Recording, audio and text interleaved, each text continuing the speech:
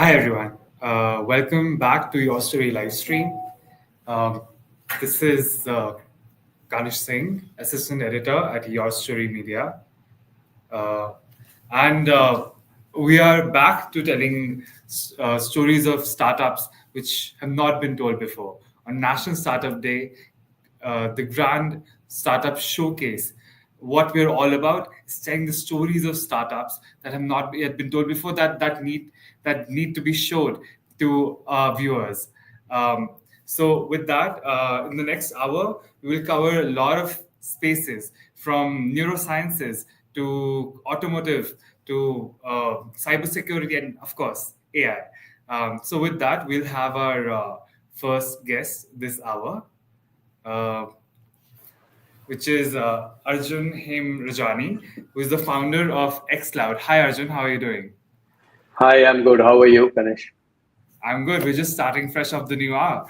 Yep. So, Arjun, your startup is a cloud infrastructure provider. Please tell us all about it.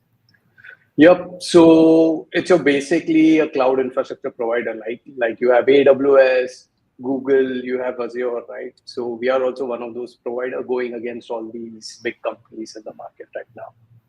Yep. Okay, and wow. So, how are you positioning yourself in the market to go against all these biggies? Actually, we have to dig into my past, to know Yeah. more about why I'm solving this, right? So I actually moved back from Japan to India last year.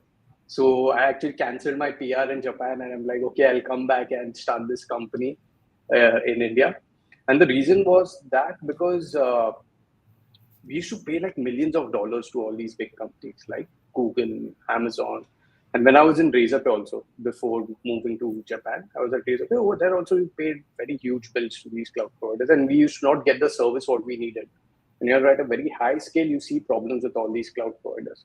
So I thought there's money to be made inside this industry, right? I've been working in this industry for quite some time. So I thought let's build something in this and sell it to people in the Indian market. Okay, great. So, how did you start building a team? How did you start gathering the resources that you needed Hmm. to build the startup? Yep. So this all starts before when I left my job, right? Yeah, please go. Because you need to be damn sure before you're starting a new company. So I did a lot of user interviews actually before I quit my job, right? And I already have a lot of what do you say networking connects with my ex-colleagues and all. Validated the idea with them, and also did my research, right? Because we are going against big players like AWS, Google, right? So having our supply chain sorted out. So I started working on the supply chain part before I quit my job. Also, we started actually coding the product before I quit my job. So I had one engineer. We worked remotely, and we both coded the platform actually remotely together. And we launched our product. And actually, two of our customers are already using our product. Like they moved away from AWS to our platform. So kind of we have got that validation also. Like this is a good thing what we can give out to people. Right. So you're getting resources from who are experienced in this particular field. But what differentiates xCloud Hmm, from hmm, say hmm. AWS or Google Cloud? Yep. So one is the price point. So you're like 4x cheaper than your AWS, right? So it's a very big thing for some enterprises. And also in some places, AWS and Google Cloud cannot do some kind of compliance. So if you take SOC 2, ISO and all, those certificates, I think so Google, AWS or Azure have those, right?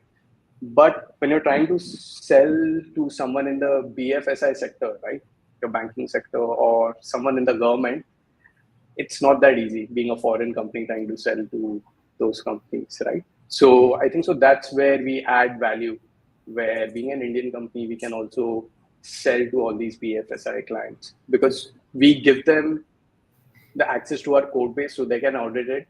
And also we give them customized hardware, which is actually cheaper if they buy it from the market. So it's kind of a complete ecosystem we have built because we also have a data centers, which is very nearby to all these hyperscalers, right? So banks and all will benefit a lot from this. Right. You said that the cost that xCloud codes is 4x Yep. lower. How is that Yep. possible? Actually, our supply chain, right? What we have built. So we get the hardware from all these big companies who manufacture for Google, AWS, and Azure. So we actually go get our stuff Uh, from this source. And also, when you're trying to build a cloud provider, right? Nothing's available in the market. Where okay, I go to GitHub, I get the code base, and it's not like some e-commerce website, right, where you can set up a Shopify page and all. So we actually have written the software up to a kernel level, where we are writing hardware and software, what do you say, combining the hardware and software together. So those margins always existed in this industry. It's just that Indian customers never got it. And I would say in some places, AWS is quite cheap in India. But if you look at Sao Paulo, if you look at Japan, it's quite expensive in other countries. So the margins were already there. It's just that we are trying to create that USP right now of price for people initially. Maybe we might be expensive later in the future, but right now, uh, that's our USP for people. Maybe after you get some funding. So tell me, are you bootstrapped? Do you have some funding? So right now, I'm not looking at funding, right? Because I put in my own money, and the less money you have, the more creative you are, right? So right now, this year is going to be a distribution year for us. So what do I mean by distribution is selling to people, right? So in this month, right, we actually onboarded two clients itself. So, and we are expected to reach an MRR of $1,000 by next month, right? And we hope we are going to close our MRR at $25,000 or $50,000 by end of this quarter. So Wow.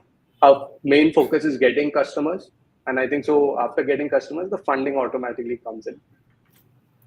Right, right, and I'm excited for your journey. Yeah.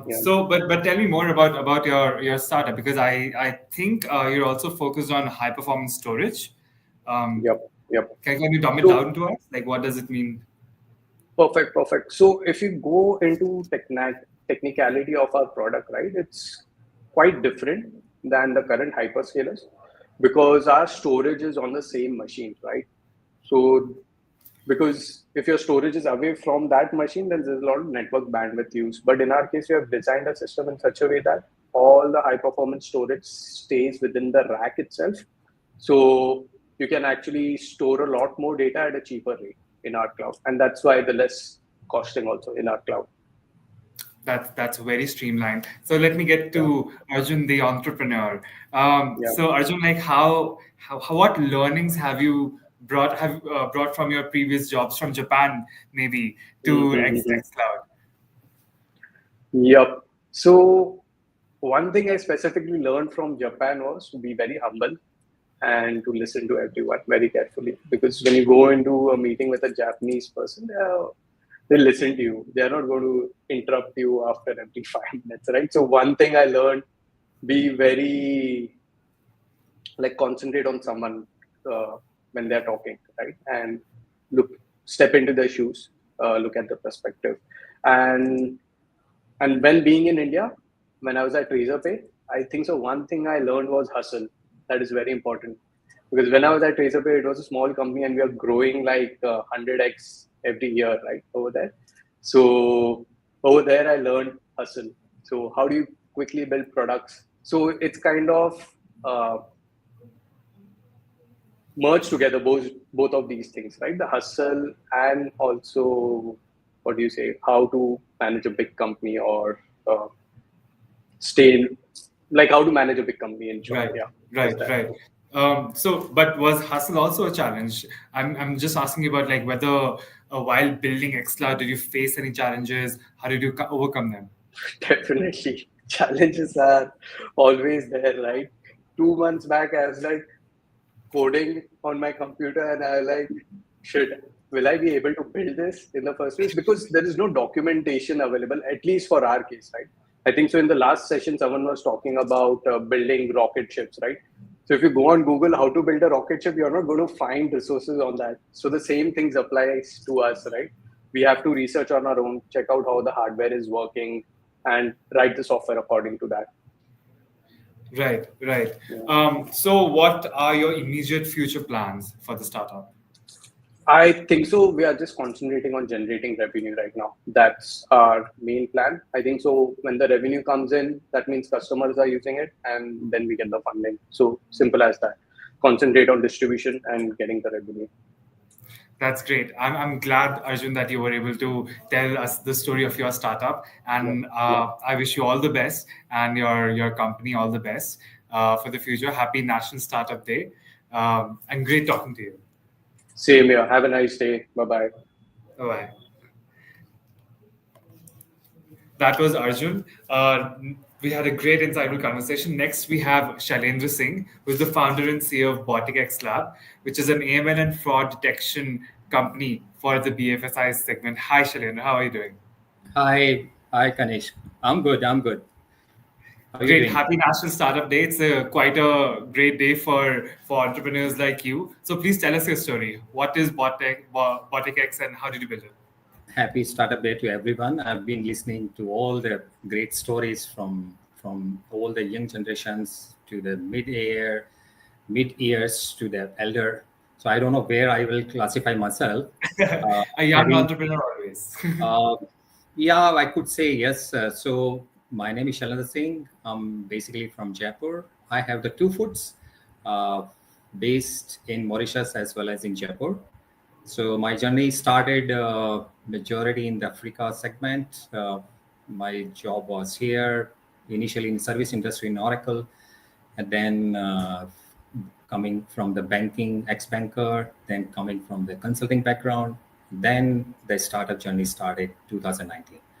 So we started just out of the curiosity to fill the gap of the consulting industries, which they were charging like enormous for the end clients. So we just try to fill that gap, and intentionally we called ourselves as a research organizations where we were finding some real solutions for the real problems just to speed up the implementation side with the cutting edge technologies as well as fitting the pocket size of every enterprise. So that was the main mantra for this startup, and having a classified background in process automations. So we were the early adopter of the automations, what we call it very common chatbots and essentially the enterprise level bots and automation. And over the years, the technology has evolved. We have also evolved, and we have sold so many listed companies to the large enterprise to the small. So essentially, we found a big chunk is untapped, which is like fraud reductions, because we are moving into a more cashless or digital prone society. So the more mature the society is, the more chances of the digital frauds, which we are all aware.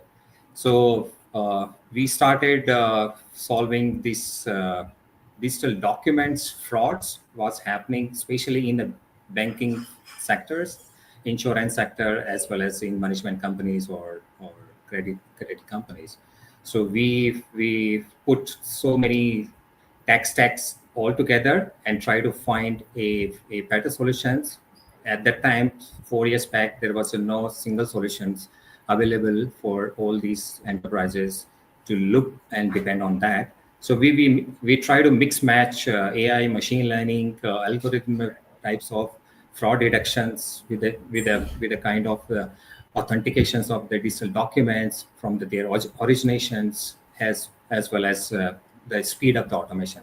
So essentially, we deep dive into that, and we come out. There are so many ways of handling these kind of fraud detections. We have seen it. Lots of producers find new ways of doing the frauds. So technology is always a catching up because they are always a one step ahead. So we just try to solve that pain area for the BFSI industry. That sounds like a lot of hard work, Shailendra. Especially with the regulatory environment in the fintech and the BFSI sector always changing. So tell me, do you also focus a little on due diligence of companies? Absolutely. It starts from the two segments. I'm just talking about the broad, large enterprise where they can afford to implement these kind of initiatives, uh, and the large ticket size of the loans and disbursements. So where the amount is bigger, the risk is also bigger, and then they have the backbone of uh, staff or workforce to handle these segments.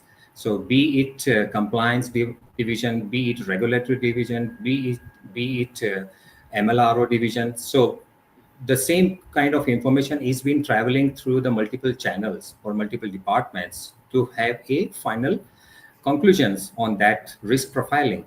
So we just want to cut the multiple entries of the same department is creating for the same personal or entity.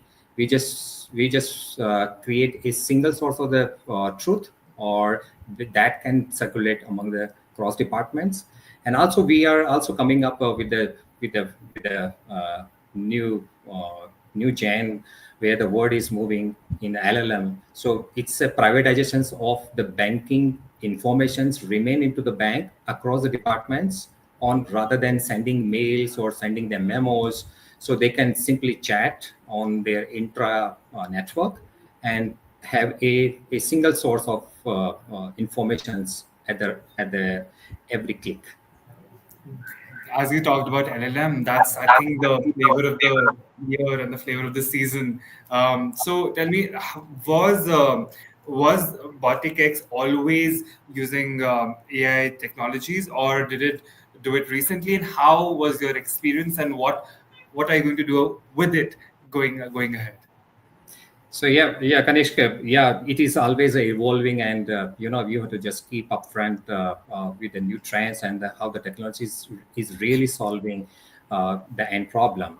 I'll give you the one examples. Like we used to have the handwritten memos or handwritten decisions across the departments, and and maybe 4 or 5 years back, this was not feasible to access or extract the handwritten algorithm. There was no technology available, but now the technology is available.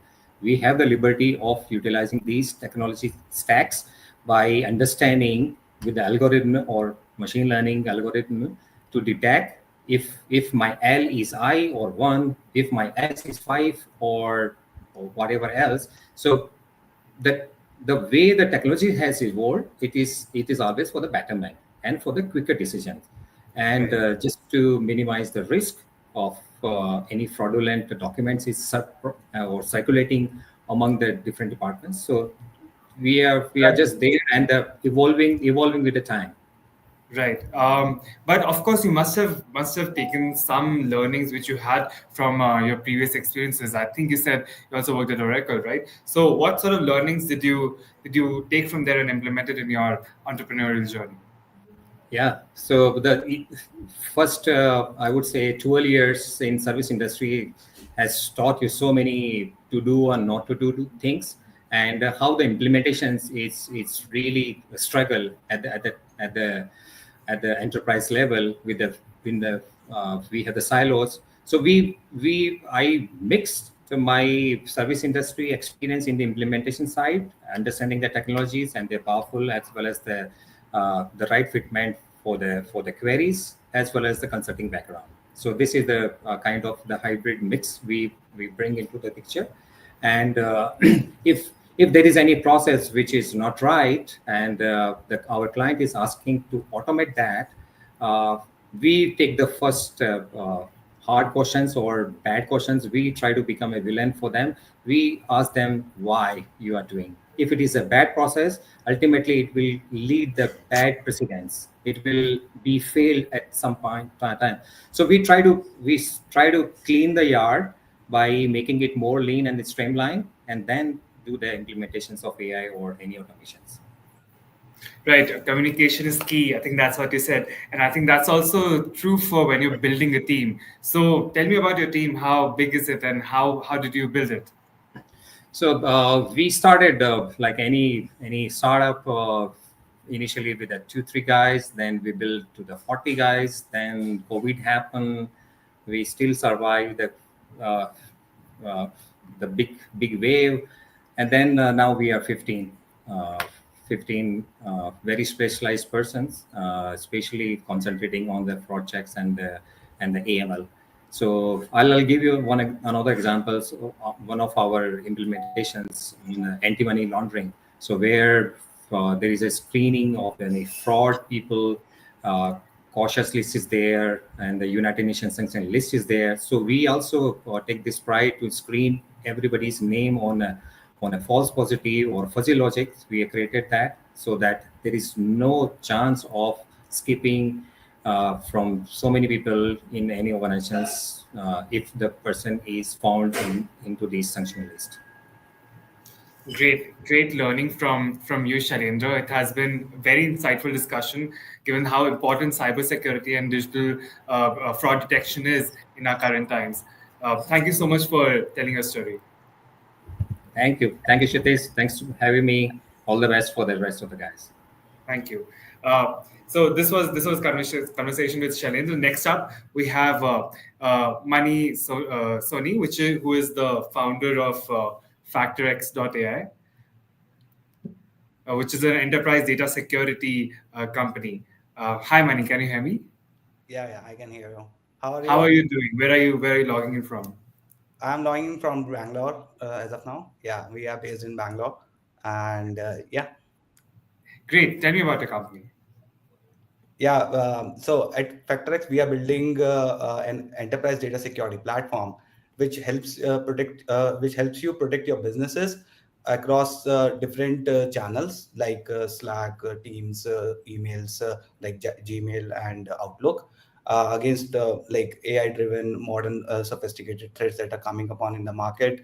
And by like we continuously scan for each messages that occurs in the like enterprises, and then we provide the complete postmortem of the message that how eventually it has been structured over there. So there are multiple layers of it. As soon as we get a message, we eventually scan for malicious attachments, suspicious links, phishing attempts within that particular message, and proactively take upon an action. So we have built almost like 2000 plus algorithms which are specially designed for this sort of thing, where we have a model, and along with the AI powered capabilities that we have built upon, we mark each message with a attack score from 0 to 100, which lets you know that how much is the verdict, and along with the verdict also, that whether it's a suspicious, malicious, or either it is a safe email. So along with that, the complete matrix is being shown to the users, and then they can proactively take upon any action on top of the message, if they want to eliminate the message from the inbox, or they want to move it to the trash or spam, or show the warning banner. So multiple action items you can do over there. And we are just not like we have started upon with the emails first, because that's where you see that almost 90% of cyber attacks starts with a small email. So, and it's still the most preferred communication channel across enterprises.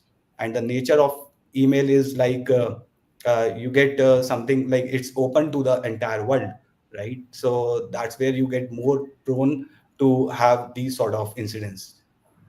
Right, So you're doing very important work, Mani, because like in today's world, digital arrest has become it's become a very scary sort of a phrase, with a lot of these influencers also getting digitally arrested. So like you were telling me about our algorithms, right? We have some yeah. 2000 plus algorithms, and you told me about how they work. So is that what differentiates you from your competitors? Yeah, correct. So that is what is correct. So we have like specially designed multiple algorithms for multiple use cases like VIP impersonation, a business email compromise, or HTML smuggling over the emails, suspicious attachments, suspicious links, and like vendor impersonation, brand impersonation, like figure out the macro based like detections, multiple algorithms. So we have set of algorithms that we have built upon for each use cases, which proactively detects and prevents you from sophisticated threat, sophisticated modern threats that are coming upon as the AI is also evolving. You can see that every day you get a new sort of threat. So we are preparing businesses and humans, because we believe that it's a human interaction that comes into the picture. So we are building some sort of like labs over here, where you can have like simulations, and you can target that, or you can identify that which all employees are more prone to have these sort of events affected to the organization, because the security breach cost is pretty high. It's almost like millions for a small defense, right? So that's where, and from my previous learnings also, I have got to this particular idea. So I can tell you more about that if you guys are Yeah, interested in please that. tell. That's what's going to be was going to be my next question. That how did you come up with this idea Yeah. of protecting people's enterprises' data? Correct. So, we came from the, like, I come from the background where we have been into this technical world. I completed my graduation from Triple IT Hyderabad, and after that, I have worked with big tech companies like Intuit, Walmart, JustPay. Over there, I have realized that how security attacks hurt businesses, and that's where, and even from the last experience, where I was the founding engineer for one of the US-based startup, where we were building the backups and restore for this sort of disaster recovery. So I thought that why to wait for the incident to come, right? So let's proactively defend it at the first level itself, from by identifying the source or the like the root from the incidents, right? So, and flag the messages, or flag the anything that is happening that can be a potential threat at the first level itself. So that's where the idea comes upon. So yeah. Right, right. That's very interesting. You said that you worked at a US-based startup. Yeah. So tell me about the learnings, like and the learnings and the difference you have in while working for a US-based startup, while as compared to working for yourself. Yeah. So I have like diverse experience while working with the startups and big tech companies. So the way I have see that how fast a startup grows, those sort of learnings we have, then we create features in a day or two.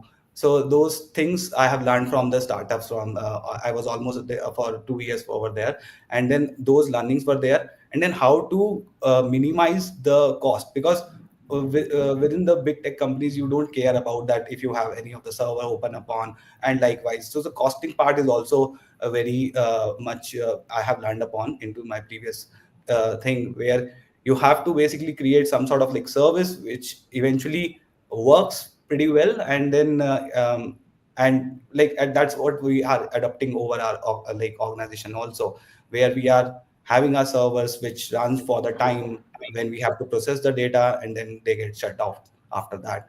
So that's why we are cost effective as compared to other providers that are there in the market. And we are using like AI, machine learning, multiple things we are doing. We do the complete postmortem of the message, and provide them meaningful results.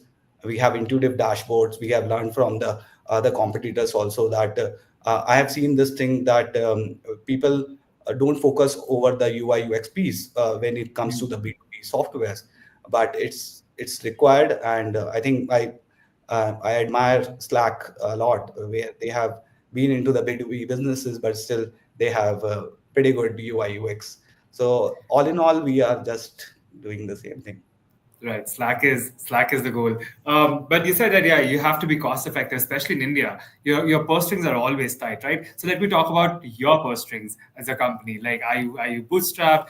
Are you looking for funding? What are your plans? Yeah, so we have started upon very clear that we will be building the product last year. So we started upon last year itself. Over the entire year, we have built the entire product. It's more than an MVP. We are in beta. Anyone can access the portal.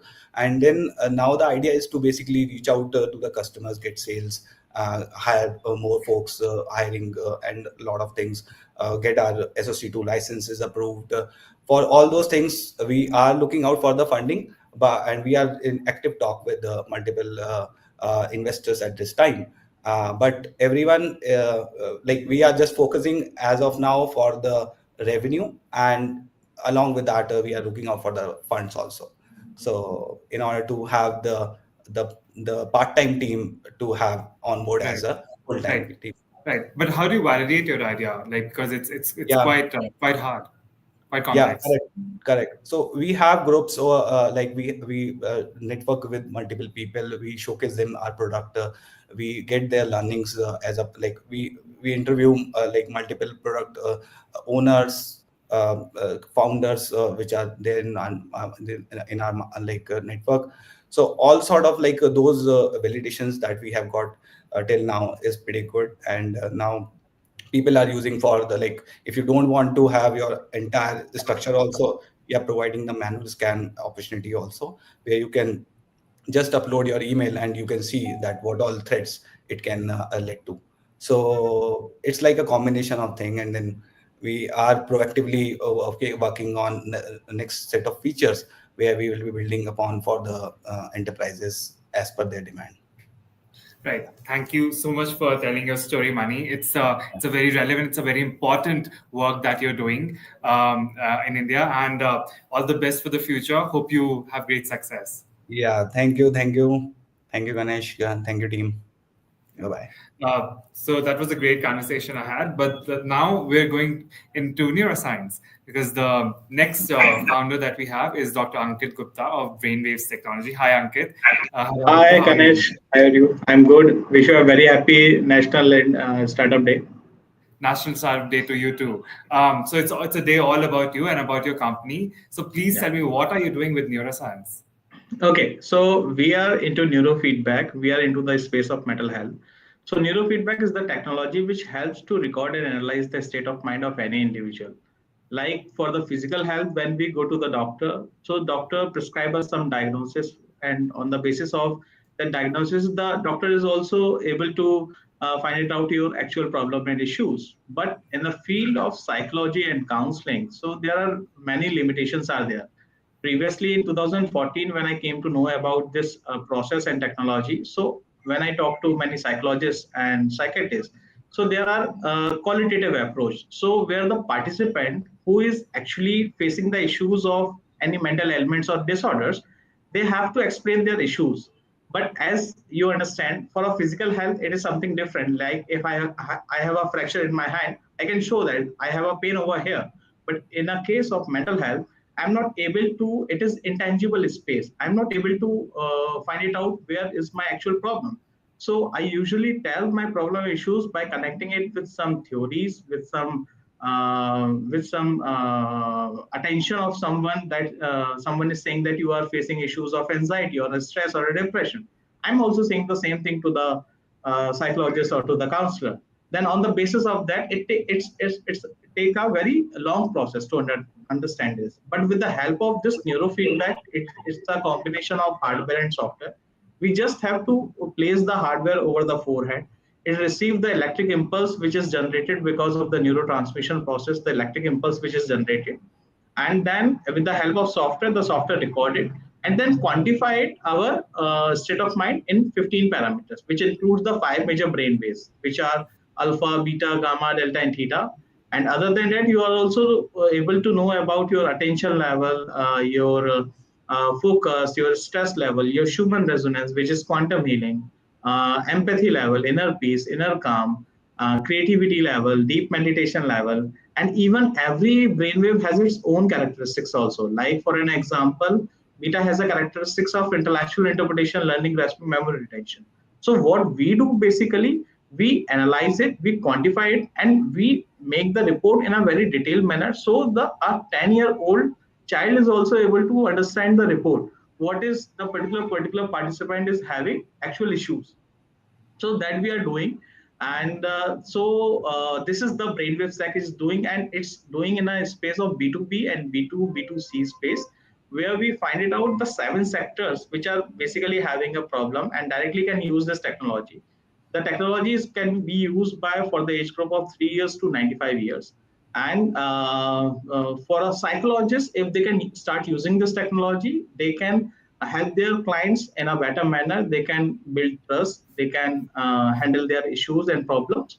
In our school, colleges, universities, there is a limitation of counselor versus number of students. There is one Right. counselor and 1,000 students there. And the corporate, there's a problem of retention, hiring, and the productivity. With the help of this technology, they are able to quantify it, the why the particular person is not performing like they have to. So tell me, like, this is very interesting stuff that very interesting work that you're doing, especially for people who take therapy like me. I also take therapy, and I would definitely want, because therapy in its sense is very subjective. It's not quantitative, but you're Yeah. providing data on this. So tell me, how Yeah. can you assist a psychologist or a person who's taking therapy to get more information? Okay, so like for an example, yesterday I have a case where the particular person is saying that, coming to my center and saying that, sir, I am taking the anxiety pills from the past 6 months, but still I am not relieving myself. I'm not feeling relief. So first, when we go through with the brainwave analysis of that particular individual, so we came to find out that there is one particular brainwave which is gamma. Gamma has the characteristics of action, reaction, implementation, irritation, aggression, anxiety, and mood swings. But when I came to know about that, the particular person is not having a symptoms of anxiety also. We are not diagnosing anything. We are not just analyzing it. So, but the particular participant is having a issue in their feelings and emotions. They have a issue of complex thinking. They have a palpitation issues. They have a taking things personal, negative thinking, rigidness, and bluntness, trust issues. So that particular characteristics, particular person leads towards that to the another thing. So they get the report in a graphical format, and where they are able to find out the signal value strength and percentage of that. That is fascinating stuff. Like I'm completely blown over by it. So tell me, like, how was the genesis of this idea? What were you doing before starting this up, and how did you start this Okay. startup? So actually, I graduated in 2011, and then after I am completing my first master's in production, I'm from a mechanical background. So when I completed my first master's, so with a thought of I have to build an industry to build a entrepreneurship or the business. So after that, there are some circumstances I am not able to start my industry in 2013. So I have some phase of deep depression at that particular time, and then I became the national trainer for the training to the NGOs, students, and their parents. So when I came to connect that particular individual, so we came to find out that there is a huge gap in the field of psychology counseling. Now the thing starts of the brainwave tech. Then I came to know about that there is a US registered organization who is working in the field of neurofeedback. I write a paper to them, and they are very interested to connect with me, and then I become the research associate in India.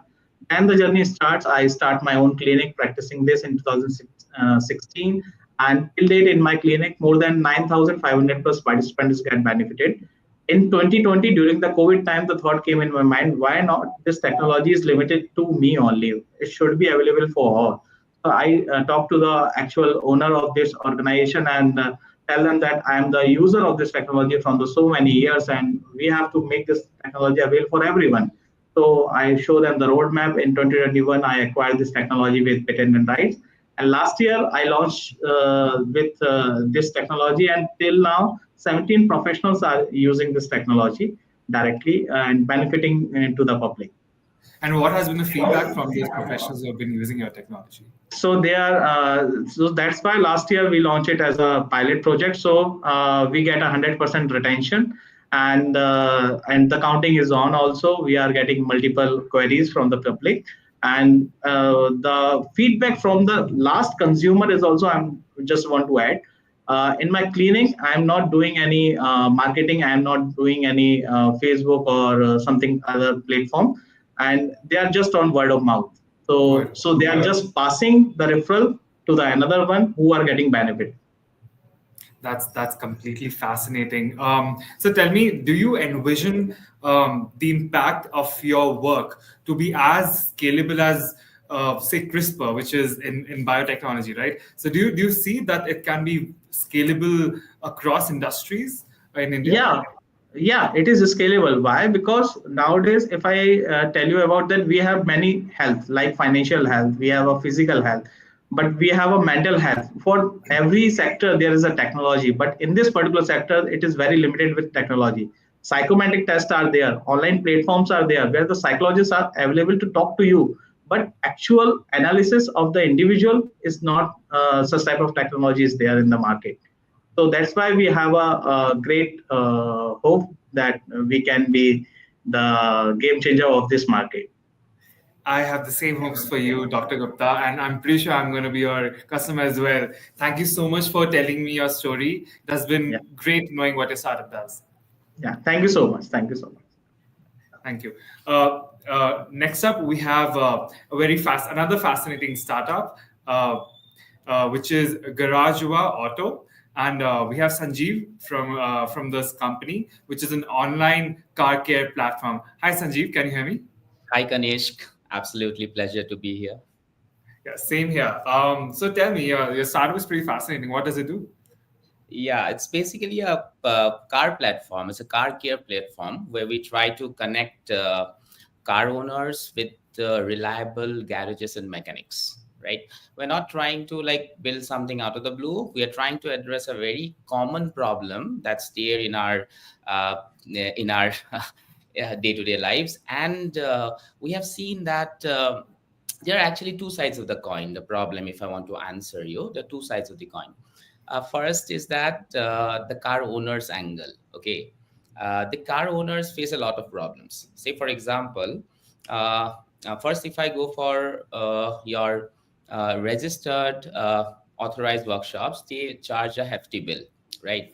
And if I go for the local unorganized workshops, they are going to give you different prices for the same job. Now, where to go?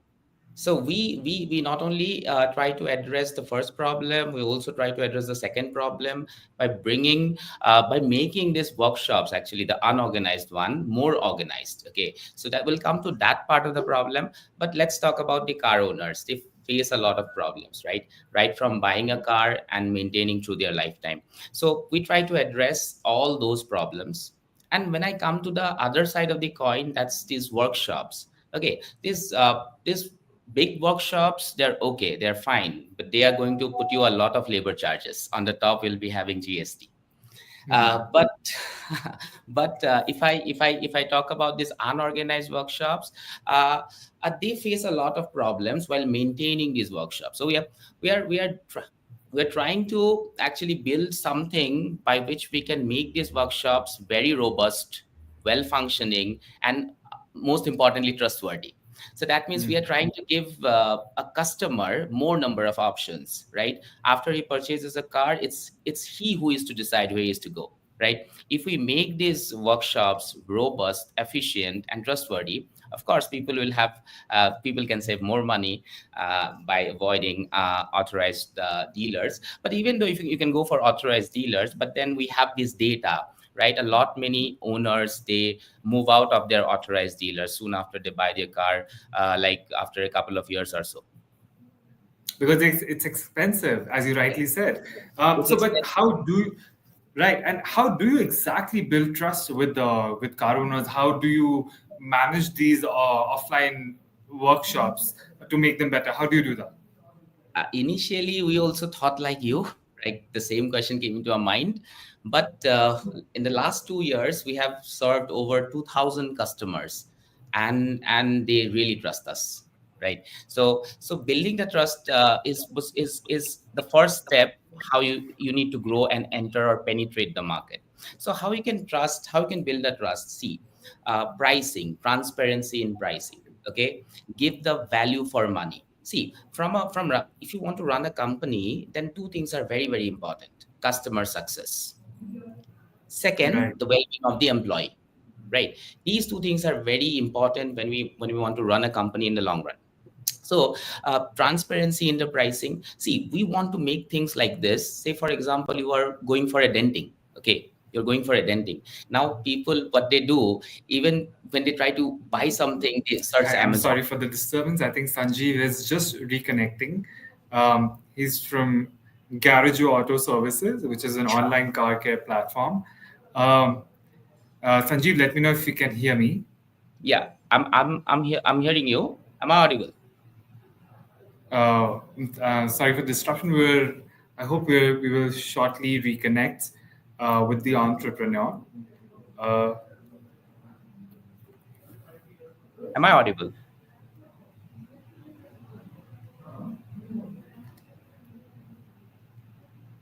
Am I audible? uh,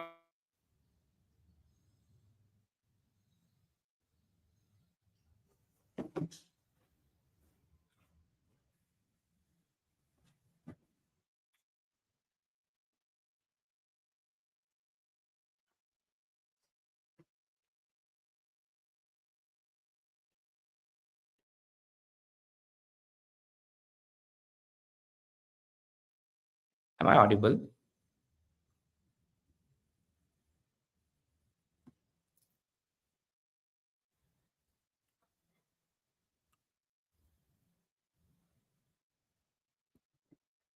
Am I audible?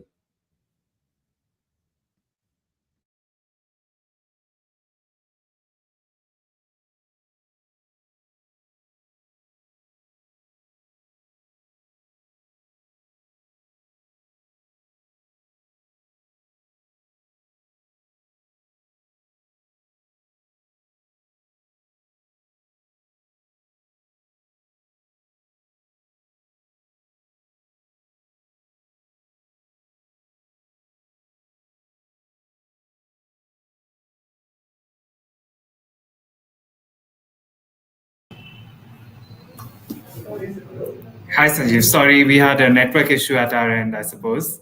Nice. Um, Okay. It happens. yeah, this is what happens when you use the technology for the first time. It's all these teething issues, right? So tell me about whether you had any teething issues at your end when you were building GarageBar. What challenges did you have, and how did you overcome them?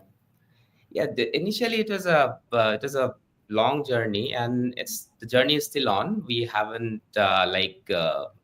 Uh, we haven't reached where we aim to reach. So initially, it's the initial phases only. But yeah, we had a lot of challenges. We had the two guys. Let me talk about a very passionate guy. His name is Altaf. He is our CEO, and he has this experience in the service industry. So what happened one day? We were toiling in the lobby of a service center, and I was working in back then. I was working in Hyderabad, and I went to my hometown, and we were school friends, and we discussing. We're sitting there, and we are like listening to all the problems that the customers are pointing out. So that time we clicked, right? I took to him that, okay, let's build a tech where we can connect these group of peoples, right? And at the same time make these workshops a little more empowered, little more powered. See, the big workshops, big authorized dealers, they have all the things, but when you go to the local ones, they don't have anything. uh, if they have a very efficient workplace, very efficient platform where they can manage all their workshop, all the details of the workshop, business, customers, inventory, mechanics, right? So they'll feel very empowered, right? So that's the thing that we are trying to generate. And at that lobby, we decided, okay, let's go for it. And he is very passionate towards these customers, and he takes care of the entire operations of the company. uh, we just collaborated, we came together. Okay, you are the operation guy, I'm the tech guy, let's build it. But I think one more thing which I think need to be very important for building a startup like GarageBar is passion for cars. So do you have passion for cars as well? Yes, definitely. Yes. Being a guy, that's like very common. Like that's one thing you can expect from guys. Like, so we do have that craze for cars and bikes, and not just cars and bikes. I love heavy machines. Okay, we Right, are not right. limiting ourselves to this. Uh, but this is not the end. Actually, we hope to build a lot of things. Like I told you, to empower these garages and all. We hope to build a lot of things, but let's not list them out right now. Let's focus on our work. That's still in the works, I suppose. But what are your target markets? How many? You said that I think two was it 2,000 partners, 17,000 partners that. No. I told you that in the last year, we served over 2,000 customers, and they have built that trust. We have built that trust. Okay, they are looking forward to us. Okay, because out of those 2,000 customers, I'm sorry, out of those 2,000 ones, more than 40 to 50% are repeating ones, right? So people repeat it. So when we observe our data, we see that goodness. Okay, people like us, they are coming back to us again. That's a good thing. Right. So it's a two-person team, and that must be a lot of grueling long hours. It's not 2%, Kanish. It's we two are doing everything. Okay, we two are doing, Right. we're right from the office boy to maintaining the, even we go sometimes to pick up the vehicles. Okay, break down Right. vehicles. Of goes in the night 12 o'clock. So we have other teams also, like Dibendu. He is from Tata Motors and he is there in the service Right. industry for a long time. And yes, we do have another guy who is really into this EV sector, because the future is EV, right? So we want to expand, because normally this internal combustion engine mechanics are totally different from the Right. ones that handle EV. So we just need another expert. So we have that guy. We have a 4-member team, and we're very hardworking. Of course, we have a lot of gig workers. I commend your hard work, and I wish we had more time to talk about EVs. That's a subject of mine as well. But thank you, Yeah. Sanjeev, for coming in, and Yeah. thank you for telling us your story and your passion. Yes. Yeah, same here. Thank you very much. Thank you very much. Thank you. Um, I think we have that was a very insightful conversation that we had, and right now we have another startup, which is Garuda Lytics. I hope Janta we have the pronunciation right, which Yes. is which helps businesses process large volumes of data. And we have Janta Poddar with us. So Janta, all over to you. Tell me what your startup is and how did you build it? So Garudalytics is a geospatial AI-based startup. So it's a combination of two technologies: geospatial technology, which is more into working with maps, interpretation of satellite image, drone images, etc., and the implementation of artificial intelligence into it. We basically try to use spatial data. Spatial data means anything related to geographical information, and we convert that into different insights to help different businesses or the government come up with different decision makings and all. And it's the technology is very unique. The thing is, uh, the currently the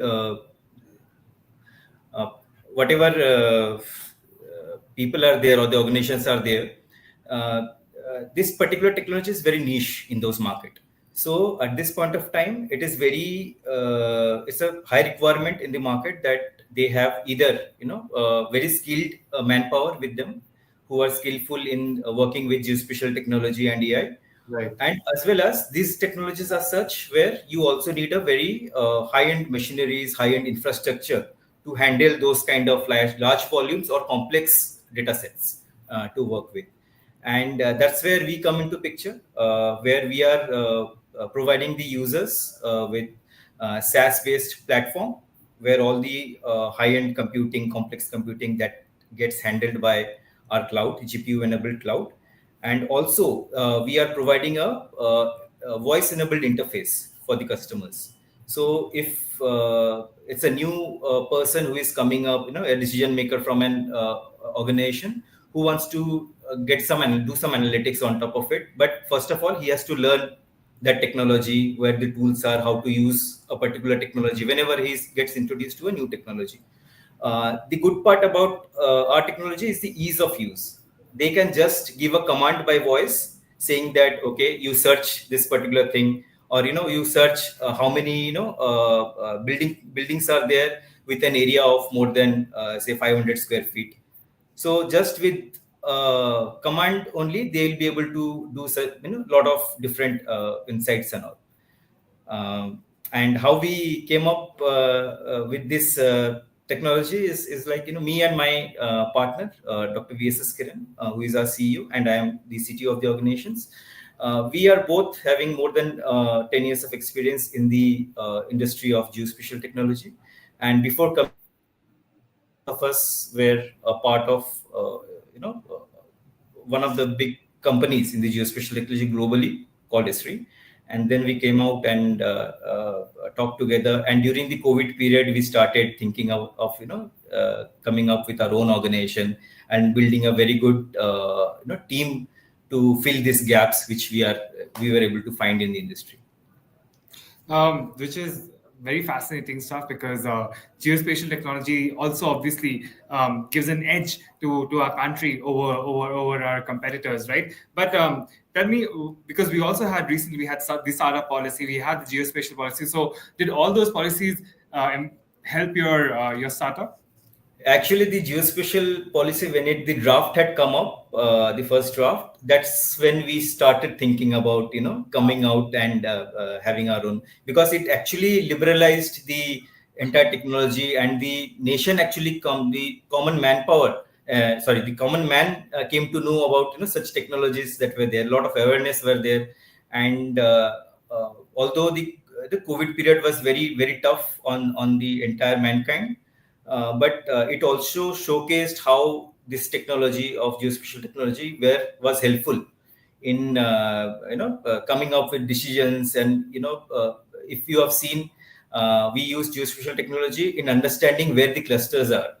Like if I show you a data in an Excel sheet, maybe I can show you some information with some textual data. But if I show you the same entire thing on a map, you will be able to understand visually also that, okay, these are the areas where more number of cases are there. Okay, so we have to take some decisions, control those areas so that it doesn't come out of those areas. So a lot of decisions were taken based on using this geospatial technology at that point. Right, geospatial technology will be very, very beneficial to us in many ways. For example, even our addresses can be very simplified to just digits, right? So tell me, can you tell me about some anecdotes of some real life examples, how your technology has helped people on the ground? Like say, for example, in one of the use cases where we converted vehicle mounted video cameras. We had vehicle mounted video cameras, and those vehicles was run through a patch of road, and we were able to identify what all potholes, manholes, and all different rivulets all were there. And based on that, we were able to identify what is the quality of the road. It was able to detect all the potholes, the type of the potholes, whether the cracks which were there, and all those things. And ultimately, it will give me a dashboard saying, okay, this was the entire stretch of land, say 1 kilometer, 2 kilometer, 5 kilometers. This many potholes were there. These were the different categories: low, medium, large level, potholes, and some ready-made templates based reports were generated out of it. That was one of the cases. Then in utilities, we have used geospatial AI to detect different assets, electric utility, especially we were talking about. Like if I have to count the number of poles which were there, or the even from a LiDAR data, we were able to identify the length of the wires, high tension cables and all, which were the cables and lines, electric lines. All those things were able. So that's working. Yeah, that's working public good. So what I was going to ask you was that, have you also partnered with government organizations or any particular governments to help them track all this? So our technology, we are serving B2B and B2G both. Okay. So we have been doing multiple projects with the government as well, including defense. So we have created something called an SDI, Spatial Data Infrastructure, for the state of Punjab.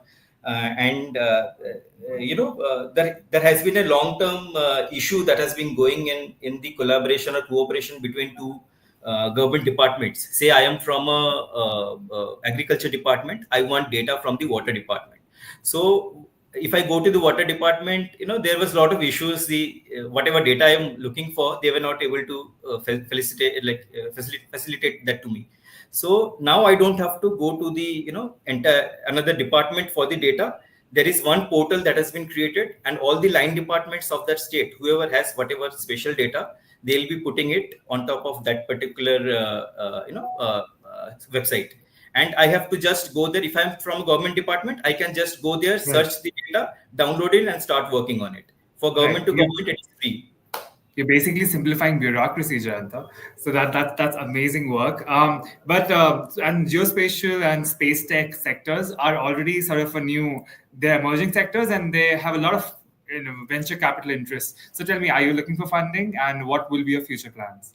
We are at this point of time, we have taken some funds from institutional organizations, not the big ones, and also 99% of the stake is with the founders. 1% we have given as an incubation fee for one of the incubators, and we are in talk with some of the investors to come on board. Let's keep our fingers crossed and look forward how it goes.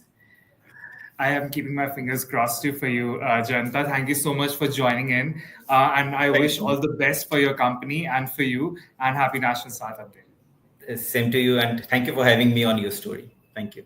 Thank you. With this hour, we end this hour on a very high note. We looked at all these startups from various different sectors, and they're fascinating companies doing fascinating work, and we at YourStory are giving them a platform to tell their own stories by themselves. So thank you for having me. I think the next moderator will be Abha. Abha, she works with the startup profile team, and she writes on startups from across fields. Abha, over to you. All the best. Thanks, Kanishk. That was an interesting session. And for everyone who's logging in and joining us now, hello, and welcome to the Great Indian Startup Showcase hosted by YourStory Media. So this is a 15-hour marathon featuring around 100 startups from across India. Hope you're excited to hear from the next set. So let's begin. First, we have with us... Hi, Kabir. Hi, hello, how are you? Hi.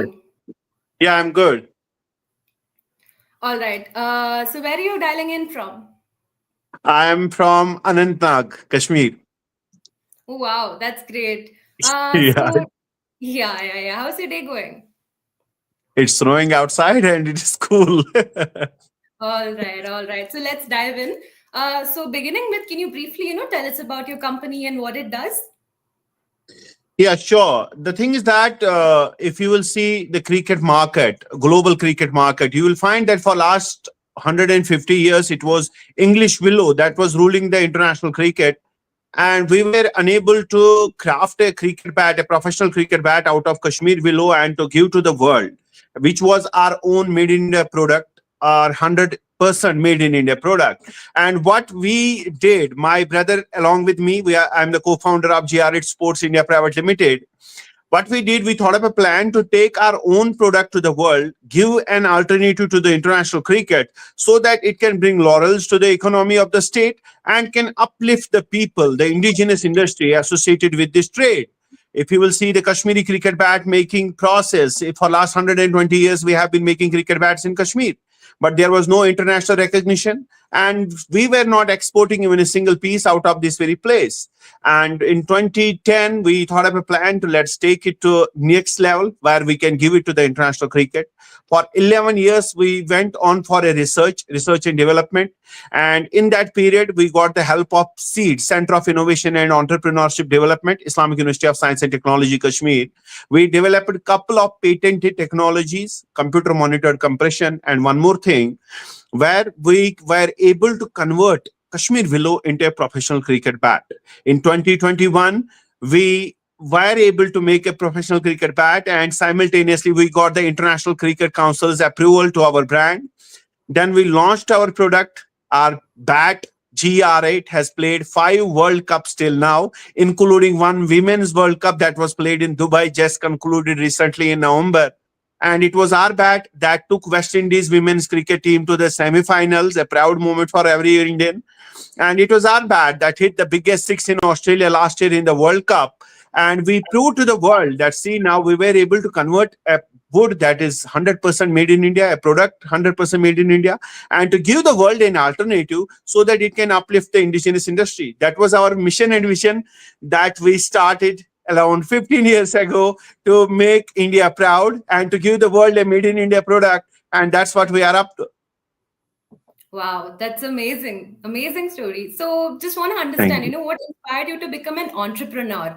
And, with so many milestones and things, I mean, it's a proud moment for you, of course. And just want to, understand your story from what prompted you to get into entrepreneurship and, specifically into this particular category. See, actually, we belong to the district that is particularly known for cricket bat making. We are the world's cricket bat manufacturing capital, Anantnag, if you know this thing. And after that, when you are grown up, when you are growing in a kind of environment that people are around you who are into cricket bat making, and you yourself, our own family, was into cricket bat making as well. But we found out that we were not incurring any, there was no profit coming out of the business, and we were incurring just losses. This industry was declared as loss-making industry in 2016. And by Department of Industries and Commerce, despite being in duopoly. Cricket bat is made either of English willow from England or of Kashmir willow from Kashmir. Despite being in duopoly, we were into the loss making. The thing was the difference that we were unable to convert it. So that was the main reason that was triggering our brains and our giving us that kind of pinches so that we can do something for the industry, so that the people associated with the industry, they get uplifted, their economic status can get uplifted. And we being from this very place, we thought of a plan that, see, there are no government jobs available. Even if there is anyone, we can just catch a chair. But at the end of the day, it will just suffice our needs. We won't be able to do anything for the people associated with the industry. Being a job giver is much more important and much more higher than a job seeker. So we prefer to be the job givers. Right now, we have 67 people associated with our Great Sports India Private Limited, and we are proud to have them on board to do something for our nation and economy. Wow, that's great. And congratulations to that. And Thank you so so just much. want to understand, what are some key challenges that you faced on your journey as an entrepreneur? See, the thing is that if you will see that once I went to the market in 2010, and what I found out that people were not aware that Kashmir willow can be used in the professional cricket bat. There was a negative notion in the market, a perception that it is good for nothing but gully cricket only. Apart from that, letting the international people choose something that they were not comfortable with or have never chosen and playing, letting the international cricketers play with a thing that they have never used before, and asking him, making him trust the product that you have developed was the great challenge. And apart from that, getting the ICC approval, then transforming the knowledge into the product with the help of a couple of patented technologies that we developed in-house with the help of Seed Foundation. And that was a challenge of 11 years. I cannot compile those challenges in just 10 minutes of time. But yeah, we were finally able to transform the knowledge into the product. And the product has done extremely well, played 5 World Cups till now. That's what is making me proud to say in front of you right now.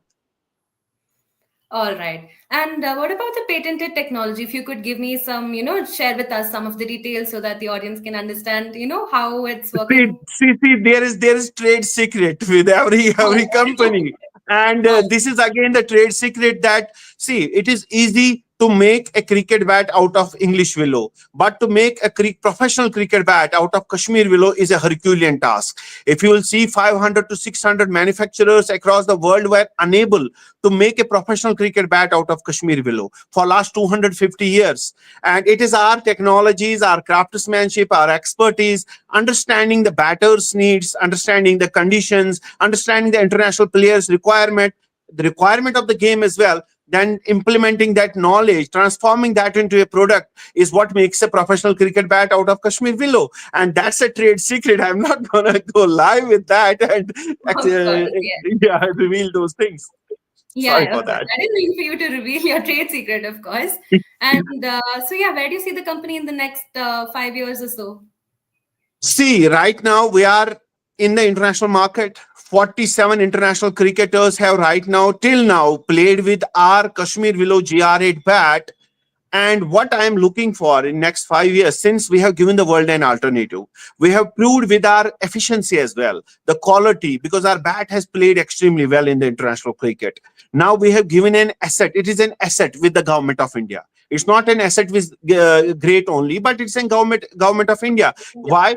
Because if we have developed something and we can encash it in the international market, the money will come to the country. It will boost the economy. So the thing is that where I am looking right now at my product, we want to go for the sales maximization, so that every single cricketer across the world should have an access to the economic cricket equipment and affordable cricket equipment and quality cricket equipment that should be that should comply with all the ICC regulations, international cricket regulations, and all that. And apart from that, since we have given an alternative, we have cracked the thing. Now we want to dominate the cricketing world, and where we want to have the maximum share of the international cricket market. All right, Kabir, that's great. So yeah, thank you so much for talking to us, and I wish you and your company all the best for your future Thank you endeavors. so much. Thank you so Thank you. much. Yeah. Happy Startup India Day. Yes, happy Startup India Day to you too, and all Thank of you our so much. viewers as Okay, well, all bye. the entrepreneurs out Okay. there. Yeah, thank you. Thank you so much. Next up, let's see who we have next. Hello, Siddhartha. Hi. How are you? Doing good. Glad to hear that. Where are you logging in from? I'm from Bangalore. All right, all right. So yeah, let's dive in. So let's begin by understanding, about your company and what it does. Sure. So, see, as we know, as we are, having a better quality of healthcare coming around, we all are living longer. But when we are living longer, the spectrum of disease that has come around us, be it diabetes, be it people dying of heart attacks in 30s and 40s, be it obesity, be it the women health scenarios, be it the neurodegeneration conditions like Alzheimer's, Parkinson's, dementia, or developmental disorders like autism, ADHD, learning disability, all these are at rise, right? So that means though our healthcare system is doing great, but our quality of life is decreasing. Now, to solve this problem, we started the entire journey of Zeron, inspired by my mom who had diabetes and because of which she succumbed. And I've been in the journey of understanding the brain since 2010. So with that entire experience, we started Zeron in 2019 with an intention to build a neurocompute system that could actually help in health, well-being, and longevity, such that we could democratize the digital health, and even doctors could actually build applications in our platform and make it standard across. And to do so, as a first application, we have built Mimo, which is world's first neurocomputing based digital gaming console, where you play physically through your movements in digital world. And when you play these games, we look into your cognition, your entire brain health, as well as the entire biomechanics slash physical health. With this, we can assess, monitor progression, and support interventions for all these conditions which I mentioned earlier. More importantly, of course, this particular platform currently is about 80K in consumer segment, which is a little high for a lot and can't be afforded by many. But to make it affordable, we've also built Relieve, which is a laptop-based application which uses same digital gaming technique, and you could still go for your entire diabetic reversals, metabolic condition management, etc., which has all the three options. Do it yourself, which starts at just 999 rupees per year for a family of five, making it very affordable. That means per family member just 200 bucks, less than a coffee in good shops. At the same time, we have managed AI plans along with coaches, which could help in your holistic well-being, looking into everything right from your personal health, professional health, sexual health, the entire being all together. So that's what we have built. And the best part is this is a patented platform that we have been working on, and a great team working towards building this. Where I'm completing my PhD at IIC Bangalore. My team members, quite a bit, are from IIC Bangalore and other places across the country, including NID. Wow, that's great. So can you just take me through, how did you validate your idea before launching? Right. So as I told you, this right now Zuron itself is about 5.5 years old. So when we started, we did tweaks, we built platforms, we went to the market, checked it, beta testing, alpha testing. We went to doctors, showed them, we did a demo. In fact, the couple of our systems are already deployed in a couple of rehab clinics. We have about 100 plus users who are using the platform live at this point of time. And each time we sorted that it's not free, but there's a small charge to it, so that there's some amount of seriousness, because people don't value what is free. So we did, and we took a comprehensive feedback from all when they were using it. And best part is, at comfort of your home, even at 12 o'clock in the night, just playing games, relaxing, having fun, and getting through so much of conditions helps a lot. So that's the whole idea which we were like looking into when we started. All right. And can you take me through some challenges that the startup has faced, since its inception to what it currently faces? So basically, see, given that it's healthcare, it's always a long journey, because we need to test it, we need to validate it, and then reach the market. So the overall understanding of brain, I've been working since 2010, which is almost a 15-year journey for me at this point of time, right? And while doing so, right from the financial boosts that are required, right from building in the right platform, because even when we started, we thought we'll build on top of existing infrastructure, and we did build. But what we saw that is, it's not common across everywhere, and we needed to build our own platforms. And that's when we started to build our own computational hardware, operating system, sensor suite, actuator suite, analytics engine, as well as an app engine. That's why making it as a complete platform. But doing so needed so many of experiments, tests, trials, failures to reach here. So it's a everyday grind that we need to go through to build a platform like this. All right, Siddharth. And so the tech development of the platform that is currently operating, was it completely in-house developed? Yes, it's completely in-house developed. Of course, a lot of players have helped in the ecosystem. Like, we've been funded by Campus Fund, Raghunandan, and Derby Foundation. Apart from that, IIT Kanpur IIT Kanpur Incubation Center is helping us. Triple IT Delhi Incubation Centers are helping us. Triple IT Bangalore is helping us. Great Lakes, IIM Udaipur, I don't know, many more. So all these players together helped us to take through this journey, give us guidance, build this entire platform in-house, and more importantly, support when we are low, because startup journey is all about ups and downs, and we see more downs than ups. So it's about being motivated and looking into the bigger picture. Amazing. And for just say, there would be other entrepreneurs in the audience who are, into medical health-based startups or other health tech startups. So what would be, your key 2 or 3 advices that you would give to them? Right. So main important part would be that our visions are always big, and we need to start from somewhere small. But when we are starting with somewhere small, we need to ensure that we are solving still a big problem, so that you have enough market. And with medical, it's about not build fast, fail fast, but it's build slow, build better, and thereby scale faster. So that's a little bit of twist from a typical startup mantra that we have: build fast, fail fast. The only reason why is we need to be thorough, we need to be comprehensive. Of course, if it is a service which is not directly affecting the patient and just helping the healthcare, that's great. You can be much faster.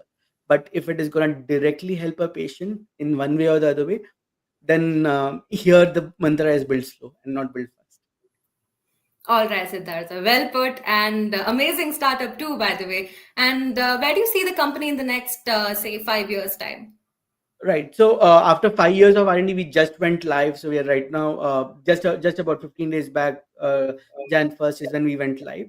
So now the Okay. whole idea is, So now the platform is live. People can actually go to our website and even start utilizing our options, so that many people can help. But more importantly, now our journey is like, while we keep going towards our journey of scale and business, we keep developing the technology and make it perfect, so that from India we support everyone in the world actually to have a accessible and affordable health.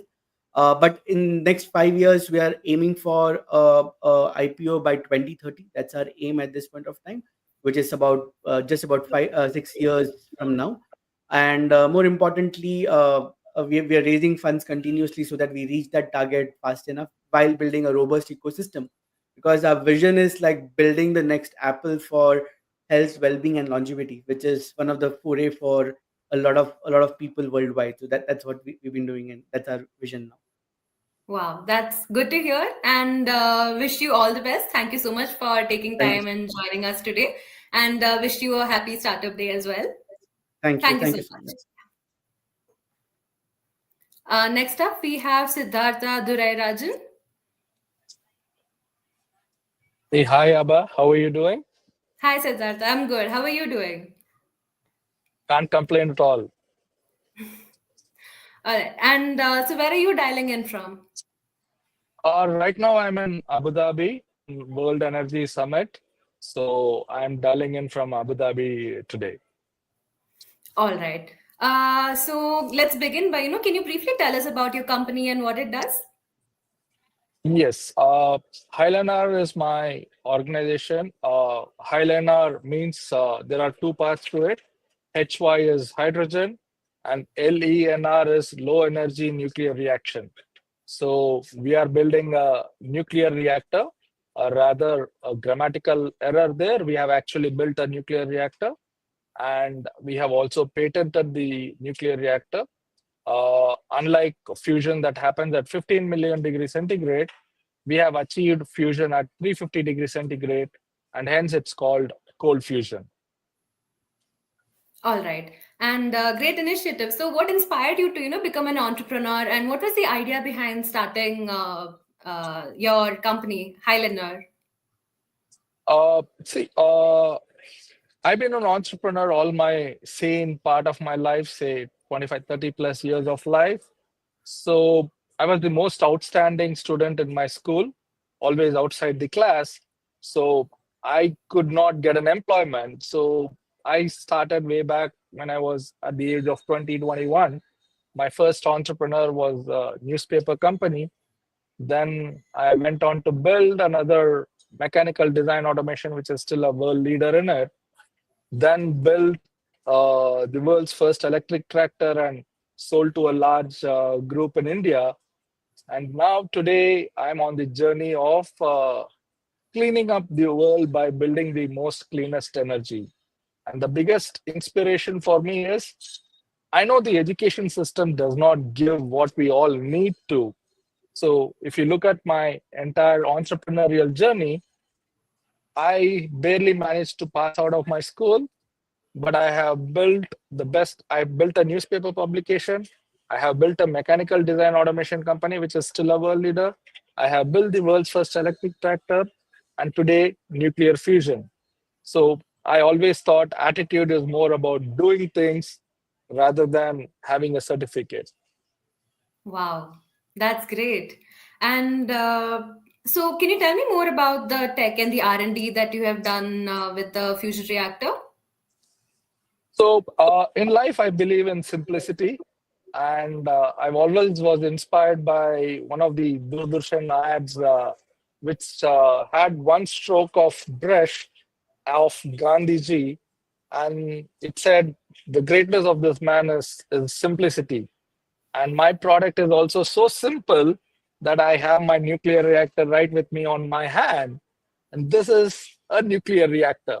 And when people talk about nuclear reaction, they talk about huge things. So because we were frugal, not just by design, but because the ecosystem did not have much funding, so we tried to do nuclear reaction with whatever was available. So if you look at the product in front of you, this is the reactor chamber, and I have a heating element inside, and I have a nickel mesh with deposition of palladium on top of it. I seal it, and then I dose hydrogen into it. And then when I do thermal excitation through electricity, I enable the hydrogen atoms to get into what is called lattice confinement. So the palladium and nickel mesh that is there inside has a tendency to absorb 600 times its mass of hydrogen in it. With thermal excitation, I'm able to force them to fuse, and hence the fusion happens. In a nutshell, you give 100 watts input, you get 178 watts output of thermal energy. So we are defying thermodynamics law, but working in harmony with atomic laws. All right. And, India is passing through a phase where, we are increasing on the renewable energy production and decreasing on the urban emission. So in this context, can you explain how the company operates and, how it is in lieu with all this? So today, what's happening in the industry is you're talking about energy production at a very far away place. We're talking about gigawatts of energy production. And then the energy production itself is happening at a efficiency of 28 to 30%. And that energy is then transported or distributed through high distribution losses, transmission and distribution losses, which is close to around 25 to 30%. And by the time we consume at home, we have already inefficient ecosystem that cannot consume the electricity that is coming home. So what we are doing is we are building microgrids, which means power generation and consumption will be close to the source of generation and source of consumption. And that will change the landscape of the entire nation, not just the nation, the whole world, because we are the first positive nuclear fusion company. When I say first positive nuclear fusion company, unlike any fusion company in the world, we are not using any radioactive material. We are not generating any radiations. And we are not even using deuterium or any restricted material. So the bill of material is something that you can build in any street of India. As simple as that. All right, Siddhartha. And can you tell me more about your business model and, what kind of clients or which companies do you see as your customers? So for us, the low-hanging fruit is space. The reason why I call space as my low-hanging fruit is what my nuclear reactor generates is heat energy, thermal energy. In space, the temperature is minus 100 degrees centigrade. So heat is a very scarce commodity in space. The only way they are able to generate heat is through solar panels. And hence, we have already delivered our first prototype to a Indian Space Agency where they are testing it for space applications. That's my first customer acquisition. The second is Indian Defense.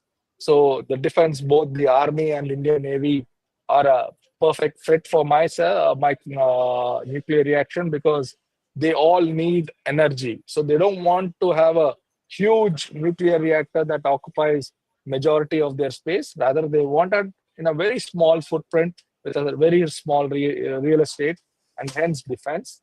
And the third interesting application is all the industrial heating, right from a boiler to a furnace to a district heating to a district cooling to a data center, wherever they are guzzling energy. So energy could be in the form of electricity to heat conversion. Yeah, there are direct fit.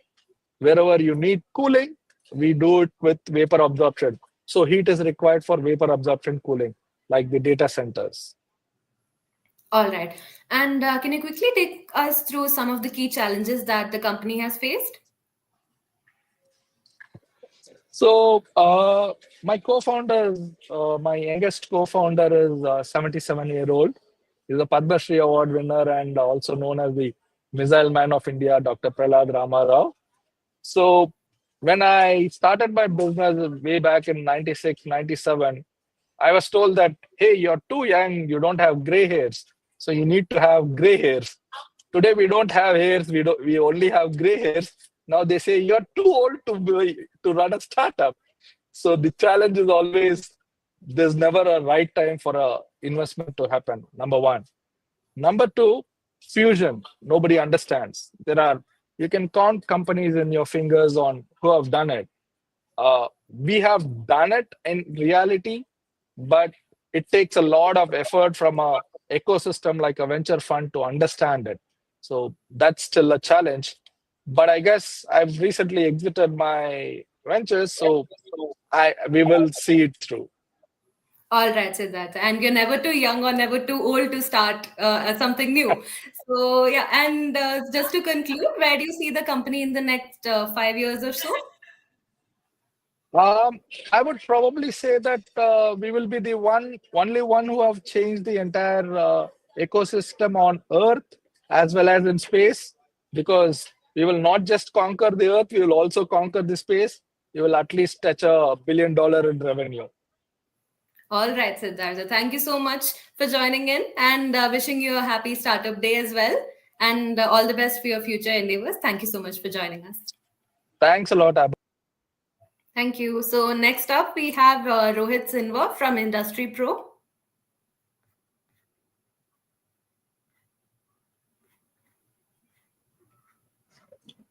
Hey Abba, how are you? Hi Rohit, I'm good. How are you doing? Yeah, all good, all good. Where Thanks are you for having dialing? me. I'm currently in Bhopal, so I'm dialing in from Bhopal right now. All right, all right. And yeah, how was your day? Sorry? No, I just meant in general, how was your day going? Yeah, it's going good. How about you? Great, great. So diving in, just wanted to briefly, if you could explain what your company does and about yourself as well. Yeah. So I'll start with Industry Pro first. So, Industry Pro, as the name suggests, we operate in the industrial environment, industrial space, manufacturing, infrastructure, those kind of industries. There has been a lot of talk around Make in India, 5 trillion economy, even the work hours of a typical manufacturing or infra kind of job, which goes up to 80, 90 hours a day, a week. So what we are trying to do is so what we all need to understand is where is the gap. So when we talk about making India or making manufacturing as the backbone of your 5 trillion economy dream, the major challenge is that most of our technology is outsourced. Most of the hardware or software that we use to make manufacturing viable, to take it to that level of those levels of efficiency, we outsource a lot of automation technologies. So we operate in these industrial automation component space, wherein we are trying to build, we are building a community of industrial automation solution providers for our customers, which come from this manufacturing and infrastructure utility industries, and we offer them solutions. We offer them a single point of contact solution for hundreds of brands, hundreds of tools, technologies that they are using, they are outsourcing from multiple countries like China, European brands, etc. Wherein once they get into India, they don't have much after-sale support. So they struggle with it, and Industry Pro is connecting all the necessary elements inside India that can combine and deliver the solution to our customers. Thus far, we have been able to work with some of the giants in India like L&T Construction, Aditya Birla Group, some major oil and gas brands from outside India as well. Through our network, we have grown 200 plus service providers in 35 cities in India as of now. And this is what we are basically doing right now. Wow, that's great. And so just want to understand, what inspired you to become an entrepreneur and, what made you start? So yeah, I come from the industry that I'm trying to, I would say disrupt or certainly change some bits of it. I could see daily frustration at the customer end as well as at the end who is serving the customer. So a customer was not getting like customer is never satisfied with the kind of services they get. I mean, can you imagine in a world where we get food delivered in 30 minutes with live notification of where your driver or rider is, industry would go in dark for weeks, months, days without having any information on what's going on with their equipment once it goes into breakdown. So I used to face that day in day out during my 8 years of work experience, and I thought like this needs to change. That's what led me to start working on potential methods, potential solutions for what can be done.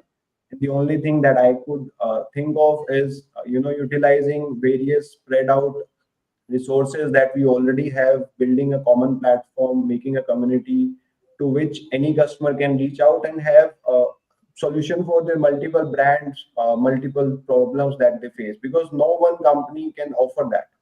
That's the kind of space we are operating in.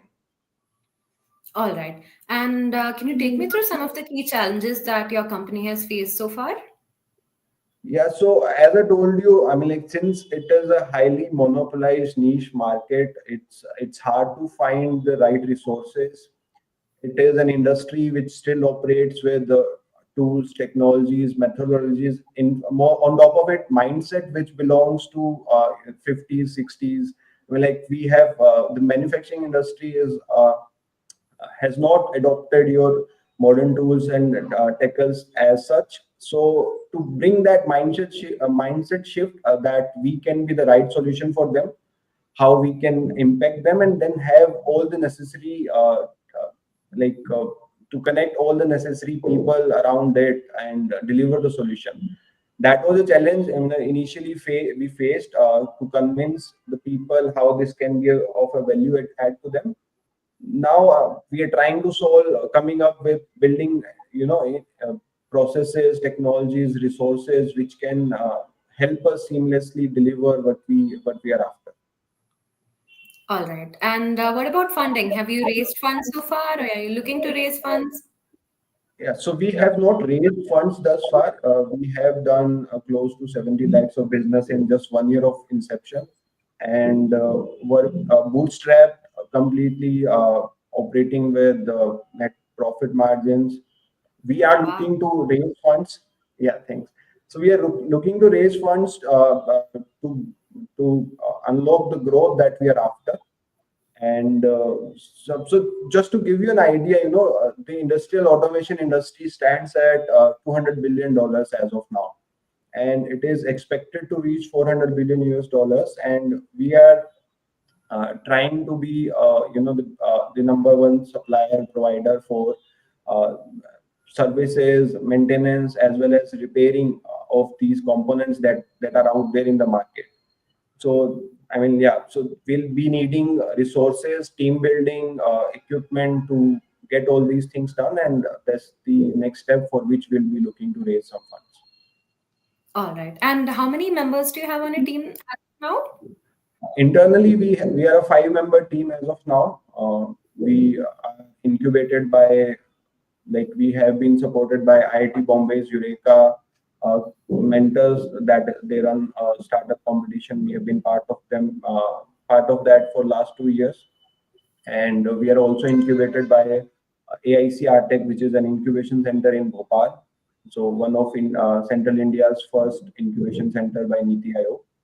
So yeah. All right, great. And just want to know what are some of your future plans? Where do you see the company in next, say, 2 to 3 years or say 5 years? Yeah, so as I told you, we are working with some key partners. Like we have recently been working on trial and testing of a technology by UNIDO, of technology for UNIDO, which is United Nations Industrial Development Organization, in collaboration with Artec, for coming up with energy saving solutions that can be used in industry, and more such solutions around repairing, making technology viable, feasible in India, and reducing the breakdown time by at least 25%.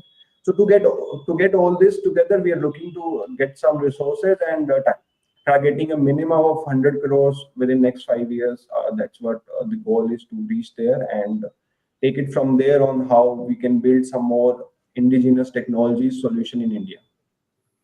All right, Rohit. Thank you so much for joining us, and I wish you and your company all the best for your future endeavor. Thank you, Abba. Thank Thank you. you. Have a And good yeah, day. wish you a happy startup day too. Same to you. Bye. Thank you. Bye. Next up, we have Richa. Good Hi, evening, Richa. Abha. Hello, good evening. How are you? I'm good. How are you? Good, good. Thank you. Where are you logging in from? I'm logging from Guwahati, Assam. All right, great. And so let's begin with, can you briefly tell about your company and what it does? Your voice is breaking, Abha. Hi, Richa. Can you hear me now? Yes, yes, yes. All right, perfect. Just to get started, if you could briefly tell us about your company and what it does. All right. So our company name is ULPT Edu Services and Consultancy, and you must be wondering what is ULPT. UL is actually unleashing, and PT is potential. So we are a service-based company where we provide the services for training the teachers and students on design thinking, and we develop the STEM activities, and we provide the workshops on intercultural training and global competencies. Basically, we are driven by the fact or the quote that you have more in you than you think by Kurt Han. So, we want to untap the potential of the students to explore their best and come up to give back to the society, do social innovation, and be a social entrepreneur. So, this is what our idea is. And All right. yeah. Yeah. Sorry, please go ahead. You please ask. All right. So just want to understand, about your journey and, what inspired you to become an entrepreneur and the idea that, what was your eureka moment that made you want to start ULPT Edu? Okay, so I'm from the research background. I worked at IIT Kanpur, France, and IIT Guwahati for some time. And for some time, for a few years, I worked in a school. So when I went in school, and I noticed that children lack the interest in taking science as a subject, and they also tend to procrastinate the work. They do not want to do. They lack the systematic and structured approach of problem solving. So I came out of the school and I wanted to bridge the gap. Like working in as a research scientist and working as a school teacher for some time, I felt that I need to help the education system, to help the children to completely explore their potential. So right from the elementary level, we design the STEM activities so that children, they continue to develop the interest in science rather than traditional teaching methods. Why not some hands-on, which, a picture speaks more than the thousand words, and you learn more by doing. So this is what we believe in. So we design the activities based on the curriculum, as well as we involve the children, higher education, higher classes student, to read the research papers, help them to write the abstract, and be aware of what is the latest development in science that's going on. And also at the same time, children, they participate a lot in inter-school competitions like this. I mean, everybody is like, you want to participate in competitions. They lack the systematic approach. So this is why the idea of design thinking came, which is a 5-step process to solve the problem effectively. And we teach the social innovation and how to become a social entrepreneur. We also introduced business model canvas also in that. And I would say that our students, those who have done design thinking with us and have won competitions across the pan India, and they are doing really well, and they come back to us, they thank us for giving us an amalgamation of STEM hands-on learning as well as the design thinking. So their perception for things have changed. And we also noticed that children from grade 11 and 12, you might have also noticed in your city that children want to go abroad to study, or whatever company it is, they want to have a tie-up globally, right? Everybody wants to have this thing. So we thought that why not to train them on the intercultural global competencies. I'm a certified facilitator from AFS Intercultural Programs US. I do their facilitations. Why not to train the students so that they can have foster that global mindset. We say that Vasudev Kutumbakam, right? The word is one family. So that is why we foster them to successfully work as a global family. And we will teach them the intercultural communication techniques. We want to nurture the global mindset.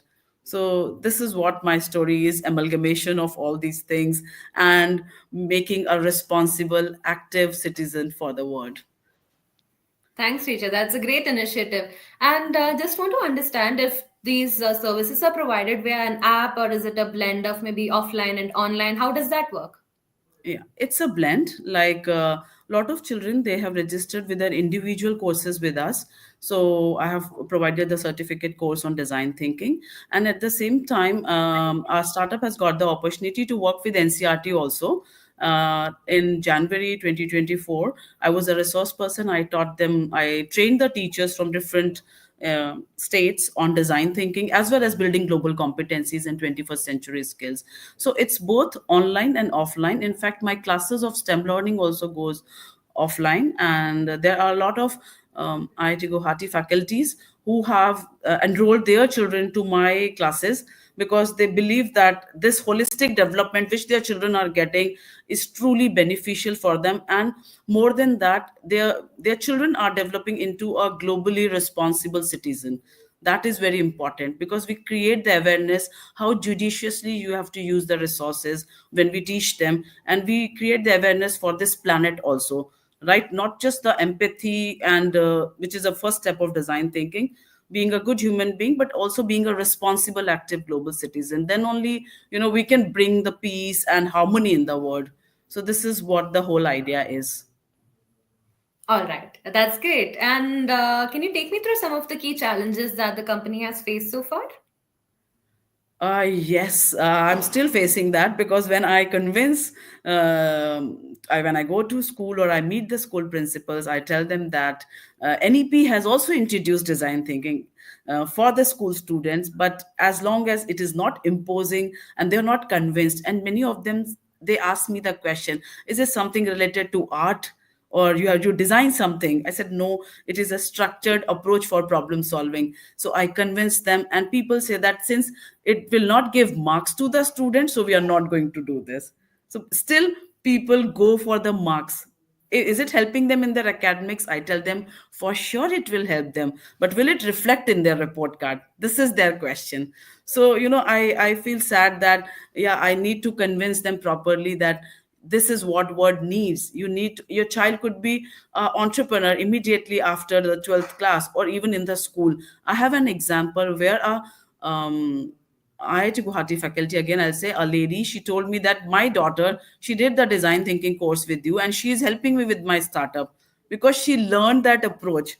So I'm getting the feedback, and there are some participants from NCRT. They said that they're ready to give the podcast or feedback on this, that how it is helping their students, and it has opened their mindset because we give the tools to think outside the box. So yes, I am facing the challenges, and I'm facing the challenges to raise funds as well. But those who are visionary, like you see NCRT, they have called me immediately. And those who are educated parents, or those who want, even if they're not educated, they feel that their child should be enrolled, and they are ready to, for the success of their children, they want to try out something new. I'm very happy with those parents that they're ready to try out something new, and they're open to such kind of things. So this is the challenge which I'm facing right now.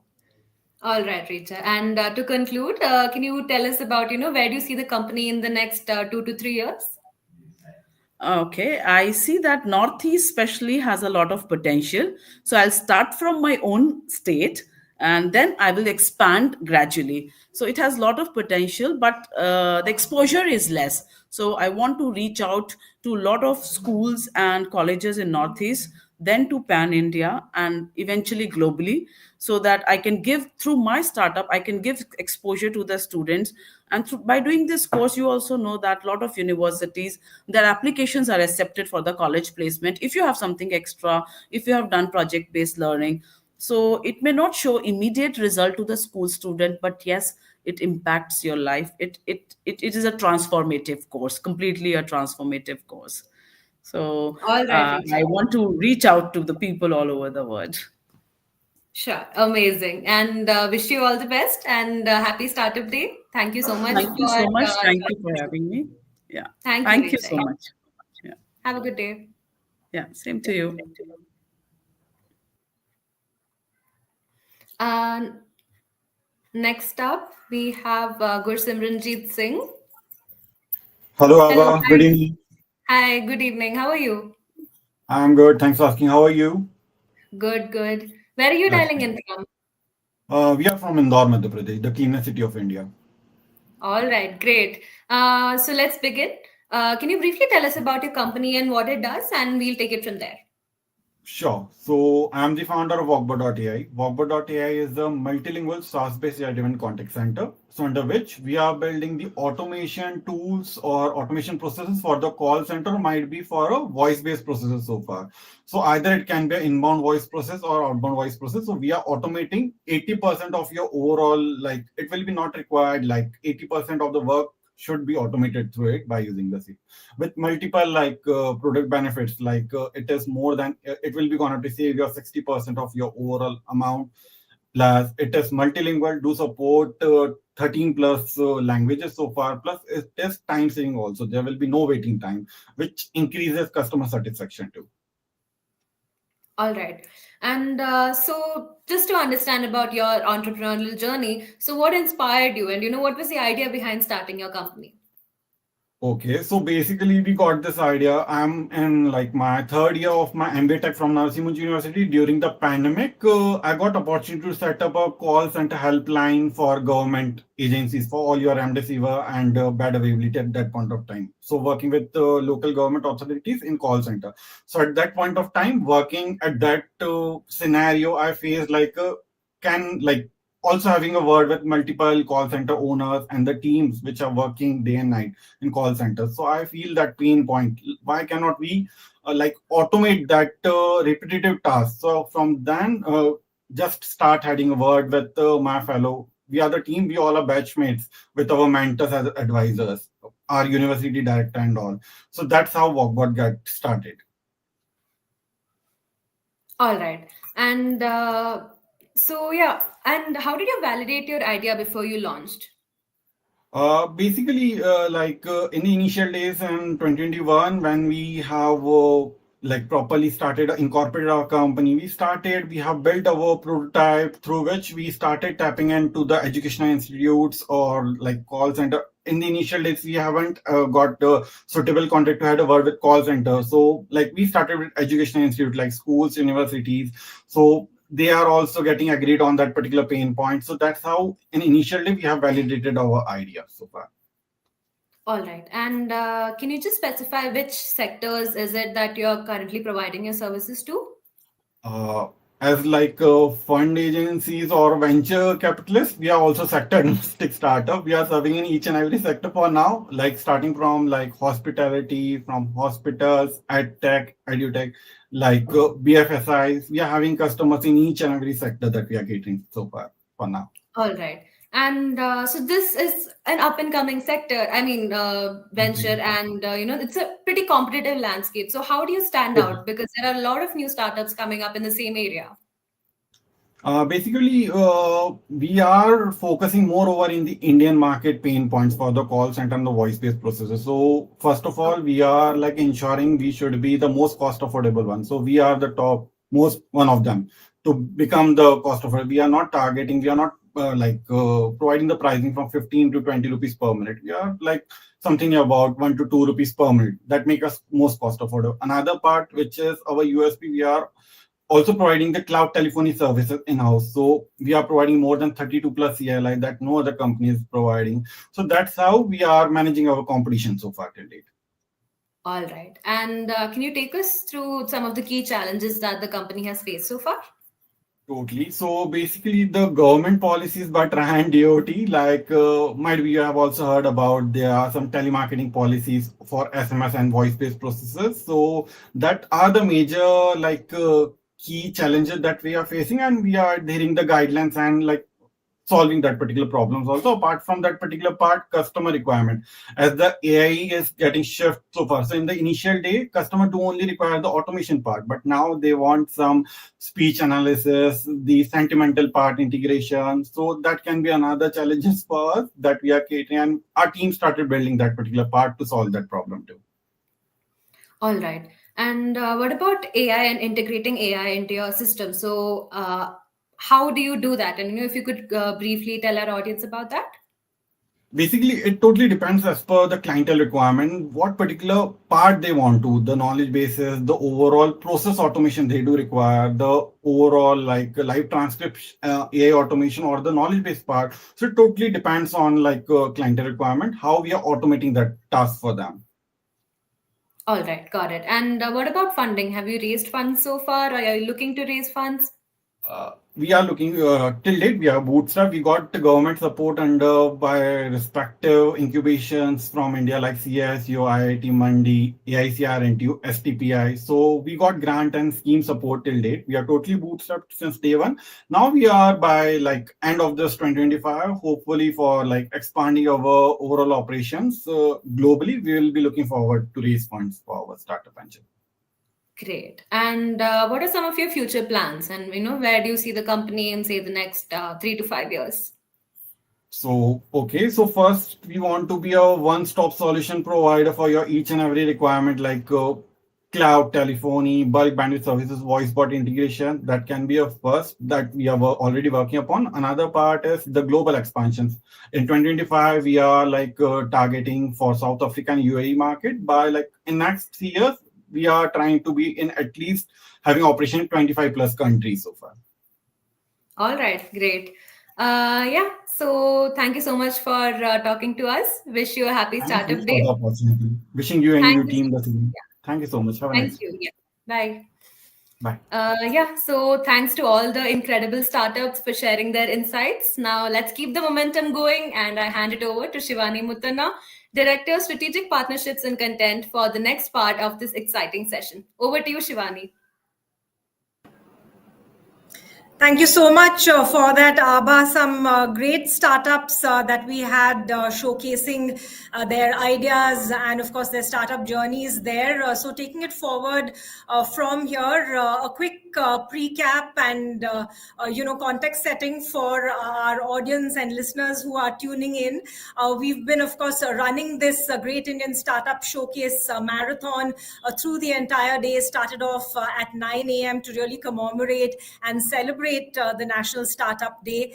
And of course, it's been a very action-packed day with inspiring showcase of over 60 startups that we've spoken to so far. Startups, of course, that are shaping India's future.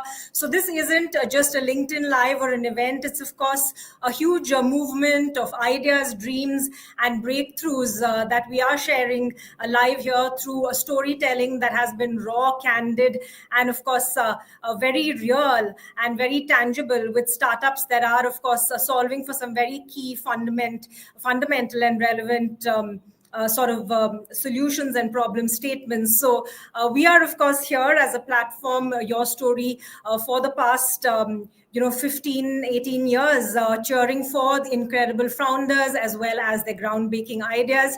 And of course, wishing all entrepreneurs a very happy National Startup Day. Here again to celebrate the resilience, the innovation, and the creativity, and to highlight, of course, some of the startups that are on this growth journey. So let's take in our first startup for this leg of our live session. We have Anisha Shetty joining us from My Thrift Baby Loot. Hi, Anisha. Happy Startup Day to you.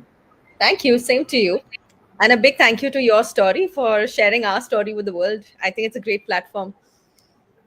Thank you so much. Glad to be able to do that for the entire startup ecosystem. Anisha, if you can tell me, where you are based and a little bit about your journey so far in terms of building your startup and what you do. Sure. So Shivani, I'm from Mumbai. I'm a mom to two myself, and I happened to become an entrepreneur by chance. Actually, when my kids started growing and outgrowing their things, I didn't know what to do with all the stuff that was just piling up inside my house. And like most families of today, I too belong to a nuclear family setup. So I didn't have anybody who I could just, pass on those things to. Started an Instagram page to help myself declutter, and eventually started coming across a lot more moms who were going through a similar problem. And that's when I realized that there's a gap in the market, and maybe I could be the one who could create this platform and this community of moms and help everyone declutter. So I started building my third baby, which is My Thrift Baby Loot. It's basically an easy space where parents can buy, sell, or give away their kids' pre-loved products, which are products that they've used and no longer need. So that's the right. little So, Right, Anisha. So clearly, I mean, it started off being a mompreneur to now having a business per se. If you can tell us a little bit about, what really validated your ideas, and who are the kind of customers, the community that you really have among moms, and, how far you've gone in actually, enabling this mission of yours. So we've already done over 3,800 orders.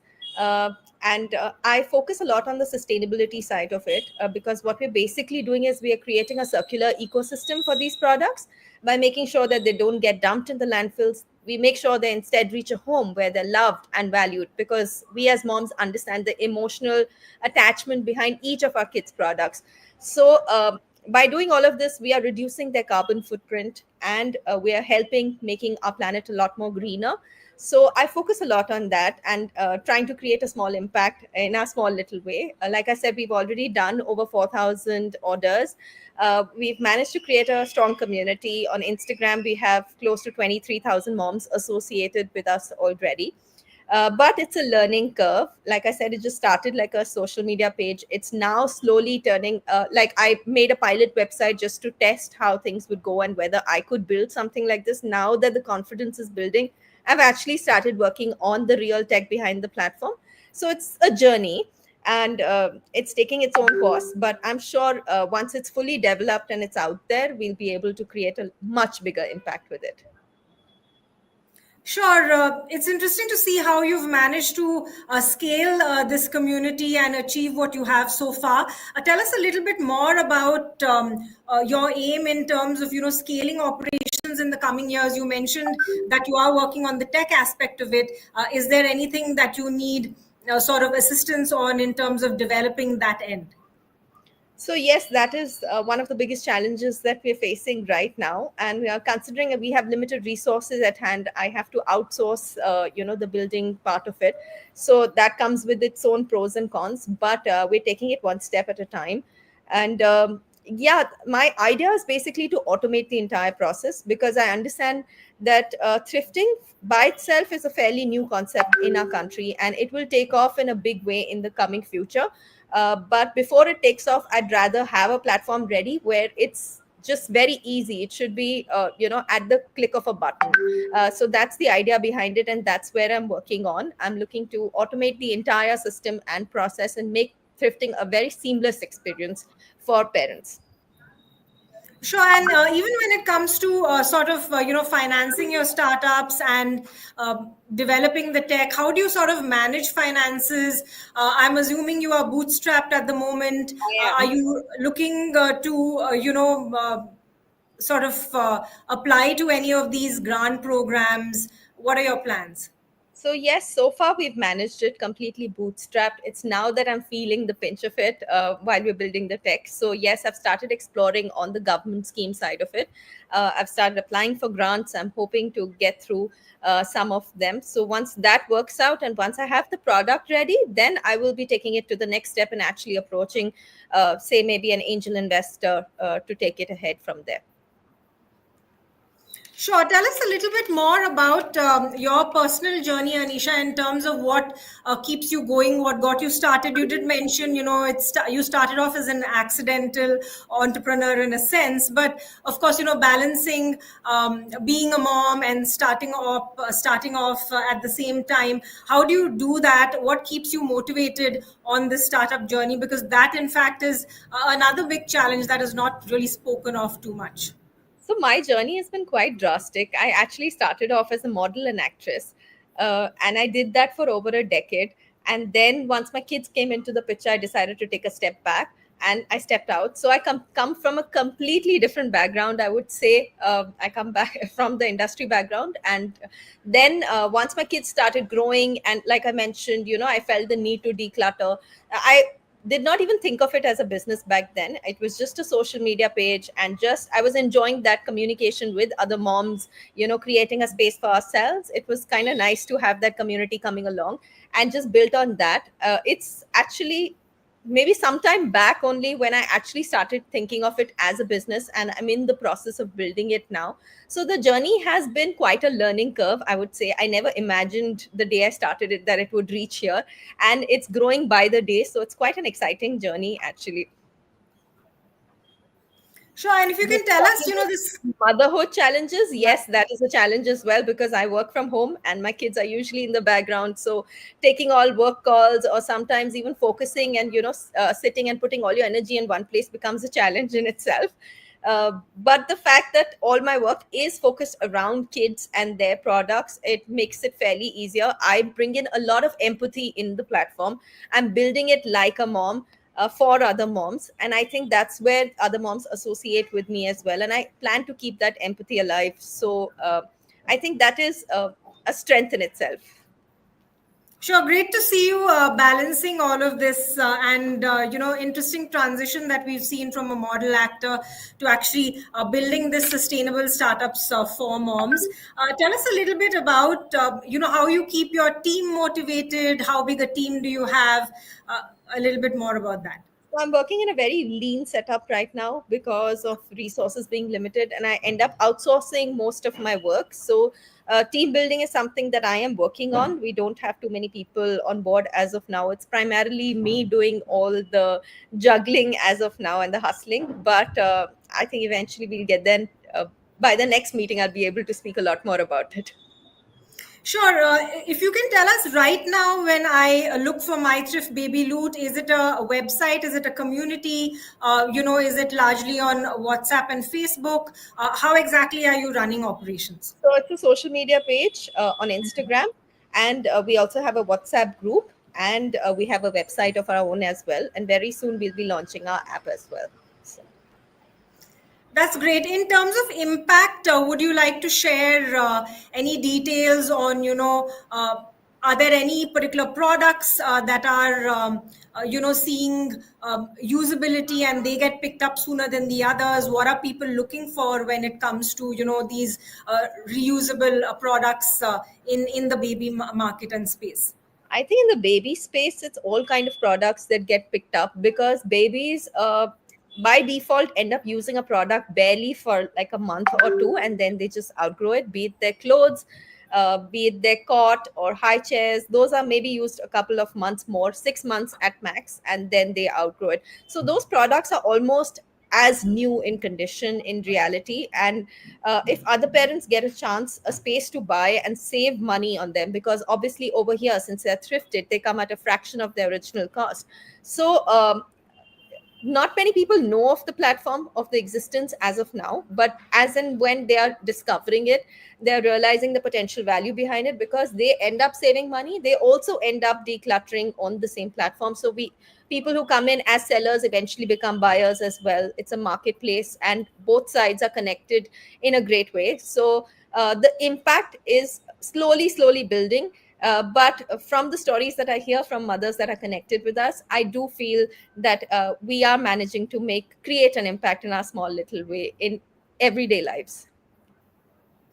Right, great to hear your journey in creating this sustainable business in this niche space. That is, of course, so important for mothers.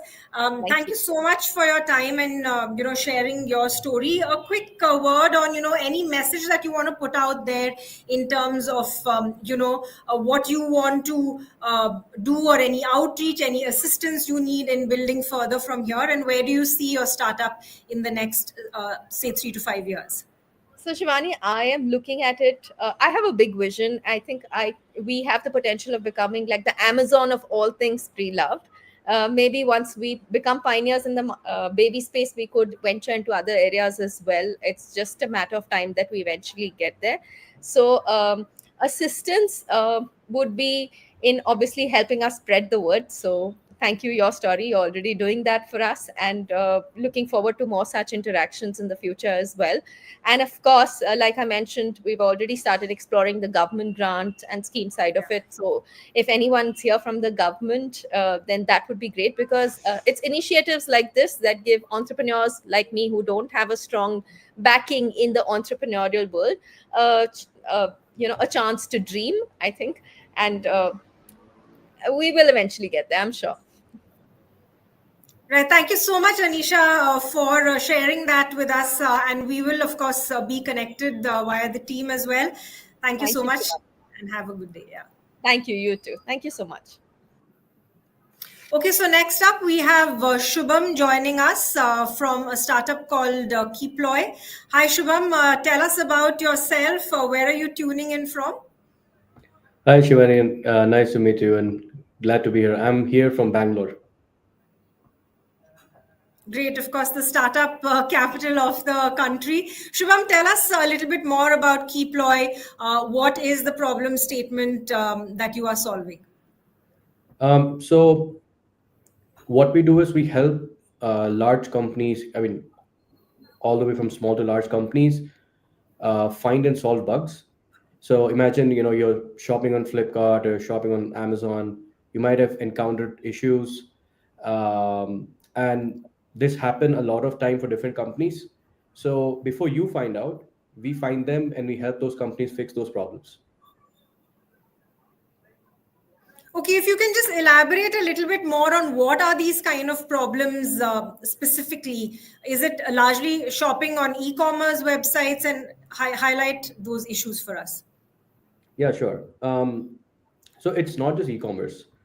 Uh, with Keploy, what we've done is uh, we find problems at the foundation layer for each technology stack. Like for example, if you have anything like e-commerce, or you take any online medical store, or even a B2B product like Freshworks or Zoho, all of them, they have a front-end UI or a mobile app that we can interact with. There are a lot of back-end systems. In fact, what we interact with is just the tip of the iceberg. So most of the logic is in the back-end system, and that's where most of the bugs are, and they're very hard to find. So with Keploy, what we've done is, so before Keploy, I worked at a company called Farai, which is also a large Indian startup. They're almost a unicorn now, and they specialize in B2B logistics. They provide software for those kinds of use cases. So it's all back-end heavy driven use case. So we specialize in finding those problems that are very hard to surface, like on the UI. We are able to help those companies and developers find the root cause all the way from where the user sees it to something very deep down buried inside their tech stack, and then help them actually solve the problem. That's interesting. So tell me a little bit about your journey in terms of acquiring your first few customers or your initial days. How do you how did you get started and convince your first customer? Any story there that you would like to share? Yes. So when we built this eventually came so I've worked at some companies before, and there we kind of developed the methodology which eventually became Keploy. So once we made this as a product, I had a lot of friends, working in other tech startups, leading engineering teams. So they really wanted to try out and see, if it can solve problem for them. And we did that. And turns out, like after trying it with more people, there was it's an unsolved problem globally. And that's where we realized, okay, this is much bigger than we thought. And we went to open source it, and then that's where we started getting an uplift in traction. So we had people from all around the world, US, Japan, lots of users, they try. And yeah, Keploy, like in the testing world, consistently it's always in top 2, top 3 in terms of growth metrics. So talking about growth metrics, Shubham, do you want to tell us a little bit about your growth and the numbers, and how do you plan to scale operations in the coming years? Yeah, so we until now we have been growing with our open source community, and you know about few years ago we started monetizing the product, going to solve the same problem for enterprises, not just for the open source community. So we started that. We're also fortunate enough to raise funding, our first round of funding from Charate Ventures.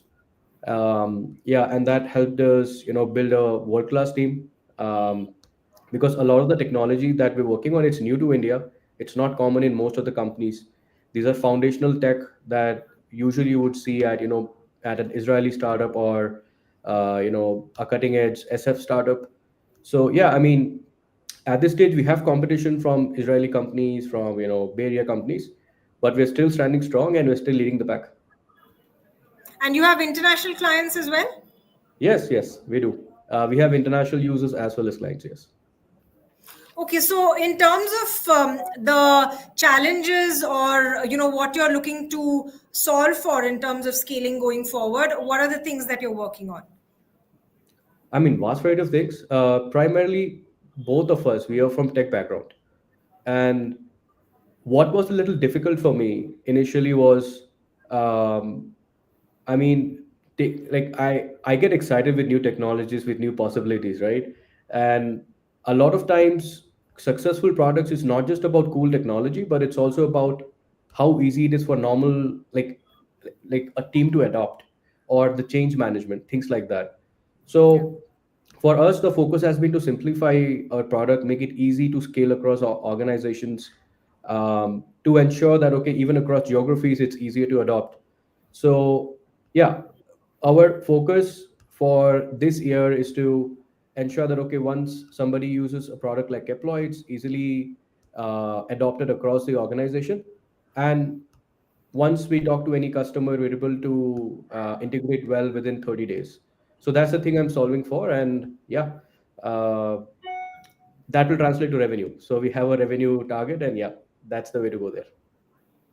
Sure. In terms of the challenges, if any, that you faced, both in terms of building the startup as well as personally as well, if you could highlight some of those, and how do you really view the Indian startup ecosystem in terms of being supportive, and in terms of government policies as well? What has your experience been? And it has been amazing. So we were heavily involved with NASCOM. We were, in fact, so NASCOM has a warehouse program, so they provide you office space. These are really great quality office spaces at good locations. So we use that. We also got incubated with our government program with the Telangana government. So we did that. That was very, very helpful. Um, and overall, like when we initially went to some of the other startup CTOs, startup founders, they were like very welcoming, and they were like really happy that now the next generation of founders is solving harder problems. We're tackling, we're going deeper, and we're also looking forward to building higher quality talent. So until recently, a lot of companies would structure their teams in such a way that okay, the cutting edge stuff stays outside, and the boring stuff stays in India. Yeah, I think that's changing, and uh, as we build more foundational technology, so that has been also a challenge, like hiring, big challenge for me. uh, you have all these international companies who have their back offices, they're able to give much higher, like they have much higher budgets for everything, so that's definitely something. So it's hard to retain high quality talent. But yeah, I think overall there are passionate people, there are people who want to do something big, who want to be, you know uh, I mean, they really want to be part of something that's changing the industry as whole. And I think yeah, that's bringing a lot of people together, and yeah, so far it's working. But yeah, I we'll see how we're able to scale from here. I mean, that's something And still yet to and do. when you say hiring is a bit of a challenge, what kind of profile are you looking for? Who would you like to apply, say, to Keploy? What are the roles that you have open? I mean, we have roles in all over the places. We have in engineering, we have, the software engineers who specialize in, machine learning, or they specialize in Linux kernel or Golang networking, things like that. We have that. We obviously also have sales and marketing folks. Uh, well, I mean, we're really looking for people who can, rethink the way they, like, even when it comes to marketing, most people that would find as marketing professionals, they would have not sold a developer tool.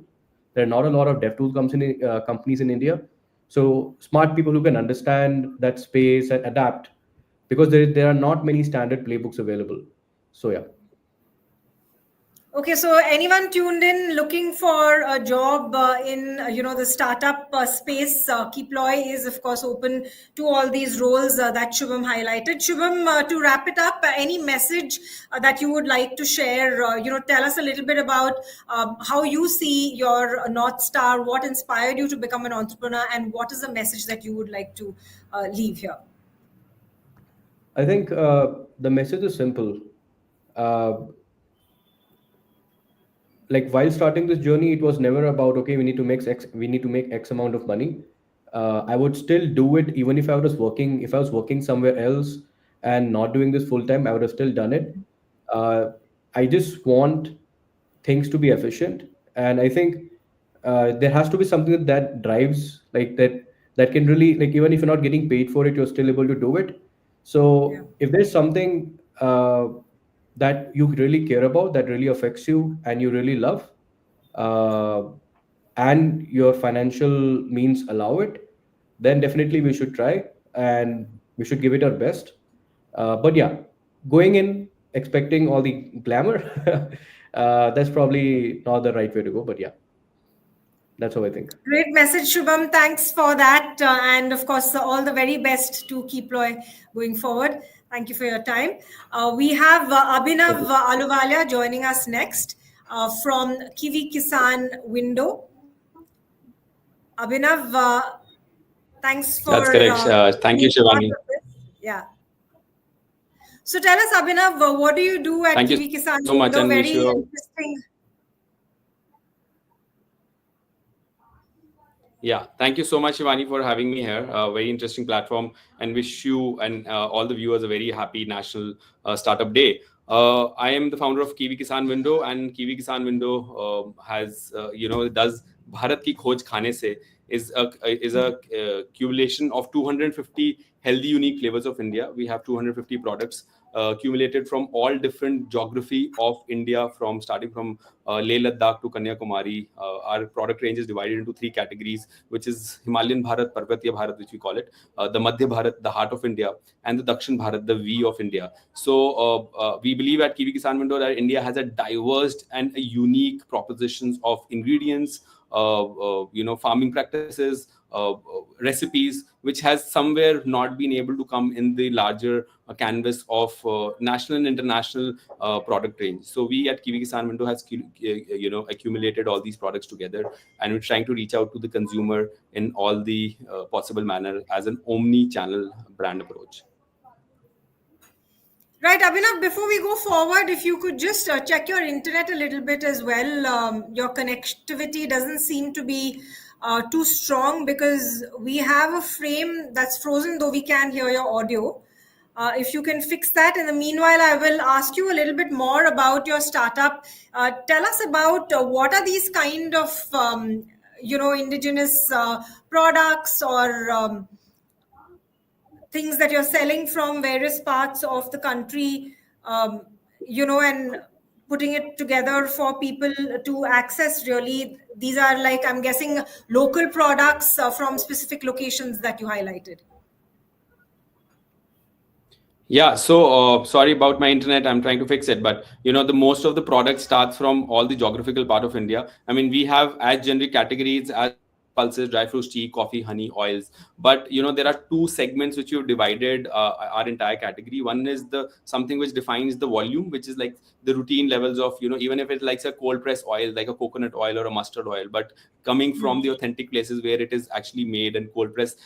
A traditional way of doing it rather than just a very manufacturing ways of doing it. But giving you an example of a product range, we have products like a Sibakthon jam coming from Leh Ladakh, a Kashmiri kawa coming from Kashmir, a Shilajit or a Kesar Badam milkshake again coming from Kashmir, a pickles or jams or a marmalade coming from Himachal, a rhododendron herbal tea coming from, or a Chakrota Rajma coming from Uttarakhand. Mizoram and northeastern parts have their own black rice and mizo chili. We had a Amritsari paratha masala and Amritsari papa coming from Amritsar. A lot of things, a coffee coming from Korka, tea coming from northeast. all geographical advantage of these areas, which are somewhere or the other part of our daily lifestyle and culture, but giving it an edge over recipe which has been traditionally running on those spaces is some Kiwi Kisan window has been working on. And we do not really believe in really working on a newer recipe which India has not probably had it in its tradition, but something like gulukan, we worked on it and made it a honey gulukan,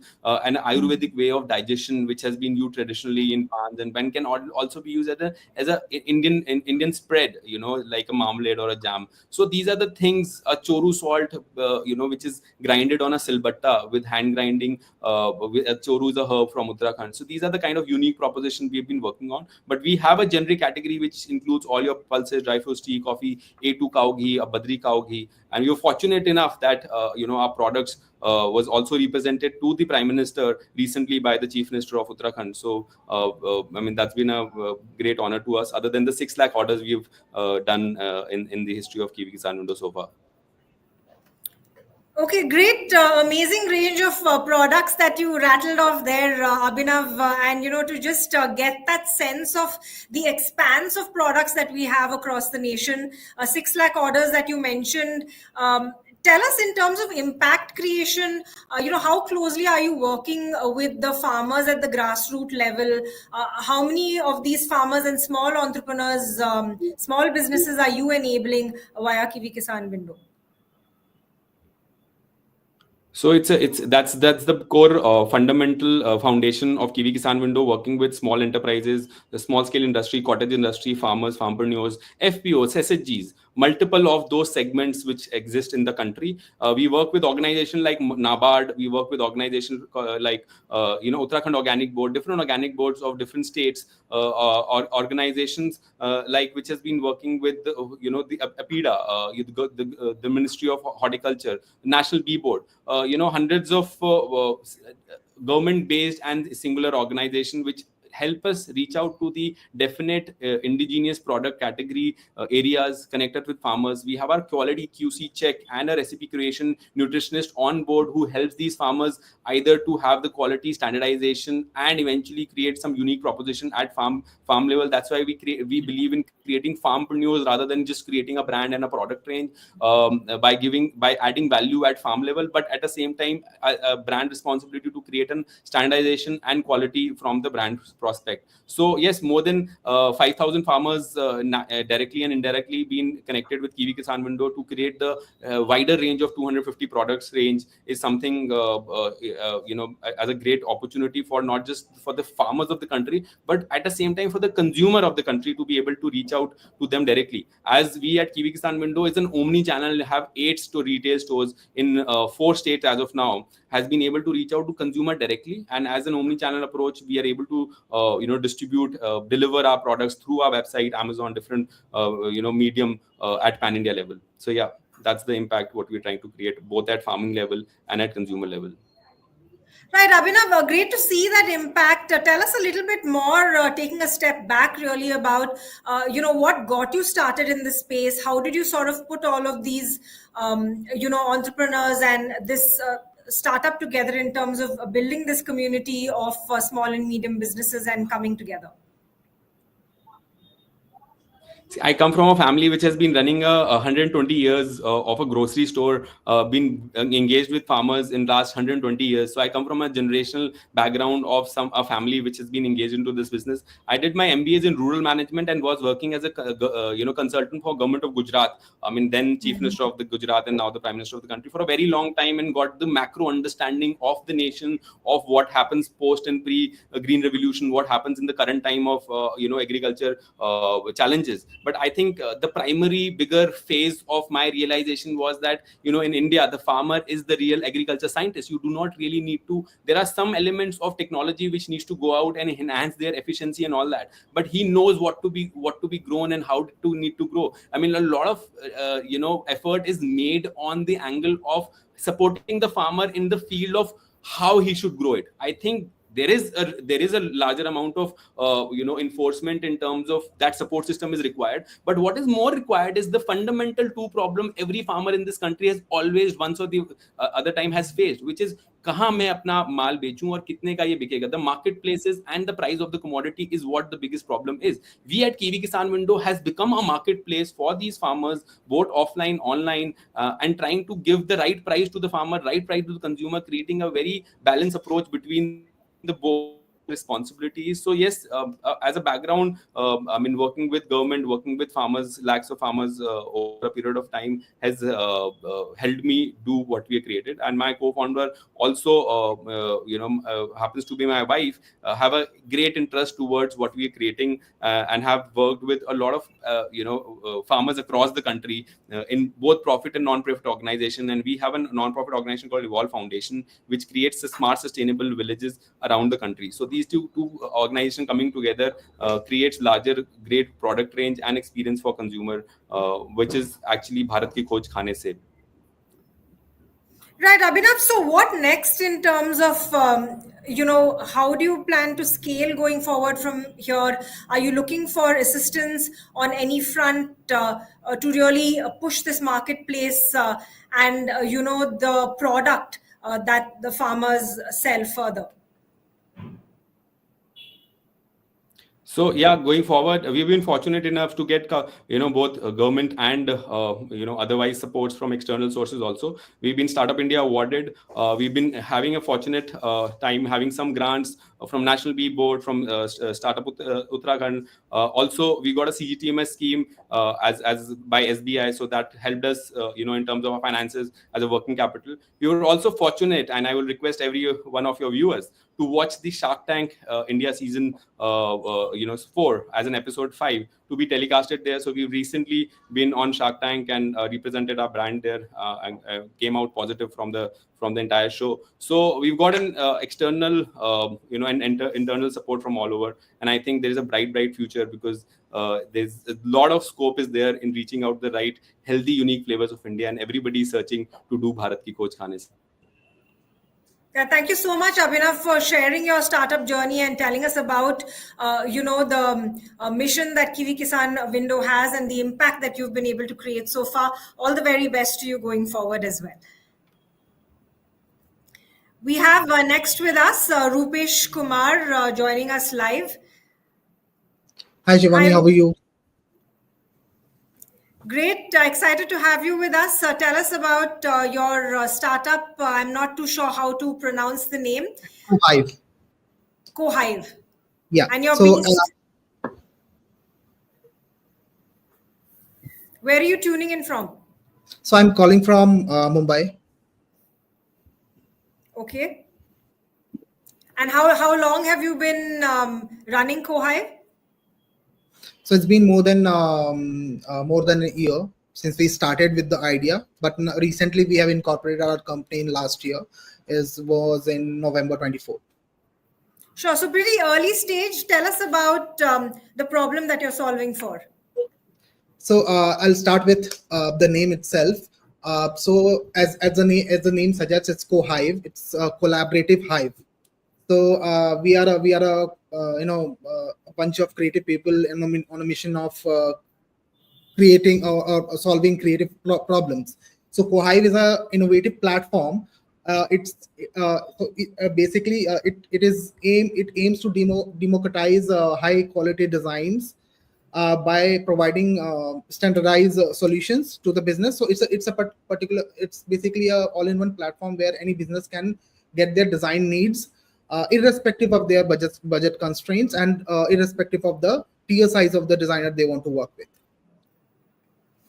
So if you can elaborate a little bit on when you say design needs, is it UI UX design? What kind of design are you talking about?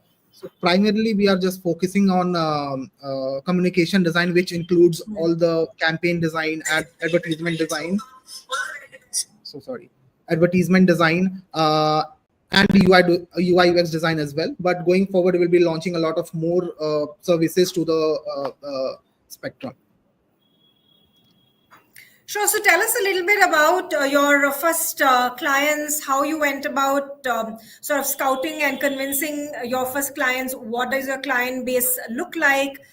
And where are you on your startup journey? So we are at the pre-revenue stage at the moment, but I'll tell you how Cohive came into picture. So I come from a very diverse background where I have experience from being a junior designer to a product manager. So I have encountered a lot of issues, a lot of loopholes into the system. When I was starting as a junior designer, I had to. It was a problem. It was next to impossible for me to look for some companies which I want to work with. Like, let's say if I want to work with Apple, being a fresher designer, it's next to impossible, right? At the same time, cut to present day where I'm at an executive position. It's again very hassle for me to manage a whole bunch of creative people. So that's where Cohive came into picture. So it basically gives equal opportunity for all the designers out there. At the same time, gives the so basically we what we aim is design should not be privileged, as a resource. It should be accessible to all, irrespective of their budgets and whatever things I've said earlier.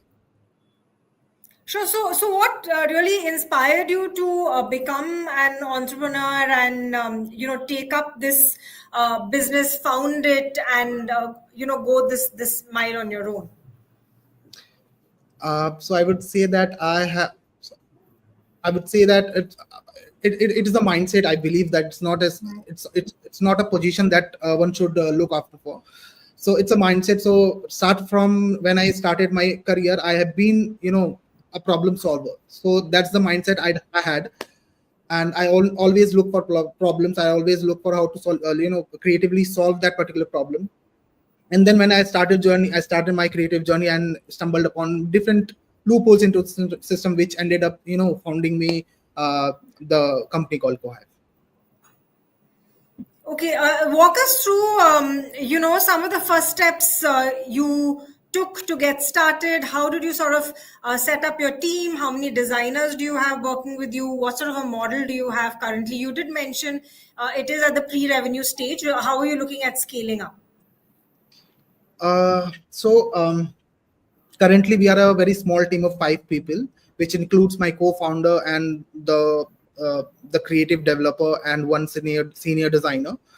So the challenges, if you talk about looking for a like-minded people is what the most effective challenges which I have faced till now. That building the right team is very important, and a lot of members have left the company when I started, and then a lot of people joined. But ultimately, you get to know some set of people who are the right fit for you, or who looks at the same vision which you are looking at being a founder. So that's the problem which I faced earlier. And currently, what we are aiming to do is we are at the stage of where we have developed our product at least would say 80%, and we are aiming to do a beta version and alpha version of testing in the next coming months, and then we'll be launching our first stable version to the market. Sure. And when you say launching, are you looking at sort of launching a website, an application? How do you sort of put Cohive out there in the market? So it's a web-based app currently, but we are aiming to do a lot more to it once we grow. So currently we'll be launching as a web-based app, and then we'll be doing applications and all. All right. And in terms of, really managing your finances right now, you did mention it is a small team. What are you looking at via assistance? Any sort of incubation accelerator program that you have applied for? What do you think of the startup ecosystem right now when it comes to this kind of financial assistance? Anything that you are looking for? Of course, nowadays what is happening is the startup culture in India is booming at its peak right now, right? So since when I started my entrepreneurial journey, I was not aware of a lot of things. But nowadays there are government grants, there are incubation centers, there are accelerator programs. So there are a lot of things into the ecosystem where I can get the help from. Right now, I'm in a talk with one of the biggest launchpad, which is Antler. So we have successfully cracked 2 rounds of the interview, and we are just currently waiting for the next round. That's great to hear, Rupesh. Now, when it comes to the space that you are in, design, communication design, there is a lot of competition as well as in the space. So, how do you believe CoHive differentiates from other startups and other setups such as yours? And how do you sort of go about convincing customers? All right. So there are a lot of players in the market who are doing kind of similar thing, but not exactly what I would say. What we are trying to do is we are trying to create a standardized process where we have actually cracked a solution where each and every tier of designers have the equal opportunity. At the same time, each and every tier size of the business have the equal opportunity to match with each other. It's in a nutshell, you can call it Uber for designers. Right. So it's like that. So I don't think a lot of other companies are marketplaces and other things, but what we are tapping into, we are taking each and every ownership of the work. At the same time, you can real time track the progress of your work. You can communicate within the app. It's a basically all in one suite you get into one platform. Sure. And Rupesh, to wrap it up, is there any message that you would like to send out today on account of National Startup Day? You did mention that you are looking for like-minded people, that entrepreneurship is more of a mindset rather than just a decision to, take the plunge. So what is the message that you want to put out there? I would say that I'm too young to, put out a message out there, but just to, begin with, I would say that just get started, and that's the only thing I believe in. You have to get started. You have to be there on the field, to explore other things. So that's the message I want to convey to all the like-minded people and all the entrepreneurs who all are watching us. Thanks so much, Rupesh. Great message there. Get started. If not now, then when? It is, of course, the best time to be in the startup ecosystem. Thank you so much for your time. We have next with us Prajwal Manalwar joining us. Hi, Prajwal. Hello, Shivani. How are you doing? Great to have you with us today. Tell us about yourself, about coffee. Is it to do with drinking coffee or something else? No. You got tricked there. We are not into making coffee, but we are into a fintech platform. So coffee. Let me introduce myself. Prajwal here, founder of Coffee. Coffee is India's first business fund parking platform. Right. The problem what we are trying to solve. Business. If you are a business in India, you have a short-term cash sitting. Right. The cash might be for the payroll, maybe for GST payment, maybe for invoice payment. And business are stuck with this 0% bank account. The cash is sitting. I've seen that 1 crore, 2 crores, good amount of money sitting in 0% bank account, right? So Coffee's mission is to help these businesses to give them a better platform to have a high quality securities where they can get much better rate of return along with the safety and security. So we are not compromising on safety. The funds are as safe as banking alternatives like FTs and bank account. Very new concept in India. One of the unique platform. The fund parking is a new concept itself. And looking forward to that. And I can help share my story on how I started on Coffee, because it is a YourStory platform, is all about storytelling. Actually, a bit new to India. 2 years ago, I relocated from Silicon Valley. 20 years, 2002 to 2022, I was in USA, primarily in Silicon Valley, right? So after working at fintech companies like PayPal and then having the startup, founding member of the startup, fintech startup, helping them scale all the way to 0 to 1, we had to relocate to India in late 2022. So it's been 2 years here. And when we relocated, I got some funds with me. The fund was a deployable fund, right? Maybe it is for buying a real estate, school education, helping few things with my parents. And then I was asking around my friends and family, right? Their fund, being in a fintech, I always wanted fund to be at optimal level, right? India's inflation is at 6-7%. And if you're not keeping your fund at that level of return, basically your fund is depreciating. You are losing your fund over the time, right? People don't realize that. And I was asking around what is the best way to keep, and I've been told again and again, short term hai to kuch nahi hai, there is only bank or FDs, short term FDs. And in a way, short term FDs is a concept unique to India, an Indian concept, and people love FD here. But in short term, when I looked around, it was not making any sense to keep the fund, right? It's 3-4% for 3-4 months, all the hassle, no lock in and no liquidity. And I was looking around that why these short-term FDs are even created. And after looking around, I realized that it is meant for the businesses, because business have 0% bank account, and a lot of business are using the short-term FDs to keep 1 month FD kar diya payroll ke liye, 2 months FD for GST and all. And I was a bit shocked. The more shocking was when I looked at the RBI numbers. RBI numbers even last year mentioned $200 billion parked by businesses in short-term FDs, below 6-month FDs, right? And this number is growing again and again. But if you look at the corporates don't keep their fund in FDs, right? If you open the balance sheet of Infosys, Kirloskar, these are all public balance sheet. And what you will see that corporates are smart. They have CFOs, they have a team, and they don't keep money in the bank, but they keep money in these treasury bills, government bonds, short-term quality corporate bonds, right? But there is a gap here. This instrument never got translated to end businesses. These are become a luxury of institution because they have a large corpus, but business never got education, never got the accessibility, never got the platform to transact or help make best of their fund. And at one point, after talking to all the business, I was really convinced that this problem needs to be solved. I have a right background to solve the problem, and I started a SEBI registered company called Coffee to help business with better rate of return, with liquidity and safety of funds. Right, Prajwal. So if I were to just understand your product really better, is it something to do with providing operational capital as well to businesses? And, how exactly have you sort of designed the product?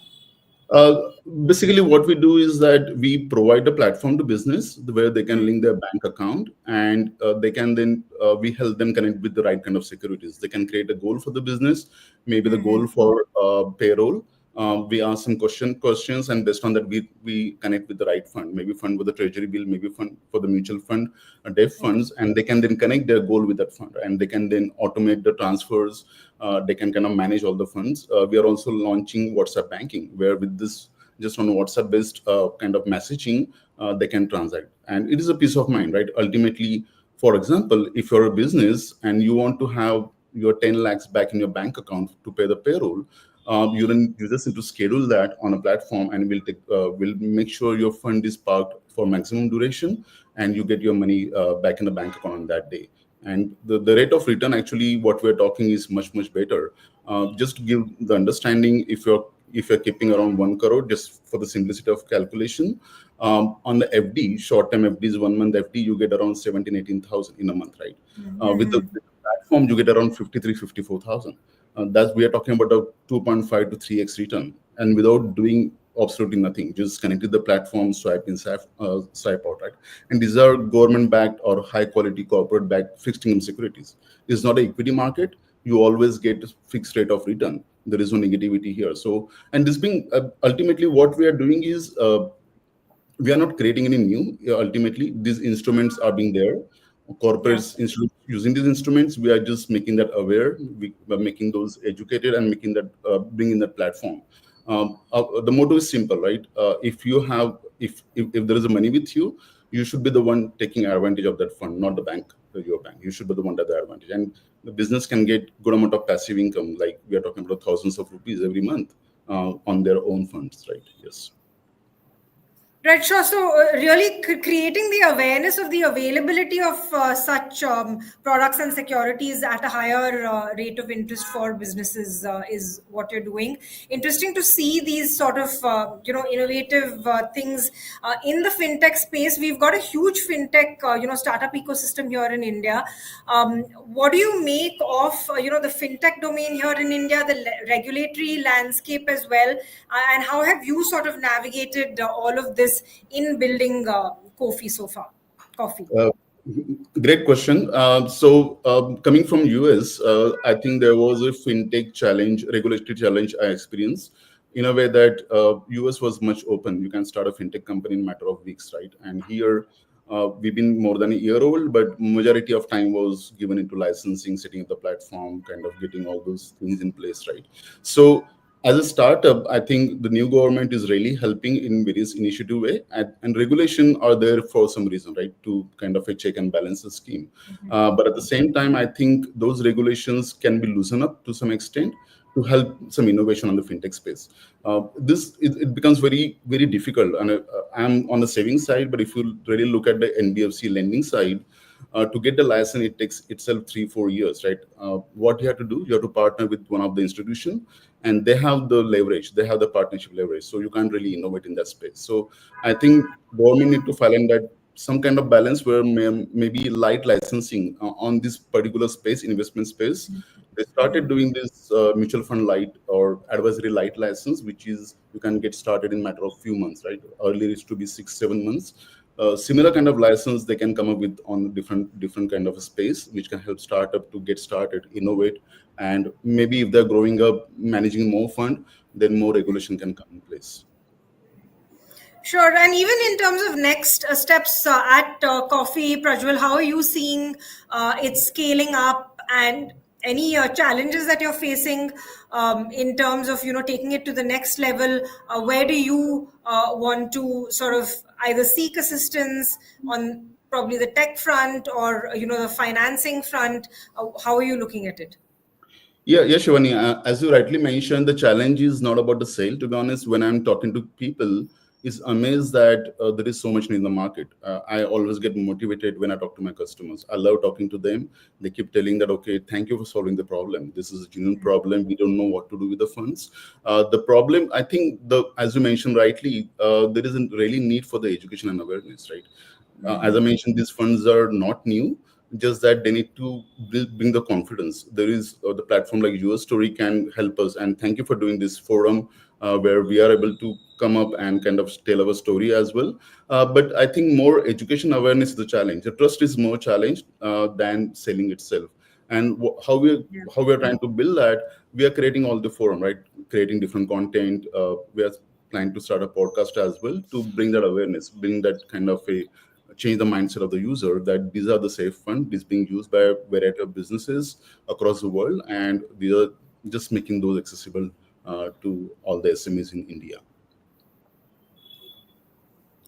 Okay, Prajwal, and to wrap it up as well, if you can tell us about, the kind of business or clients that you have so far, and what is the one message that you would like to leave us with in terms of, building a startup in your entrepreneurial journey? Yeah, first of all, I will answer the second question first. I've been amazed that the entrepreneur like a spirit in India, to be honest. In my journey, there are some startup we are trying to onboard, and young entrepreneur like making the mark, solving very complex problem. I'm really, really impressed with that, right? And the scaling up is the challenge in a way, right? Because we are talking about the money matters here. And that we have around 24 customers, and we are kind of onboarding more and more customers here. So, but we are taking that initial stage, right, where the mid-market solution, where people don't have the CFO on board, they need that education, they need that guidance. Those are the people for us to kind of get started with.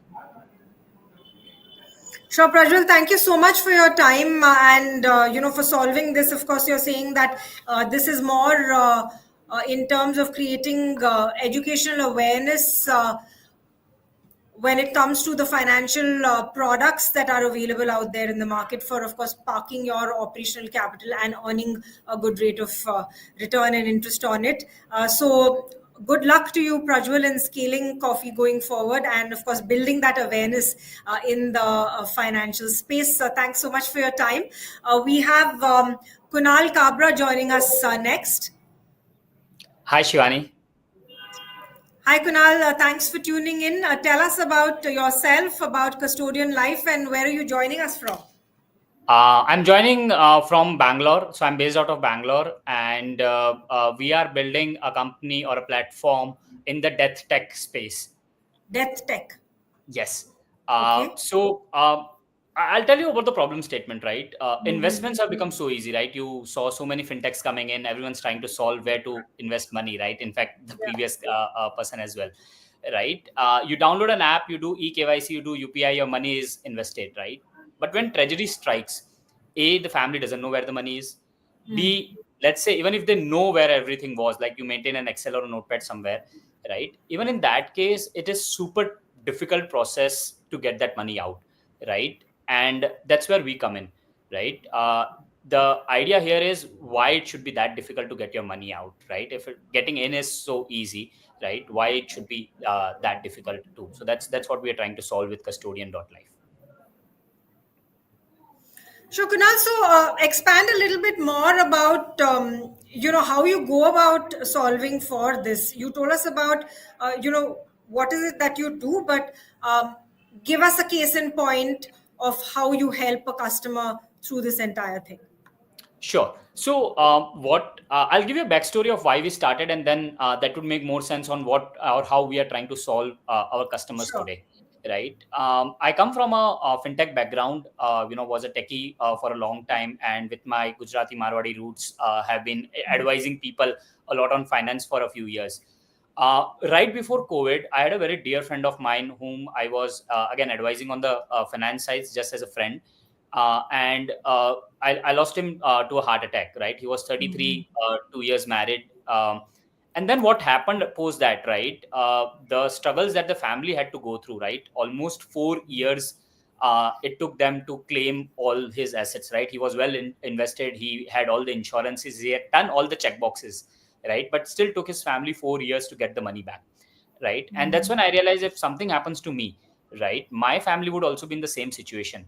When I talk to all my colleagues around, right, they all had same situation where they're like, I don't think our family can, they have geographical challenges, they have language barrier, they have tech barrier, all our money is in our phone, right? Yeah. So we don't think that any of our families can get access to it. So that's how custodian was born. And as we started, right now we have two primary verticals of the company.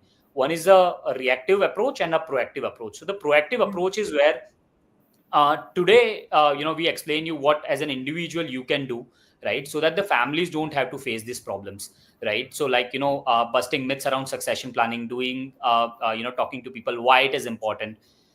Because 80% of the problems that the families have to face, right, are things that are avoidable. It's just that because of our inaction, the family have to suffer, right? So we do a lot of awareness around that. We do a lot of education around that, and then help people plan that in a proactive fashion. The second vertical of the company is a reactive approach where today, if you have a pain, let's say you lost a family member and want to close all their assets or settle, right, but don't know where to start. That's where we come in and we take it end to end, help you get with settlement, get all that unclaimed money back. Almost 1.4 lakh crores, that's 14 with 11 zeros, right, lies unclaimed in just the digital assets of our country, right? So that's how we do end to end. Coincidentally, EPFO, right, which is forget about just the death cases, right? We have a huge customer base around, people trying to get their EPFO money out, right? Which is which has, it was part of the reactive approach, but now has become a third vertical of the company where we help people get their, fix their EPFO related problems or get that withdrawal done, or any issues that they are facing around that. So that's our offerings around how we can help people get that their money either logged or help them build a security net so that their families don't have to face getting difficulties with their hard-earned money. Right, very relevant and relatable problem that you're solving for, Kunal.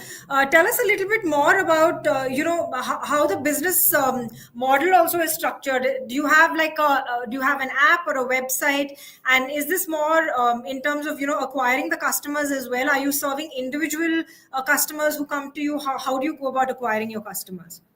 Right. So we started with individual customers.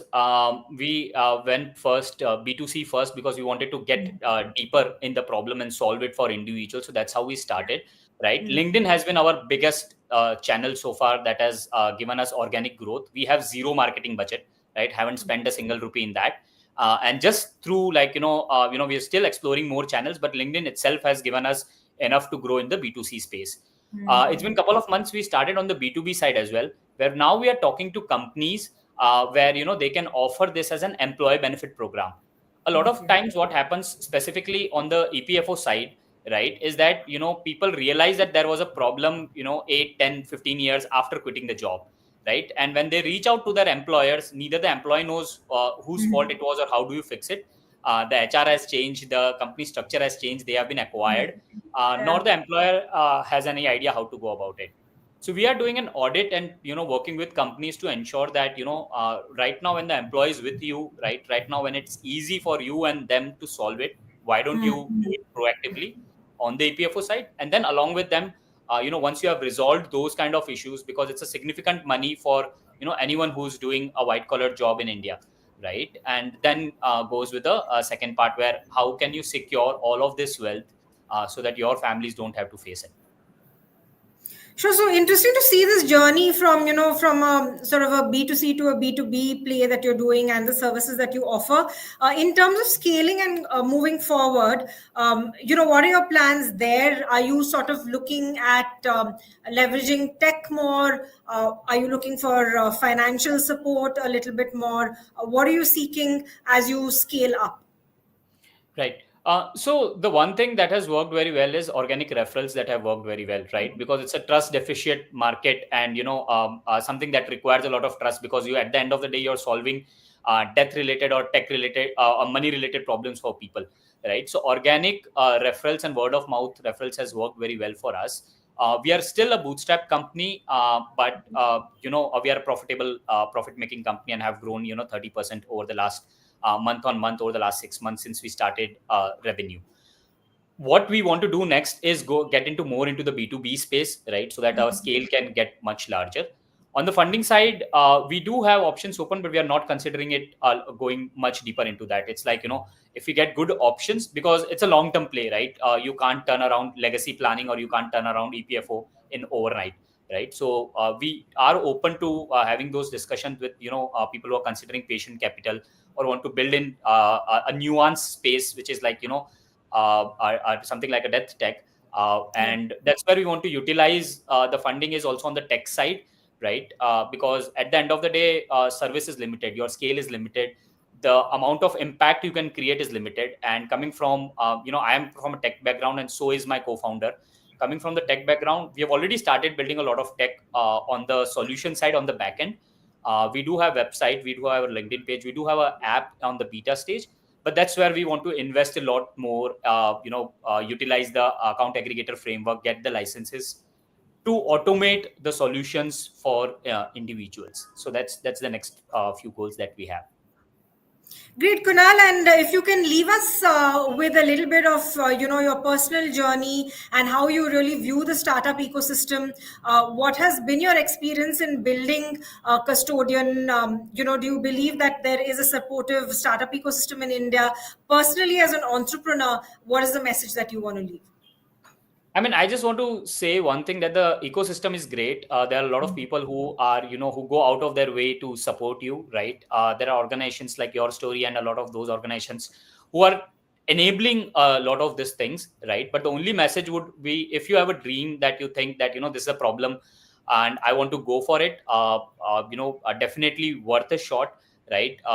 Think more about it, be very patient, because it's not overnight that you can change it. It's been 1.5 years that I have been in this journey. So it will take time, but if you're trying to solve something that would help people, right? Be honest with what you're trying to do, not for the money or not for the fame, right? Be honest with the customer experience part.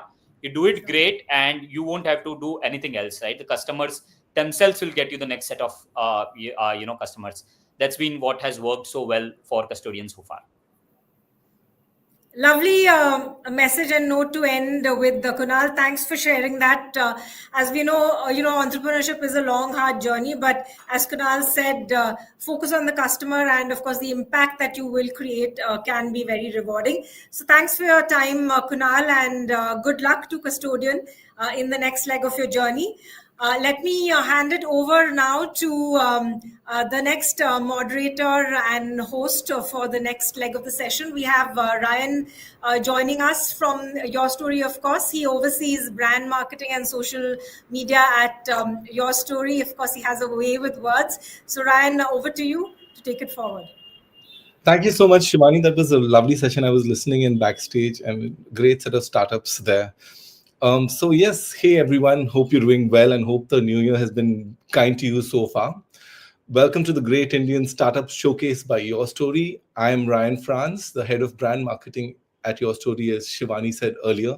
And I'm really happy to be presenting the next cohort of startups for today.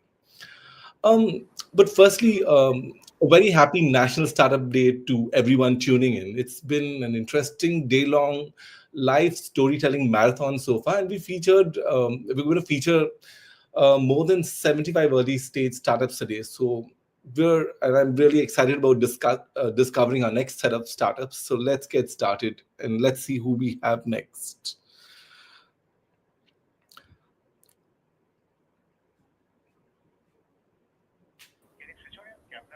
Yes, done. Thank you. Hey there. Hi. Lakshmikant, is it? Hi, Lakshmi. Can you hear me? Hi, Ryan. Yes. Hi, Lakshmi. Lovely to have you here with me. What would you like to be called? Yes, very much, Ryan. Lakshmi or Lakshmikant? No issues. Lakshmikant. Okay, excellent, Lakshmikant. Let's get started. Just tell us a bit about your startup. I mean, what is it?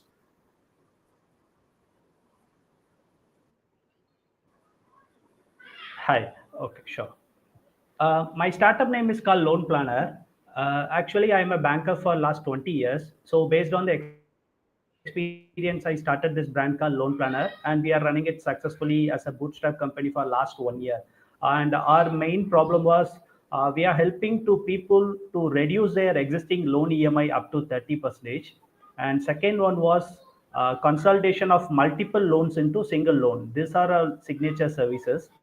And then new loans at lesser EMI. So these are all the services we are doing it for last 1 year. We are based out of Coimbatore, Tamil Nadu. Oh, that's great. You said Coimbatore, Tamil Nadu. What was it like starting up in Coimbatore, and what is the ecosystem like there for all of us listening in? Yes, right. Basically, I'm from a city called Madurai. It's a clean tier 3 or tier 4 city.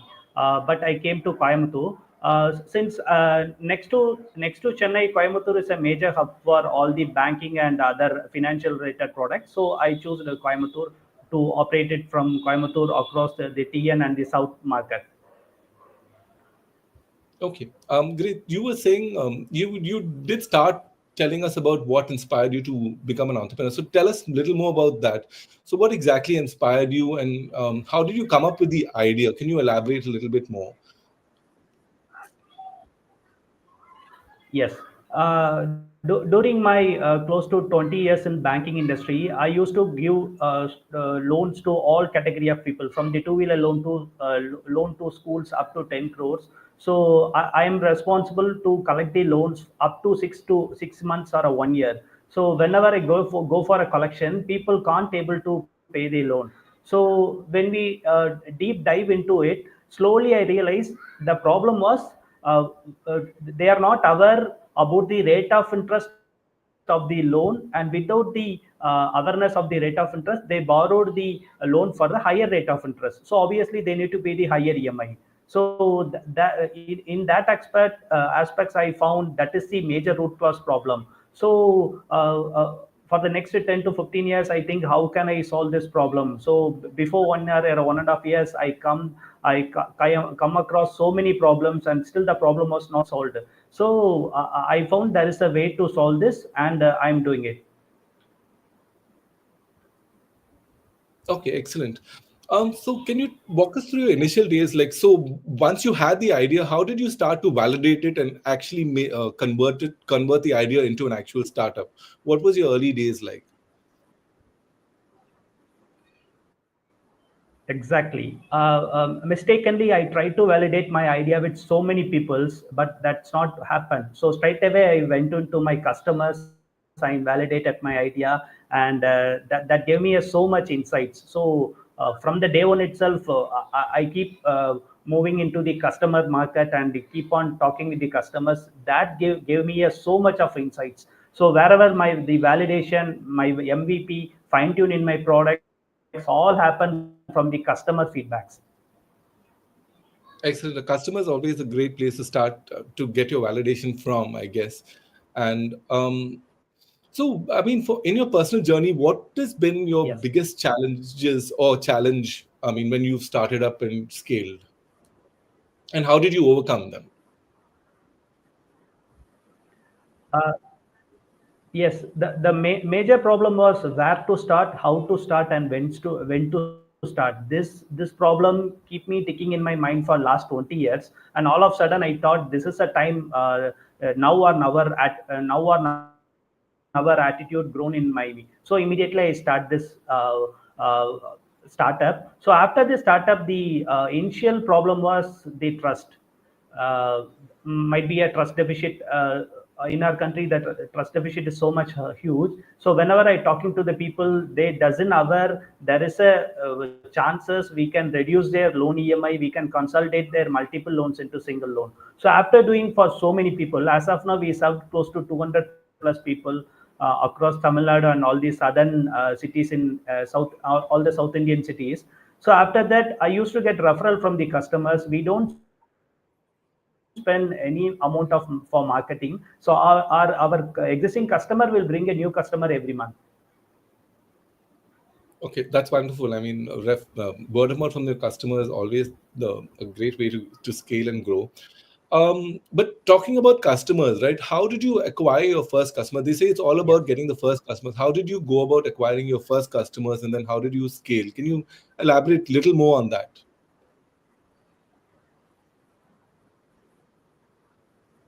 Yes.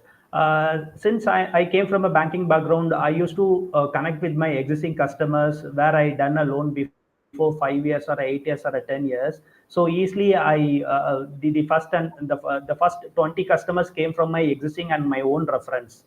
So I'm pretty much clean. I'm pretty much sure I don't want to spend any amount in marketing. So my first 20 customer came from my own personal references. Then again, the word of mouth spread in the market, and we used to do a social media post and all kind of reels in terms of organic marketing. So based on that, we used to get so many people. Excellent. So then you did start up, like say from the south, and now you've scaled nationally, right? So what are your key learnings from like scaling beyond the south? Sorry, as of now, I'm only catering to the South market, especially to the TN market, because the TN market is a very big market. Since it's a loan product, as I said earlier, there is a trust deficit and so many documents are involved. So people never hand over a document of Aadhaar card or a PAN card to an unknown person. So as of now, I'm playing only in the Tamil Nadu and the nearby Tamil-speaking market like Bangalore and Hyderabad. So might be in the next stage, I will scale up to the pan-India market. Okay. So you mentioned next stage, right? So where exactly do you see yourself in the next, say, 3 to 5 years?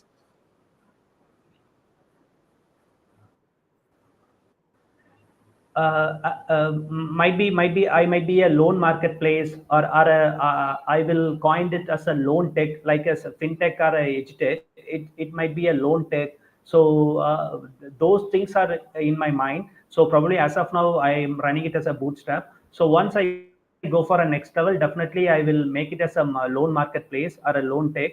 So obviously the growth will happen. Okay, that's interesting. You spoke about growth again. So, I mean, so when it came to growing and scaling your startup and all of that, what role did your mentors or accelerator? Did you go to? Did you have any mentors? Did you go to any acceleration program, or did you have any startup? Were you involved with any startup community as such? Can you tell us a bit about that journey? As I said earlier, I came from a tier 3 and tier 2 city. There is no proper ecosystem available for a TN market. tier 2 and tier 3 city entrepreneurs. So with my rich experience in my previous corporate, I used to run myself. Okay, excellent. Yeah, we've pretty much come to the end of it. It was a very inspiring thing. Do you have one message for any other aspiring entrepreneurs who want to start up, like say from a smaller town, which is not say Bangalore and Delhi and Bombay? What would be your one piece of advice for them? Yeah, resilience. You have to print this word resilience and you have to post it in your desk, and you have to bible it, and you have to learn what is resilience and how to tackle the market and the no sayers. And you need to go to always you need to go to the market instead of sitting in a ideal in terms of a room or a in front of a computer. Go to the customers. You will get so much of insights and so much of business. So go to the customer, meet the customer. So that is my say for the tier 2 and tier 3 entrepreneurs. Thank you so much, Lakshmikant. That was a very nice session, and all the very best to you, and may you scale successfully in the future. Thank you so much for being with us. Thank you, Ryan, and your story. Thank you. Excellent. So that brings us to our next startup for this cohort. We have with us, I believe, master spellers, and we have the founder and CEO Sharmishta Chowda with us today. Hello, good evening. Good evening. Lovely to have you here with us. Can you start off by telling us a bit about your startup? Surely. Thank you so much for this opportunity to so many founders of startups like me to share our stories. Well, I'm an English educator and with an experience of over 2 decades in grooming students with their language skills. And I have closely watched the US National Spelling Bee, where year after year we have seen that historically Indians have been winning that. And then the larger vision here that was to popularize spelling bee in India, just like the US. And that's when me and along with my core team of English educators, we decided to launch a spelling bee in India, which will be online. That is, it is going to be affordable, accessible to any school across the country to onboard. And the idea here is that to create a platform which will have the thrill of winning because it's in the grid of a competition, but at the core of it lies the joy of learning. And all our participants get access to a lot of learning resources, which helps them in fine-tuning their English language skills further. And as we know that fluency in communication skills is now directly related to the confidence with which students carry themselves. So yes, that is also one of the main reasons why we keep getting our participants repeated every year. It's the excitement of being in a competition as well as the learning that lies at the heart of it. Yeah, great work there, and you've chosen a very tough, box to compete in. I must say, EdTech, and then of course there's spelling bee, which is not very well known in India, I guess, in a country like India. So, I mean, what were your biggest challenges like when you started off, and how did you overcome them? And what's going to be your journey going forward? Do you think it's going to be big in India? It certainly has the potential of becoming very big in India. We have launched in 2021, and in the last 3 years, organically, we have grown very well because we have received excellent response. There are a few competitors in the market. That is one of the reasons where we faced certain amount of resistance because schools are already comfortable with their competition. And presently, our whole model is B2B, where we reach out to schools for onboarding their students with us. The greatest challenge that we are facing here, which is in a nutshell not very difficult to overcome, but it needs a little bit of convincing, and that part is that they need to pay at every level. They need to register at every level of the competition. Because at the end of the day, we are a business, and if we are not able to generate the required revenue, then obviously sustenance will become a challenge. So that is one of the resistances that we face with schools, that students need to pay at all the 4 levels. However, because we are very affordable, we have priced ourselves very strategically. And the emphasis is also that the students are able to access all the learning resources within that particular fees that they pay to register. That to a large extent solves the challenge. Okay, excellent. And but I'm very thrilled that you're from a tier two city. I see that you're from Vadodara. And earlier we've had the previous startup was from Coimbatore as well. So very happy that we're getting these startups from smaller cities in India. So speaking of which, I mean, what were your challenges? How was the ecosystem like? Did you face any challenge with, getting a mentor, having like a good ecosystem in place from a smaller city and not actually belonging to a tier one city, right? What were your experiences like in? Well, that's been a very interesting story for me because I think experience has been my greatest mentor. I have been associated with various schools across the state of Gujarat and I've been facilitating spelling bees for them. This was my experience prior to launching Master Spellers.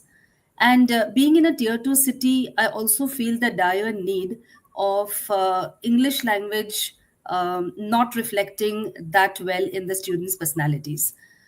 So the present education system where there is a lot of focus on rote learning and English language is basically out of question and answers from the textbook.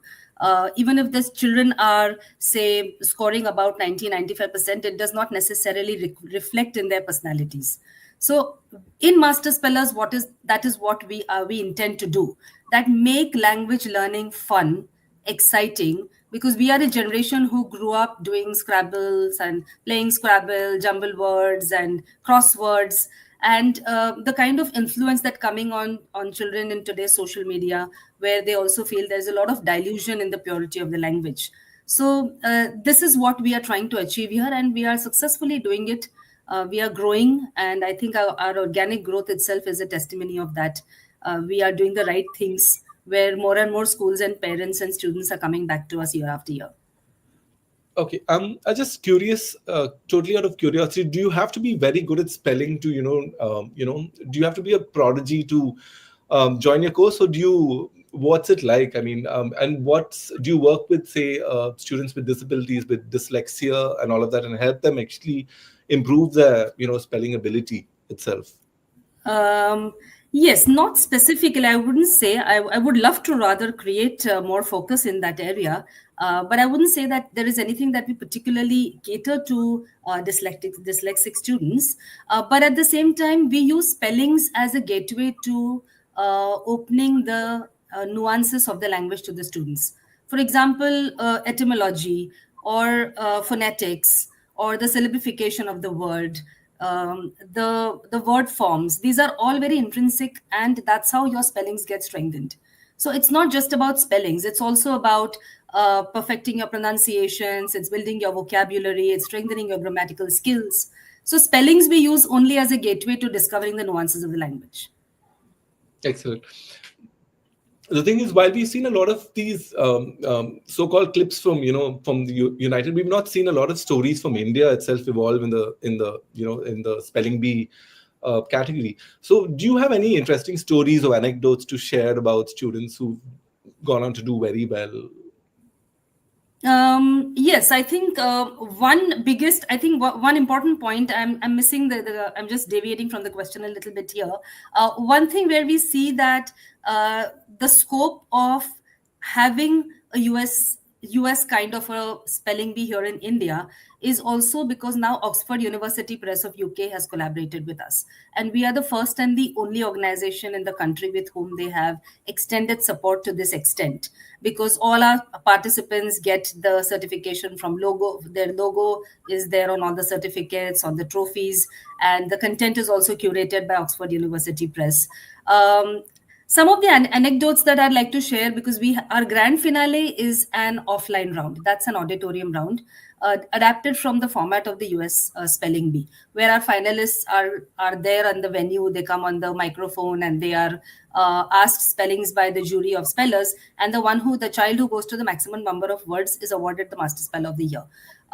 So the experience here, the thrill and the whole excitement that is built up, and the journey that the child goes through, and the entire family is involved. So some of the best anecdotes that have come our way is that how families have come back to us and saying that spelling bee became like a fun time, family time in the evening for us, where we would sit with your learning resources and the entire family, sometimes even 3 generations are involved in solving your workbooks. So I think those things are the high points for us and certainly keep us going. Excellent. And yeah, that was very interesting. And I would also be coming to the end of this session, your slot. And yay for being a women entrepreneur. Not many success stories out there, and we need more of you. So, what has your journey been? As a woman entrepreneur, what has your journey been like? And do you have any final words for other aspiring women entrepreneurs who are listening in to take the road to entrepreneurship in India?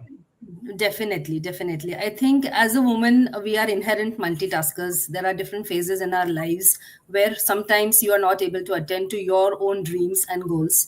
But I think it's all about joining the dots. So even if there are certain phases of that nature in your lives, make sure that you keep doing something, that you're investing in yourself. So when the time comes to put it all together and you're ready to go, you will be able to pick up all those dots and put your story together out there. So there is never a time and there's never an excuse that you can say that I wasted these many years of my life. So you have to continuously keep investing in yourself. Excellent. Thank you so much. It was great speaking with you, and all the best for your startup, Master Spellers. Thank you so much. Thank you for joining us once again. Thank you. That was nice. And I believe we have our next startup with us today. And that startup happens to be Memoli Technologies.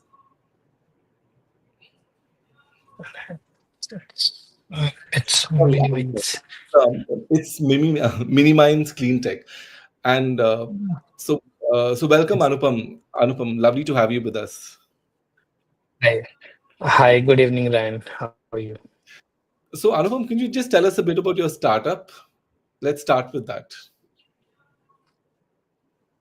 Yes, Ryan. So we are recycling waste end of life lithium-ion batteries, which is all across your mobile phones, your laptops, your electric two-wheelers. It's all around us. And we're recycling these batteries to regenerate the critical mineral reserve for our country. In short, we are mining from waste. Excellent. So essentially contributing to the circular economy. So, and all of that. See, the thing is, we've seen a lot of startups that are doing something similar in this space, right? So what differentiates you all from the rest of the other startups working in the same space? What is your USP? So, Ryan, if you'd see that lithium-ion battery is a very rapidly evolving technology across the globe, and to keep evolving the recycling technology, you need to have a strong handhold on the technological side of it. And what we believe is we are much more efficient, much more flexible in terms of different type of lithium and batteries that is coming up and that will come up in the coming future, not along with the lithium and batteries, but the upcoming sodium and batteries or supercapacitors and the other battery chemistries as well. We have developed a process which can recycle all kind of lithium and batteries. And not only there, we don't stop till there. We are basically making an composite out of these recovered minerals, which can be directly fed into a cell manufacturing. And for this is the level of integration that we are doing, not only recycling but also creating a platform for all kind of energy storage devices. And we are providing all kind of sustainable minerals to all those energy storage device manufacturers or electrolyzers and everyone. Okay, that's interesting. And so what inspired you to become an entrepreneur, and why did you choose, say, Bangalore as the base for your startup? Uh, so, um, so our journey or our idea is to provide or build a platform for all kind of sustainable minerals. I'll be very honest, we never thought that we will be an entrepreneur. We are just adding value to the EV ecosystem, and it's no harm in leading as an entrepreneur in the industry. And that is how I think and how my co-founder thinks about it.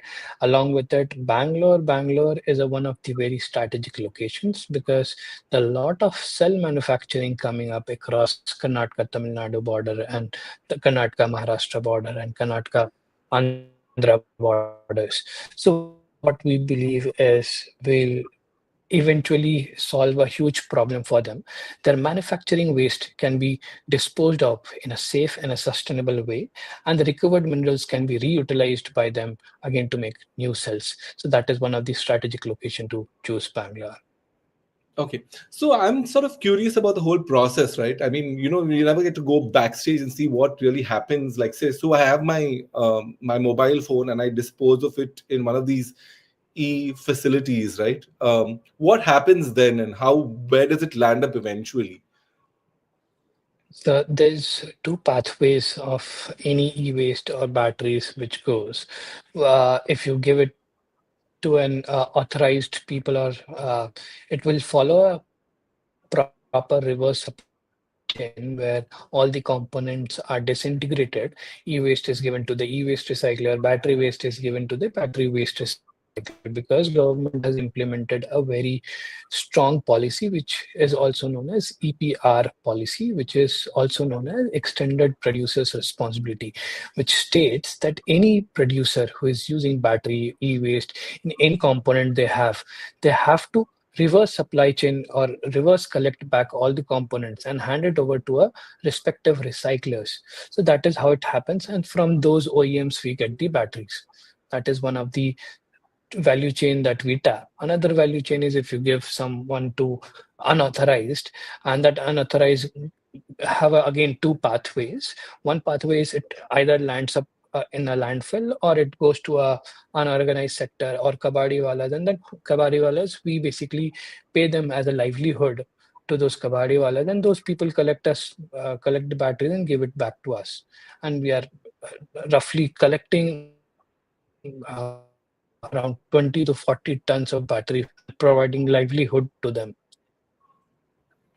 Oh, that's very interesting. I mean, this is the very treasure story that we hear very frequently, right? So, can you throw us some numbers? What are the most interesting numbers that you've done out there? What waste have you converted, say, from landfills, and what have you realized in terms of recycling materials? What value have you derived from that? Yes. So, Ryan, we have commercially operational for last 6 months, and we have roughly saved around 200 tons of batteries going to landfills or somewhere else. So we have responsibly recycled 200 tons of battery in last 6 months. That is one of the numbers. And along with it, we have provide livelihood to lot of unorganized players, kabadiwalas, rat pickers to collect batteries for us. Well, that's great. I mean, 200 tons of batteries being recycled, and also the social angle to your startup is like really inspiring. And but what are your biggest challenges while doing all of this, right? I mean, this is relatively a nascent area that you're operating in. So, what are your challenges? Like, say, if you want to scale and want to go national, and you want to, Mm. So when we are scaling, and as you told, that backend, how the backend looks like at Minimis, right? So when we are processing any battery, it looks like an refinery. It is a very capex intensive unit. It processes different elements, different metals like lithium carbonate, cobalt sulfate, nickel sulfate, all kind of very important minerals which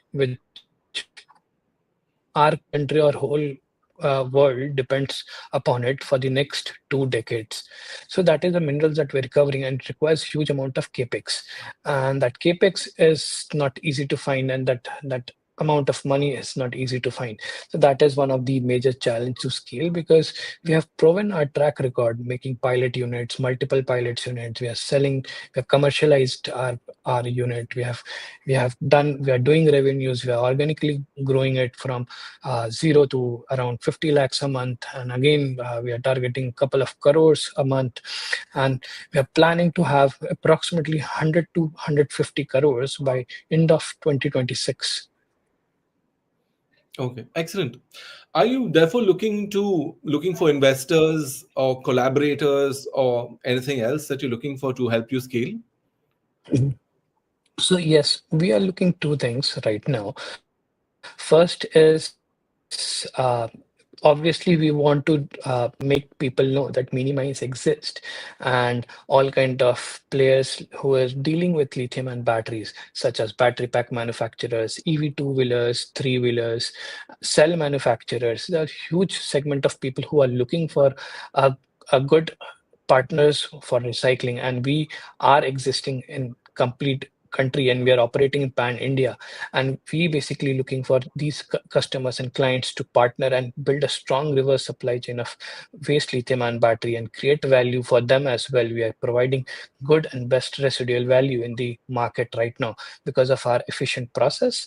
Secondly, yes, we would love to interact with investors and make them understand at what journey we are on and how we have de-risked the complete environment and how we can scale this to a very huge scale. Thank you so much. That was very inspiring. I mean, what the work that you do is so inspiring. I mean, not just the environment, but also enabling, social activism and all of that as well. So thank you so much for sharing your story with us, and we wish you all the best for the future. Thank you once again. Thank you. Thank you. Hi Ryan, how are you doing? Hello. Welcome once again. So let's get started. Let's introduce yourself. You can introduce yourself and your startup. Yes, so Ryan, I started this my Memory.ai 8 months ago, and the vision was that I was a consultant earlier for some of the MSMEs, right, manufacturing clients and distributors and resellers, right. And one of the major challenge what I came across was that the MSMEs are very less penetrated with technology, right? And that is the right now, because of AI advancement, why not AI enable this MSMEs to get the benefit of AI, right? That's what we wanted to try to solve, and that's what Memory.ai was born out of, right?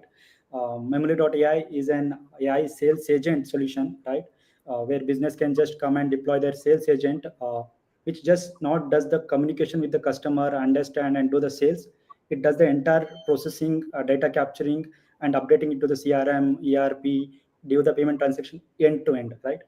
That's what we are offering at Memory.ai, and solving the problem of two main things: increasing the technology penetration for MSMEs, where 10 million MSMEs across India could be enabled with, which is what we want to target for. Excellent. Excellent space to be in AI. Everyone's talking about it these days. And of course, a lot of AI stuff. We've seen so many AI startups even pitching. So many AI startups have pitched today as well. So what differentiates you all from the rest in your category? What's your USP? What's your superpower as a startup? Fantastic question, Ryan. What we are saying was that there is a lot of AI companies who are targeting large enterprises. They have a good tech team to take these platforms and top of it build that solution for the various department, right? AI agents for the departments, different individuals. But for MSMEs, that's not the case. They need a solution which is simple, like in chat interface, where they start talking to the customer and the AI learns from it, right? That's the USP which we have developed. Real time, it's learning, and within few months or days, it starts showing that I can right now talk to the customer on behalf of you, instantly responding to on their chat, right? WhatsApp, Instagram, any kind of channels. Secondly, on the call also, right? And in the call, we are also right doing a co-pilot kind of thing, which is listening to the customer on the call, understanding the conversation between the salesperson and the customer, updating the data into the CRM. So there is no need of learning new software, CRM software. AI is going to take care of it, and that's what we are pitching for. So excellent. Yeah, you were talking about pitching, right? So when you pitch, I mean, where are your customers exactly located? I mean, I guess some in Aurangabad, Chennai, I mean, all of these, SME intense areas. Yes. How do you reach Yes. them? And I mean, is it a digital or is it a physical approach, or is it a mix, digital as they call it? Yeah. So what we have seen based on right now, we already have 3 customers who is paying for it. Right, within 8 months and 6 months, we acquired a customer and doing the POC. The technique what we followed was one. We've become part of this networks. Right, a lot of MSMEs are part of smaller business networks. They are more closely connected to them and they trust them as an input. So we are being part of them, and that's how we are able to penetrate through this network. That is one. That is a physical meeting as well as online meetings. We are able to spread the word. Second thing is that they are more available on Facebook and Instagram, right? And that's how we are started posting more about our product and how it's solving the problem. These are the two mediums which we have seen efficient to reach to this customer. And the third thing is that we have tied up with few of the events where we are actually enabling these events are organized for business communities, right? They are networking events and there are cricket events.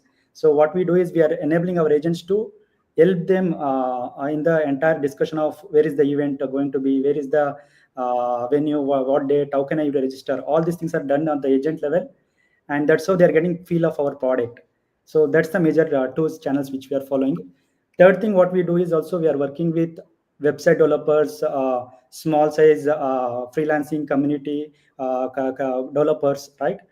Who actually lot of time work with these businesses. Majority of the developers work with this business, and we are onboarding them as a partner who are using our product, and they are able to deliver the solution to their client. So we are actually using the developers as a implementer because they need some amount of technology skill right now, as the AI is also adapting and we are fine tuning things. So right now we are working with them, and slowly we'll also make a more fully autonomous agents going forward.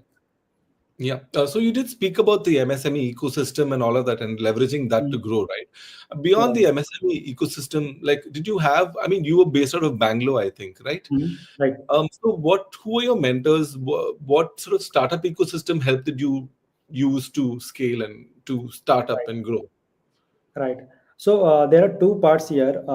For currently we are also going into fundraise, right? And for that one, we are working with incubators. We are selected for Wadhwani, right, Foundation, and also we are in discussion with one of the US-based incubators, right? That's the ecosystem where we are tapping into and learning the part of getting into fundraise, and that is one mentorship which we are getting from. Second thing, we got onboarded with an early advisor who is also part of an SaaS platform who are doing the sales automation for US market. It's a big company, and the MD of that business is also a mentor for our business. So that's how we are able to get the technical skill and the business scale what we wanted. And the third thing is the network which I was talking about. So I'm part of this BNI Business Network International, and these communities of Jain and local Karnataka communities. So I'm part of that to also spread. Yeah, interesting. So you also mentioned skill just now, right? I mean, so talking about skills, how did you build your founding team, and sort of what qualities did you prioritize in your other team members that you looked for in other team members? That's a great question, Ryan. I will always be proud of my team, right? It's a fully bootstrapped. I have not got any funding, fully bootstrapped. And thanks to some of the platforms, recruiting platform like Unstop, where I started posting and did a lot of rigorous tests to get 1 or 2 people, but they have been able to deliver best out of outcomes, right? So the selection process was tight, and getting those people who can sit suitable to our startup mindset. So everything fully internship based, we are able to scale it up. We do have a tech founder. So other than that, rest of them are interns with whom we are able to scale it up right now. And the technology to right. And now we are recruited 2 more people who are full timer. But from earlier on, we are working with interns who are able to deliver the solution for us. Okay, I mean, interns always good. It's a very important piece of making a startup work, I guess. Also finding a right mindset, that was what we spent a lot more time on, because they have to quickly adapt. So if you were looking to hire somebody, what qualities do you typically look for in a person? Ready to understand the journey of startup. It's a ups and downs. So being focused, consistency, persistency is what matters. So what we do, we ask a tough question, but the idea is not to solve the tough question. It's about how consistently they're able to involve in that requirement. That's what we search for. Okay. So I'd like to wrap up with one final question. So where do you see your startup in the next 3 or 5 years, and where do you see the ecosystem itself evolving in that time period? Yeah. So as AI agents, right now it's been adapted in market. Microsoft is pushing for copilots across various channels, with whom they work with, right? Large enterprises. But there is an ecosystem where the MSMEs are not using Microsoft or SAP. They are using tools like Odoo and other software which are cost effective. So we are working closely with Odoo and able to penetrate. Second thing, in 5 years, we want to, we are right now targeting around 200 customers in this year. And in 5 years, we want to go somewhere around 0.2 million customers using our product. It's a self-service solution which we want to develop completely. Yeah. Thank you, Madan. That was really inspiring, and all the best for your journey, and may you scale and may you raise funds and may you do very well in the next in the coming future. Thank you so much for joining. Thank you, Ryan, for giving me this opportunity. Thank you, YC team. Sorry, your stories team, YS team. You're most welcome, and we'll be applauding from the sidelines for you. Okay. And to those listening, we will be taking a 2-minute break now to reload the streaming link. So we will see you back in 2 minutes.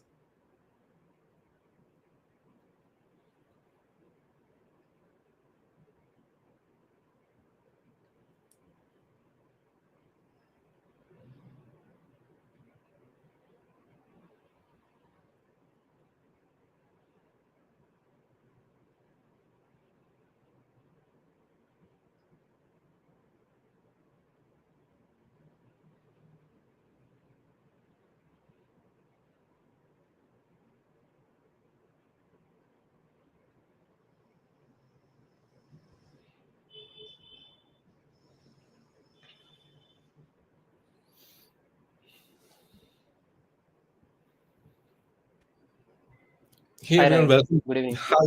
Yes, lovely to see you. Hey everyone, welcome back to the Great Indian Startup Showcase by YourStory. And we have our next startup with us. We have Naveen here. Naveen, hi, how are you? Hi, Ryan. I'm good. How about you? I'm great, thank you. And yeah, very inspiring evening, and like so many interesting startups. And I guess you're the next one. And your startup is called Mr. Mud, I understand. Cool.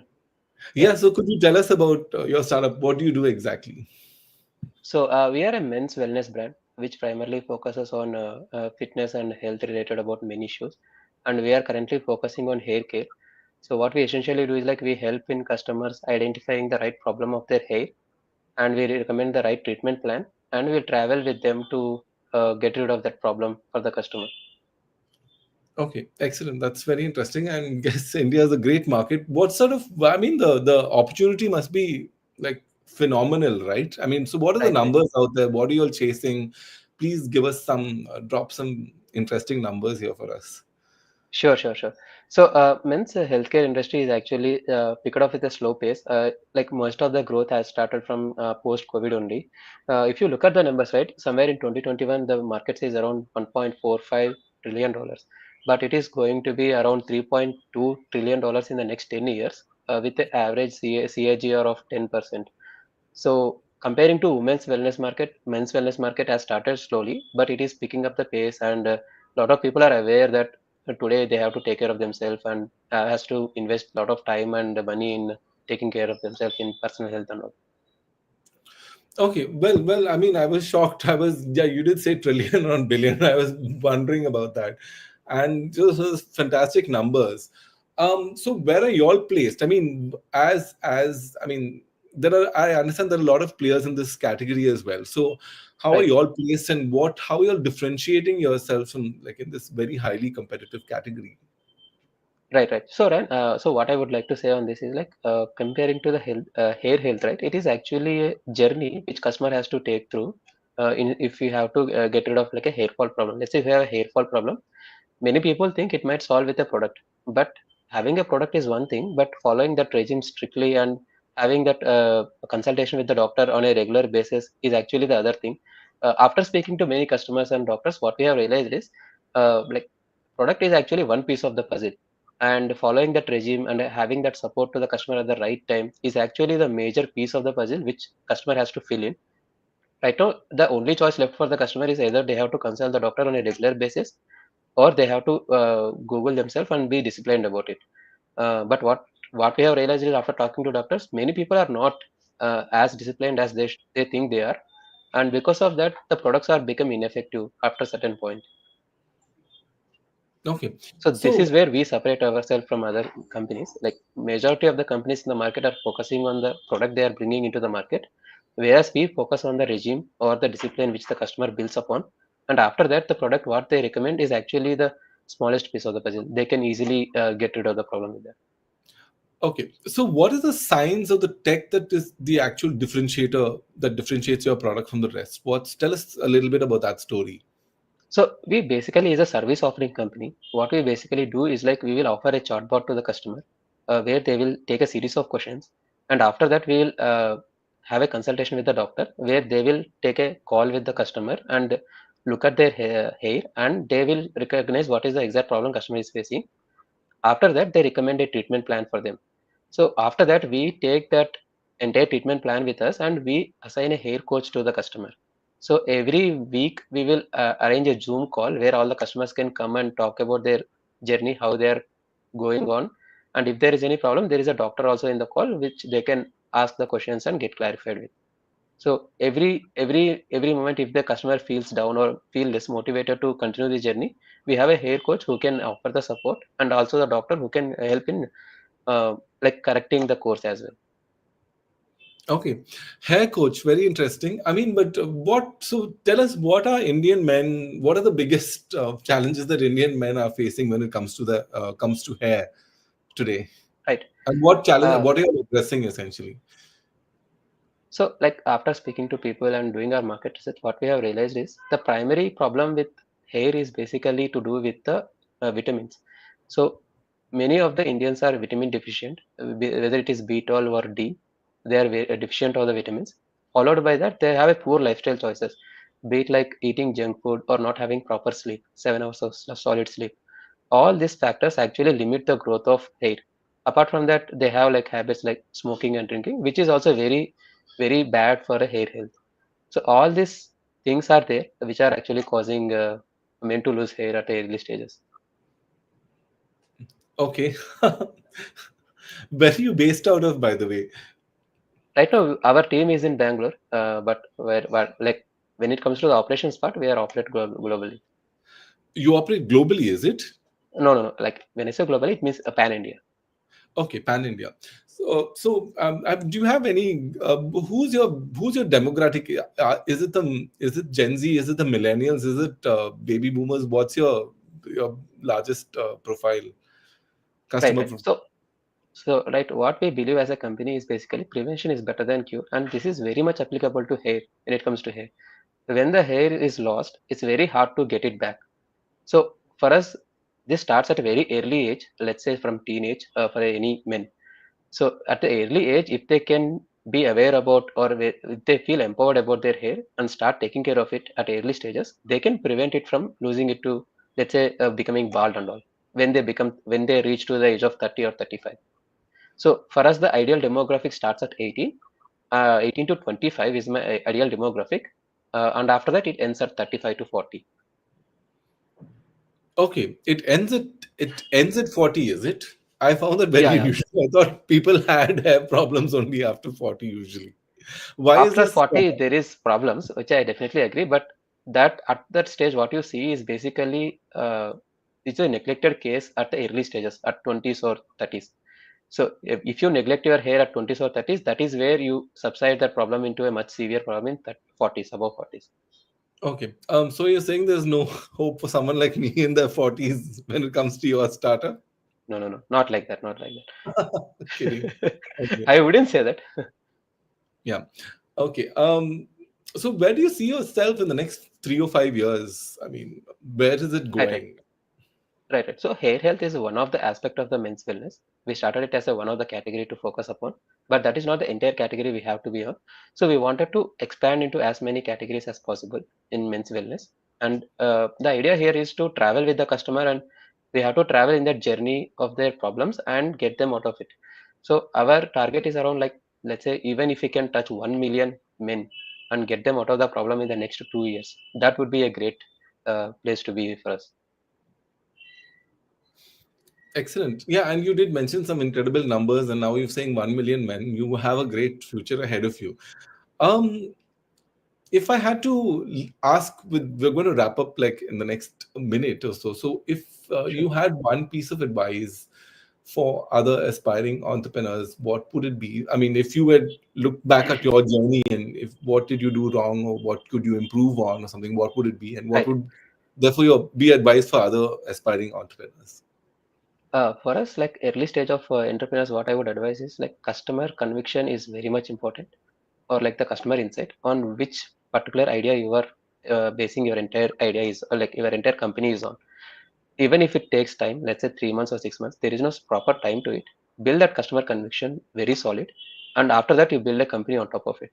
Without customer conviction, if you build a company, then you have a very loose foundation where you will flock around, and based on other advisors you might have to change your company or pivot to different model altogether. But if you have a customer conviction, irrespective of how many people come into your company and say otherwise, you have a strong foundation to back up on. Excellent. And may you get those trillions that you were talking about earlier. On that note, Sure. let's end, and I wish you all the best, and we from YourStory will be cheering for you on the sidelines. Thank you so much for joining us. Yeah, thanks, Ryan. Thanks YourStory also to giving me this opportunity. Thanks a lot. Bye-bye. So next up, we have Dipali, and it's a very interesting startup. I believe your startup is called myfurries.com. Hi, Yes. Dipali. Lovely to have you with us. Hi, Ryan. How are you? I'm so happy to be here. Lovely. On that note, since we're both very happy, let's get started. And can you just tell us about what myfurries.com? Yes. So myferries.com is a animal wellness platform. Basically, we are a veterinary healthcare startup. Now, what it means is that we are trying to enable pet owners, animal caregivers, and veterinarians. We are all of them together onto our digital platform so that the veterinary healthcare becomes more accessible and more affordable. Okay. Yeah, I have a lot of other questions to you, but I was reading up on your website earlier and I heard that you were doing a sort of mobile calling, telecalling for pets, to train pets and stuff, right? I mean, how does that work? Sorry, I had to go with that question because I couldn't understand how does someone train a pet via, a remote setting? How does it work? Do tell us. Yeah. So to answer that question is, see, the thing is, ultimately, the bond has to be between the pet owner and the pet. So the real work has to really happen between the owner and the dog or a cat or whatever animal you're trying to do. So what we are enabling is that we tell the pet owners step by step way that what exactly they need to be doing. So physically we show them at the other end of the screen that this is what they need to do, and then we actually make them do the same thing with their dogs or cats. So what that actually does is that it builds a better bond than otherwise when the trainer goes home. So what we have seen is that when the trainer is there with the dog or the cat, what happens is the dog is doing absolutely everything you expect them to do, and the moment the trainer is away, when it comes to the dog owners, they just don't behave the way you want them to do. So in fact, what we have realized is this is more effective way of doing it, because it is building a better bond between the pet owner and the pets. Oh, that's But wonderful. but in case there are many behavioral problems which are like a little critical. For that, online will not work. For that, we will have to actually go to in person and then train the dogs. Okay. So you said dogs, but I understand that you do all sorts of pets as well, right? I mean, is it just dogs and cats, or there's other kinds of pets involved as well? So when it comes to dog training, essentially, dog training is just one of a category that we do. Our larger or the primary focus category is healthcare. So in healthcare, we are looking at all kinds of animals. So small animals that we cater to: dogs, cats, rabbits, hamsters, so on and so forth. Which is essentially, you keep them as a pet. We are also talking about livestock or farm animals. We are also providing healthcare solution and services to these kind of animals as well. So you mentioned all sorts of animals as pets, right? What was the most interesting pet you've come across in your experience so far? Oh, there are Any? many, but yeah. So, if I start talking about it, we can do the entire conversation around it. But, the most interesting I can just remember is that, there's this one person who, came to us and he said that my snake is not well. Oh. So, and that was the first one at that point in time. There are people who keep exotic animals, and then we asked that, okay, what is the problem? So he's not had anything. I have fed the snake 2 mice, and out of that 2, he just had 1. So I was like, all right. So that was one of the most interesting cases we've had. But yeah, people have all kinds of pet, and exotics are something which always intrigue me and amaze me, that okay, people do keep these kind of pets also. What's the Indian pet market like? I mean, I know we're not as obsessive as Japan and all of the a lot of the other countries that we see, right, who are completely obsessed and spend phenomenally on the pets. But what's the Indian market like? I mean, from where you operate? So today, if you're talking about, we are talking about 45 million pet owners in the country. They're slated to go about 65 in the next, couple of years, which is by 25 to 27. That's what 27. They say that we are slated to be 65 million pet owners. And with Gen Z and Gen Alpha, the ownership on the pet ownership is, on the rise itself. So yes, the spending on pets have increased, but of course we are not yet there when it comes to US and Japanese market. But having said that, there is awareness and people have started spending money, but we have a long way to go, and that's where we come in, because there is so much scope that is possible right now in terms of pet care category, pet wellness category. And there are very few players who are actually looking into it. So most of them are into pet accessories, but wellness, healthcare, there are few. Okay. And we've also seen, like, people hypochondriacs, but are there any pet, owner hypochondriacs that are hypochondriacs on behalf of their pet? Have you seen that? Yes. So, I categorize pet owners into, actually 3 categories. One is this category which you're talking about, that, if the, pet is even scratching a little bit, they are worried and they will call their veterinarians 10 times and say that, hey, my pet scratched 20 times. They would have their records, everything, and, mentioned, and they'll send it to the veterinarian saying that, you think this is normal, this is not normal. Second kind of pet owners are those pet owners who are they are okay. They will obviously go to a veterinarian when as in when it is required, and they'll be up to date with vaccination. And the third category is that you just have a dog or a cat at home and you just feed them something, and that's what it is. So yes, you have hypochondriacs who are pretty much there. Okay, excellent. So let's move on to some other thing. I mean, another great thing is that you are a woman founder as well, and that's like so superb.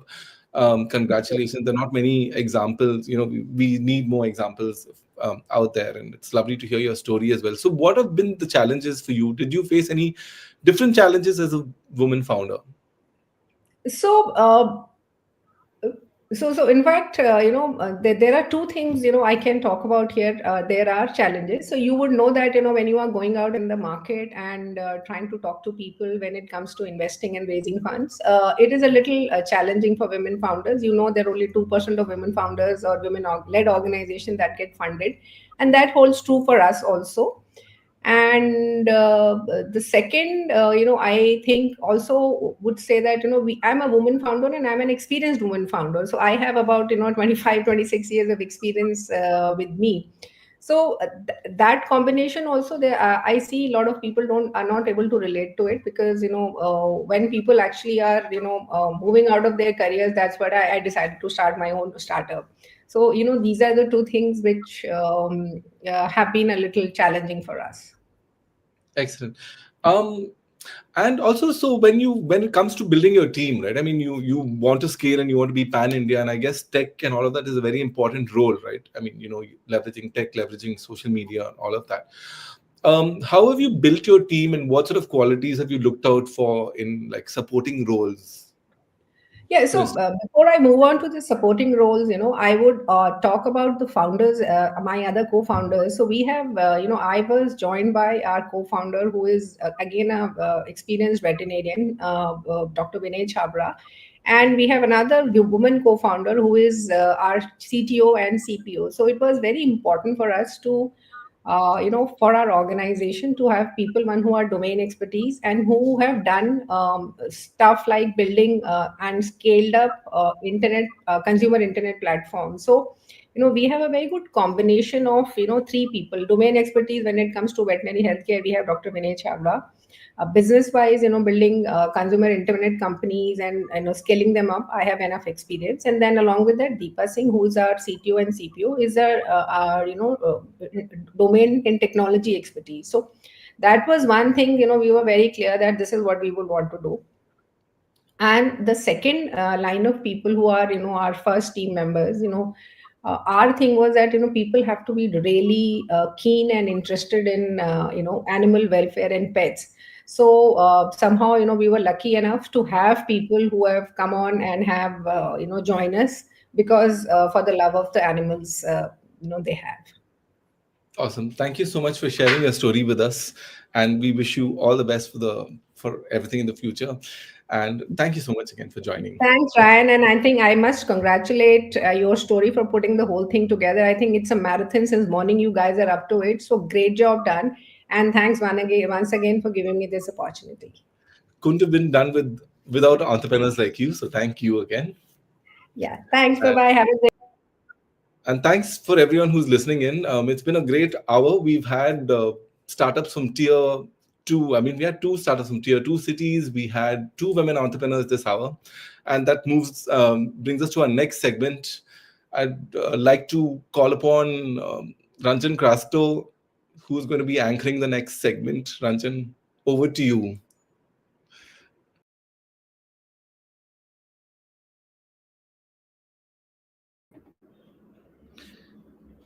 Hi guys, my name is Ranjan Krasta and I'm the executive editor of the Cap Table. I'm sure you've encountered a lot of very interesting startups so far. Allow me to introduce you to our latest guest.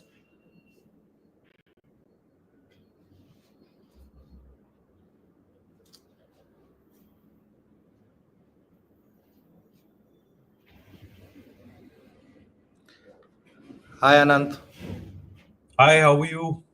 I'm very good, thank you. Can you hear me clearly? Absolutely, very well. What about you? I'm very good, thank you, Anant. Welcome to the Great Indian Startup Showcase. Thank you. Anant, could you tell us a little bit about yourself and about your company? Sure. So I'm Anand Kapoor. I'm 27 years old. I'm a second-time entrepreneur. My company name is Nico Nanobubbles India Company. Primarily, what we do is we focus on making very tiny, minuscule bubbles that range in the size of 60 to 200 nanometers.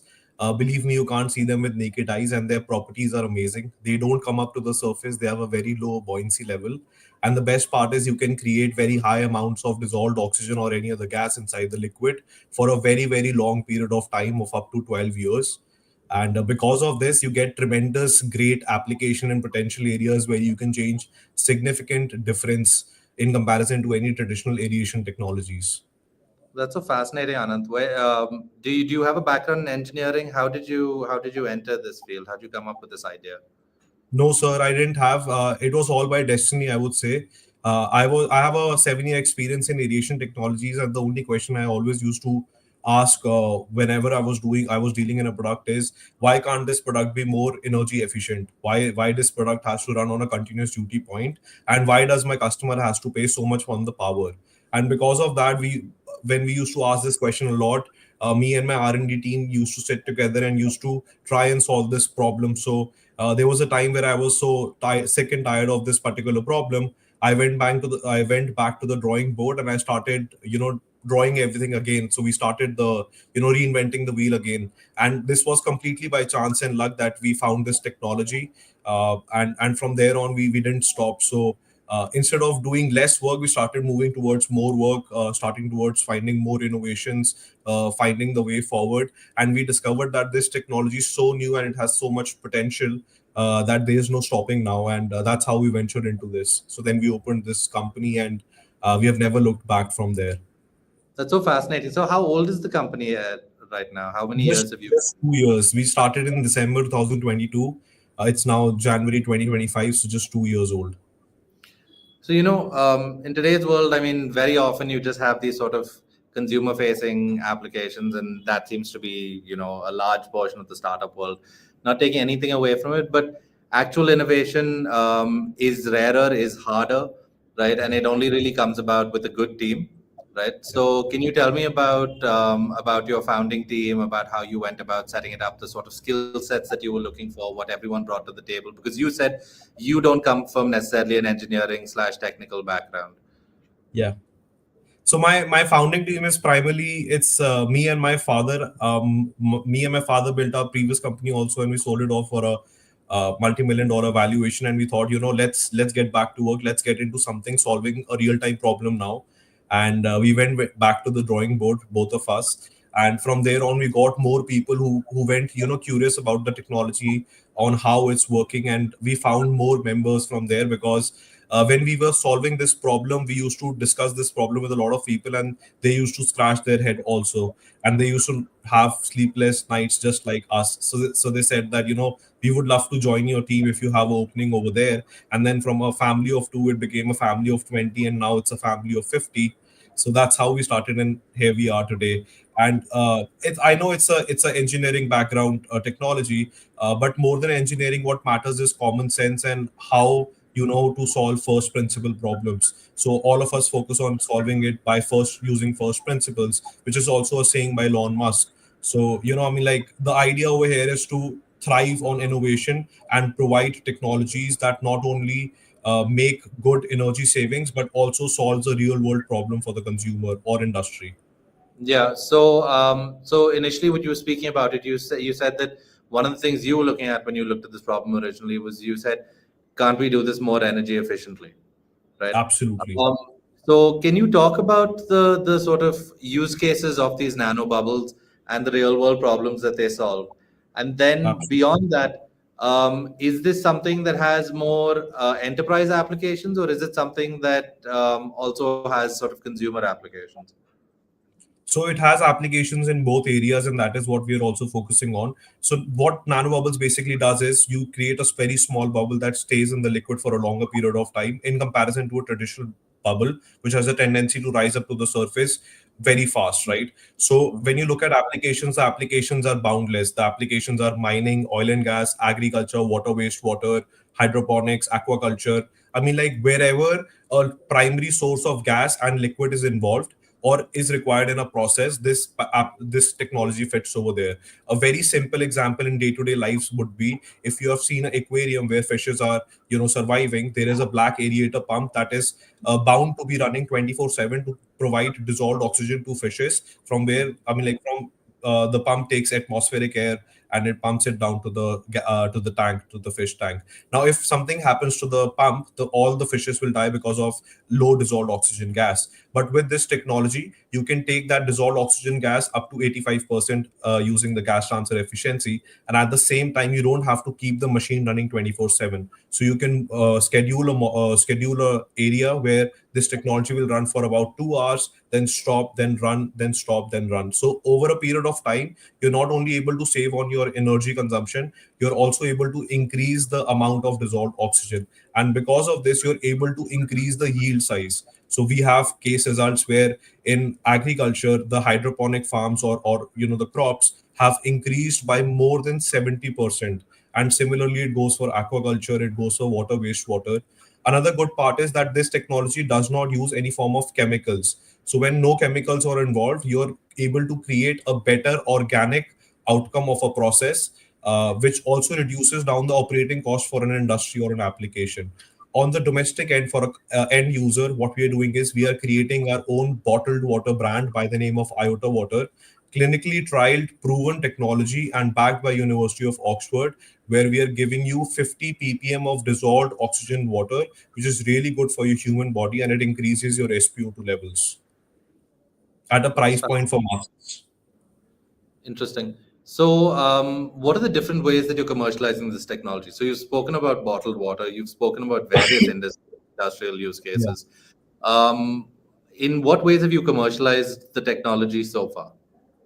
So far, what we have done is we have created the industrial use applications for this technology, where we sell a complete generator system to different industries, wherever we find a fit application. And now in the next 10 days, we are launching our bottled water also, cleared out by Government of India and all the mandates by BIS and FSSAI. This brand is going to be launched in North India in phase one, where we're going to roll out a particular launch and provide this water to the consumers. Based on the success of the initial phase one, then we'll roll out this in different states accordingly. Understood. What made you go the bottled water route, if I may ask? It's one of the most consumed items in India, which has a great potential and future ahead, as the middle economy of India is growing faster than the upper segment and the lower segment. So we thought that this is a space where we are not just able to touch a consumer directly, but we can also convert a consumer from there to our industrial applications also. So let's say you are a manager or a CEO, or at a high position of a particular area or a company, where we want to sell you this technology, but we're not able to convert you. We can tell you to drink this water for a week and feel the difference, and based on that, you can also convert your mind to adopt this technology into your process. Got So it. Has it it's been through clinical trials and things like that? absolutely, all the trials were cleared out by University of Oxford. We partnered with them for 2 years. Based on the success of the technology, then we got the registrations done under BIS and FSSAI license, and after it was cleared from there, now we have got a go ahead to launch the water in the market. Oh, that's fantastic. So often young entrepreneurs are basically trying to find the fastest way to get to the market. Absolutely. To hear about people who are taking, years, right, Yeah. researching, trialing is not something that you hear every day. Yeah. What would you say to other entrepreneurs who are in a similar situation, who are impatient, but at the same time know that research is such a necessary part? So were we. I mean, like, we were also very impatient, and we wanted to do things quickly. The only advice I would say is, don't follow the traditional paths. Look for, think out of the box. Look for strategic paths to follow, and partner and network a lot, because you never know who will be a great asset to you, let's say in the next 6 months. Because University of Oxford just came out of nowhere. I mean, like, there was no plans to partner with anyone over there. It was just a random day. I thought that let's look at, if there is no innovation happening in India, let's look at outside and get innovation to India. So what's the best way to do it? And just over a period of 5-6 hours of looking at different universities, looking at different research academias, it was just like a pop, and then we found this one community where they wanted to test this technology into human applications, and from there it was just history for us. So I mean, like, just expand your horizon and look at different areas. You don't have to follow something traditional that other companies are doing. You can always make your own path, and always think out of the box. Yeah, absolutely. I mean, before today, if you told me about nanobubbles as the next big startup idea, I don't think I would have believed you. But your story sounds so fascinating. Yeah. What have been the biggest challenges you faced so far? I imagine some part of it is basically is educating users. every company has challenges, and so do we, and that's why I'm so super excited always to go to work every day. But one of the biggest challenges, and which is also a very big opportunity for us, is definitely educating customers. So what we are doing over there is we are not just selling the machines outrightly. We are giving our customers all the opportunities to learn about the technology. At the same time, we are providing them all kinds of consultations for free, and also giving them a free trial period to try these technologies in different application areas.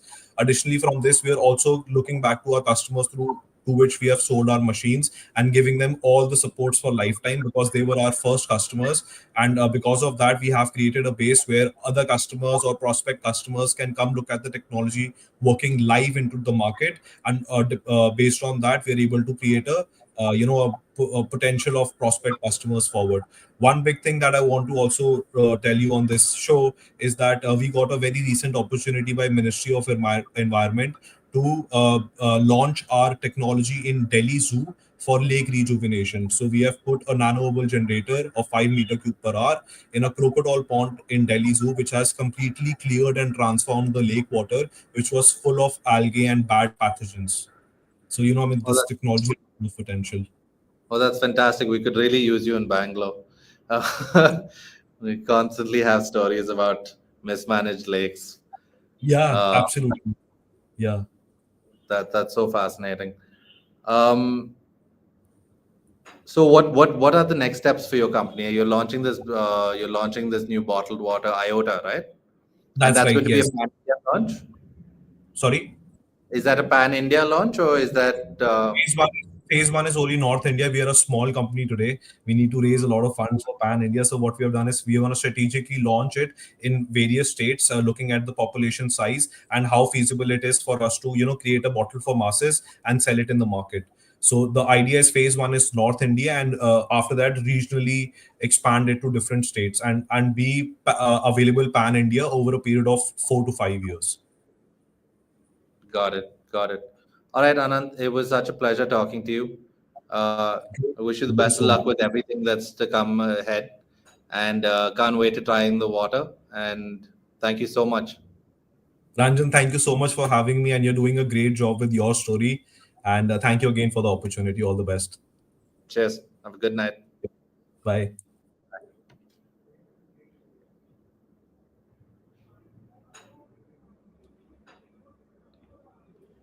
Yeah, hello. Can you hear me now? Hi, Swapnali. Yeah, hi, how are you?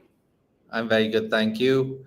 Swapnali, can you tell us a bit about yourself and Nature Zest?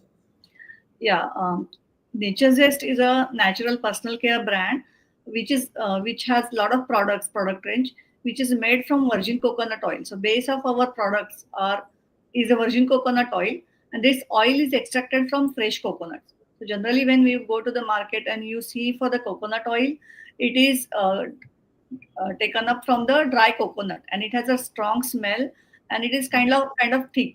But our coconut oil is made using a cold process, and it is made from the fresh coconut milk. And if you see, it is completely transparent, just like water. It has a low density. The best part is it gets absorbed in skin and hair very easily. It doesn't have any strong smell. It is very good for skin because it has a lot of lauric acid, which is comparable to your mother or mother's milk. So that is the unique option or unique thing I found with virgin coconut oil, and that's why I started using virgin coconut oil in these products, or we launched this product as Nature Zest, where people don't like to use just oil on their skin or their hair. But if I give them products which are in modern form, which are using virgin coconut oil, then they start using it and they like it. That is a beneficial thing. So basically, it is like redefining wellness in the form of virgin coconut oil and natural things. So that is what Nature Zest is about. It started with a question from my daughter, where she wanted good products. And I couldn't find good chemical free or harmful chemical free products for her, and that is how I reached to my ancient culture where coconut oil was used, and this is how the Nature Zest started.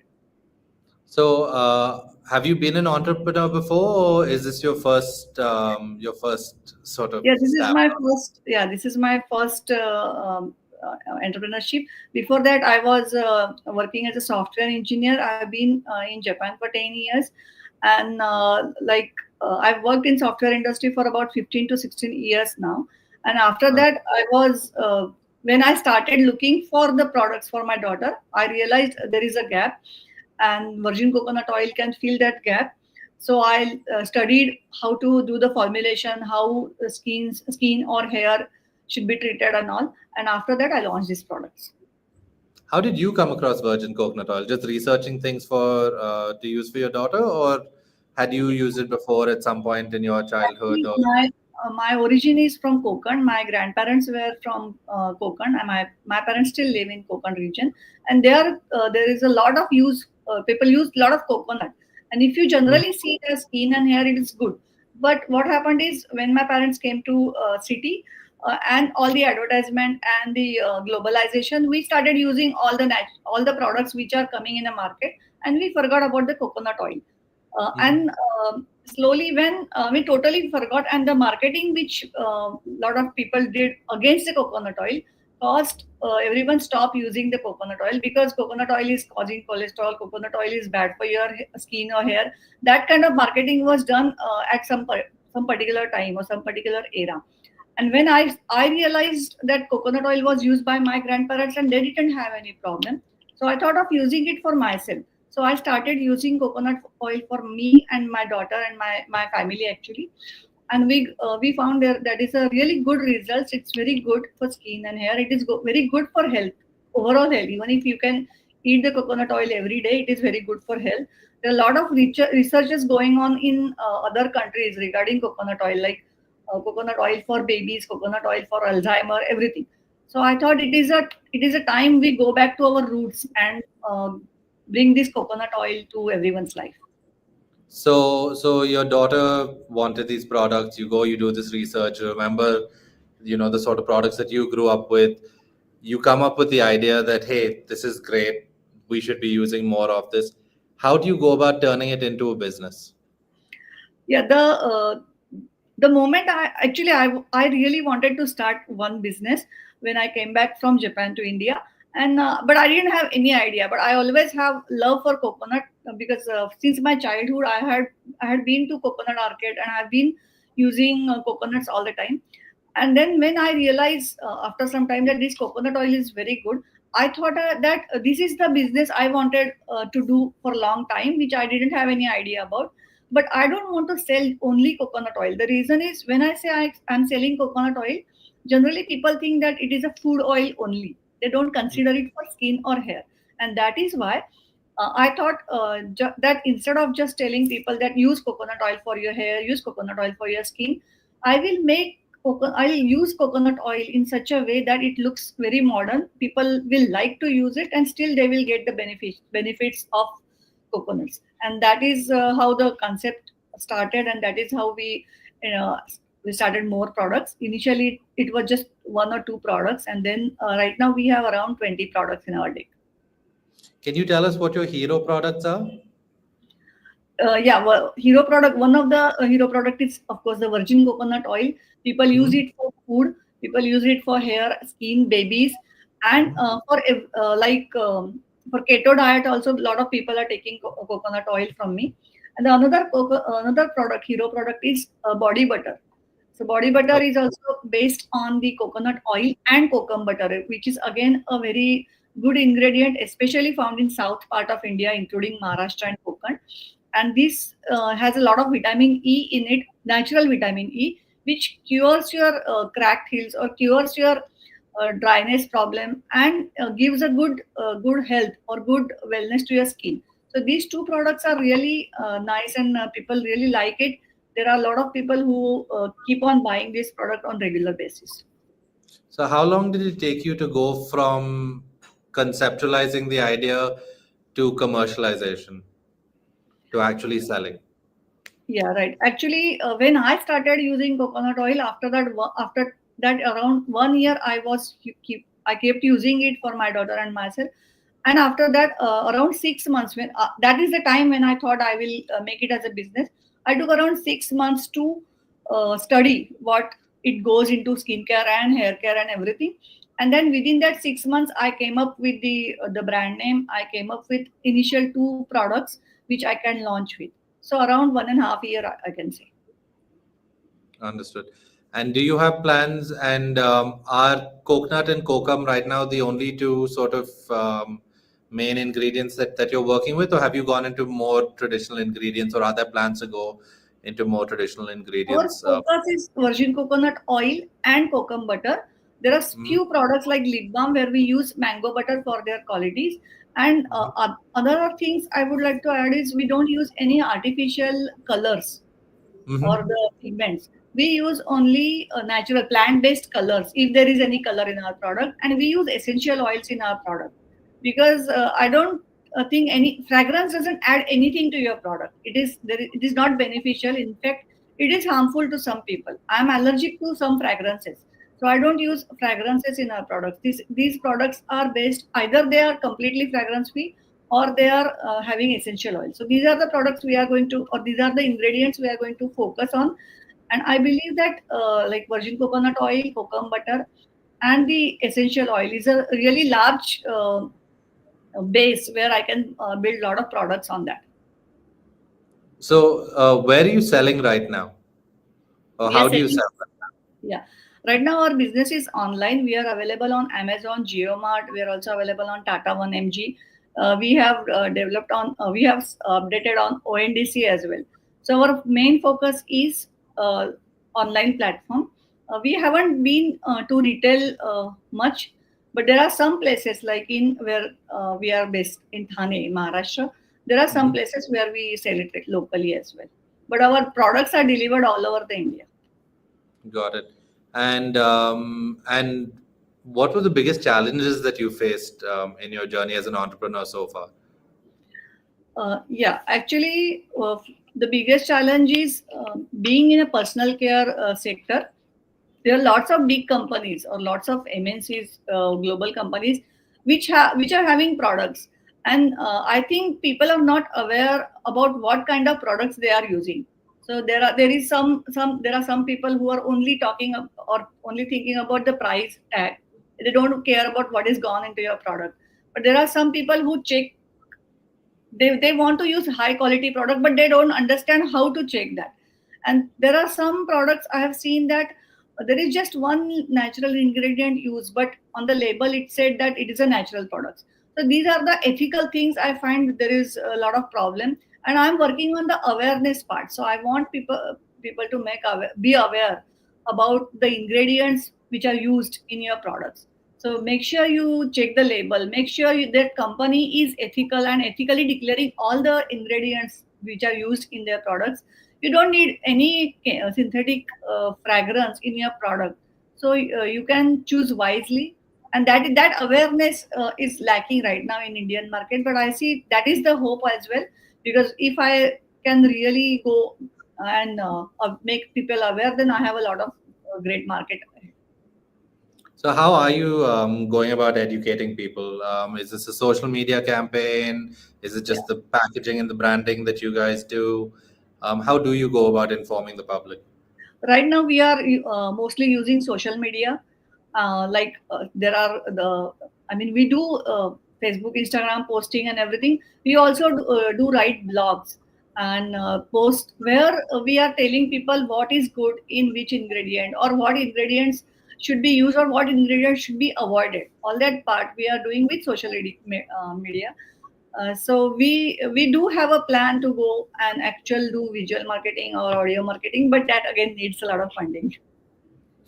Fair enough. Lately, what we've been seeing a lot in the sort of personal care space, especially, is that there's a lot of room to grow initially online, but eventually there is talk about going offline, getting into actual stores, getting shelf space.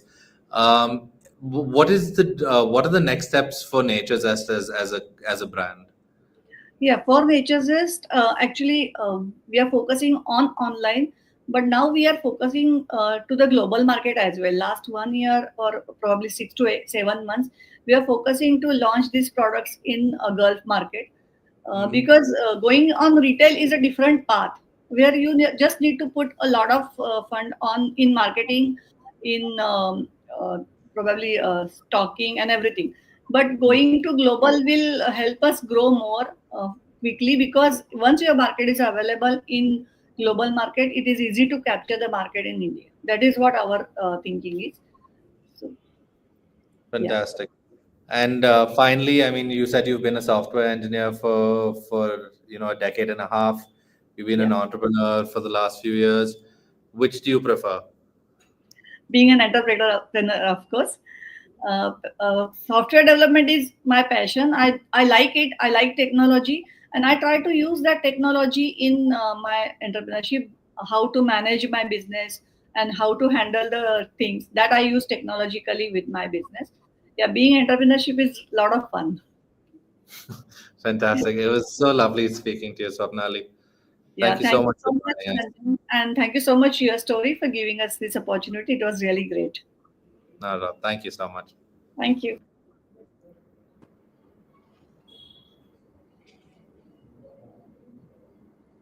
Hi, Ranjan. Hi, Are you able can to you hear hear me? me? Hi. Yeah. Amazing, Oni. Can you tell us a little bit about yourself and your company? Yeah, sure. Uh, my name is Unni Koroth, and this is my second startup. My earliest startup was for radio technologies, which I started in 2009. I had a notable success with the Floridian Technologies, where we reached to 1,000 plus schools and colleges across the globe. And I had the usual success story of the startup, where I raised the angel round, then I grew the company, then I exited from the company in 2019. After that, I spent a few years in a big company that sells primarily to US market. During my stay at that company, I came across a problem, especially in decision intelligence and business intelligence. What I understood from there, and the problem we were trying to solve in that company was, the company was rich with the data. We had data coming from CRM, our calls, all kind of software we are using internally. We have a lot of data, which means the company is rich with the data. But the people who should be taking the decisions based on this data are the real front end people, the sales executives, the customer success executives, the finance executives, etc. So there is a chasm between the actual data, what we are showcasing as the benefits of data, and the actual executioners and the decision makers. We were trying to solve this chasm. Like, instead of taking decision by hunch or the usual method, how can we empower these actual decision makers with the data that we have? So we tried it with the existing tools we had. Like, there were a lot of traditional players like the Power BI, Looker, Tableau, those kind of software products. So we tried bringing those dashboards and insights to the day-to-day work of the front-end team members, but it was almost impossible. One thing, these traditional softwares are very costly, and to make it and set up a new dashboard, it can take months, and to make a simple change to this dashboard, it can again take weeks or again months. So this was not working out. That was the time when AI picked up. So last year I joined a doctorate course in generative AI. So I immediately understood the opportunity of applying AI into business intelligence. AI is now taking away a lot of work that was required earlier away. We do not have to spend any more time in data engineering, data cleanup, those kind of activities. You feed the data to AI directly, and it will generate the dashboard. That is how I launched Author AI. Author AI is a decision intelligence agent. I have made it very simple. You simply connect any data to Author AI. It can be a company data, it can be a weather data of a climate research company, it can be the school data, and Author AI will generate the entire dashboard in 30 seconds. I have the video showcased in my website about how it is generating in 30 seconds.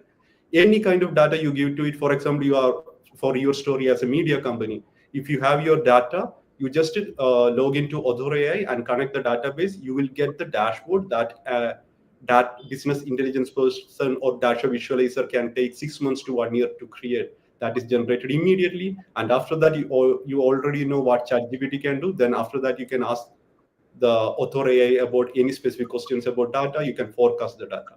So this is the product. I am really excited about taking this to market. We are very early. We launched it only in the first week of January.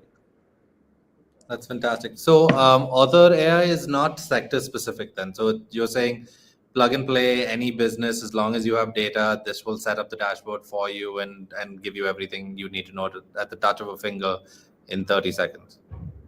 That's right. We will be a horizontal product. That is what we did with my earlier company also. And my earlier company was also open source, and this company is also open source. Usually in open source, when we do the platform. So Author AI will stay as a decision intelligence platform. Any company, any kind of data, for profit, non for profit, any type. I told you, climate research data, school data, or even a home data from the different documents you have in your home. Any kind of data you feed to Author AI, this will be your decision intelligence assistant. So it will tell you the right insight and what decision to take and when in the flow of your daily life. This is going to be simply like reading your newspaper every day morning. So instead of reading your newspaper, you can go to the Author AI app and scroll through the suggestions for the day. So that is the vision we have, and we have reached there with the first version. Fantastic. How old is the company at this point? It's just about a year old? No, it is not even a year old. We started the development in October last year. We launched the beta version of the product in December, and we officially launched it in product hunt 2 days ago. Okay, congratulations. One of the challenges with AI, I mean, especially at this point where it's still so nascent, is talent. How have you gone about building your team? So right now we are only 2 full-time team members. So in my earlier company as a CEO, I was mainly doing management. But when I spent these 6 years outside my entrepreneur life, I learned coding. So I went through that learning process also. So now I understand the architecture and the coding part of it. So even before I hired my co-founder, I got a co-founder in. I had the idea about the AI, how to build things with AI. So I did most of the things myself, the base structure. But then I got a super fantastic team member as my founding engineer. He was fresher straight out of college. He was very passionate. He had some experience working for US companies also while he was still studying. So we made a fantastic team, and we were very super fast into developing things. So that is the way we are doing this right now. I believe if the leader has got the technical potential, then developing for AI is not at all a challenge. Enough resources are over there.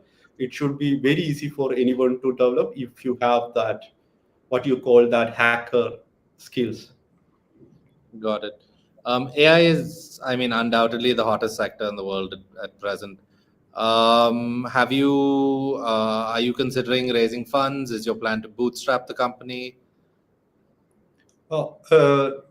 This time I'm raising fund, but with my learnings from my last company, I know what I can expect and what I should be doing. I'll be initially raising a small round from my friends and family, which I am presently in the process of.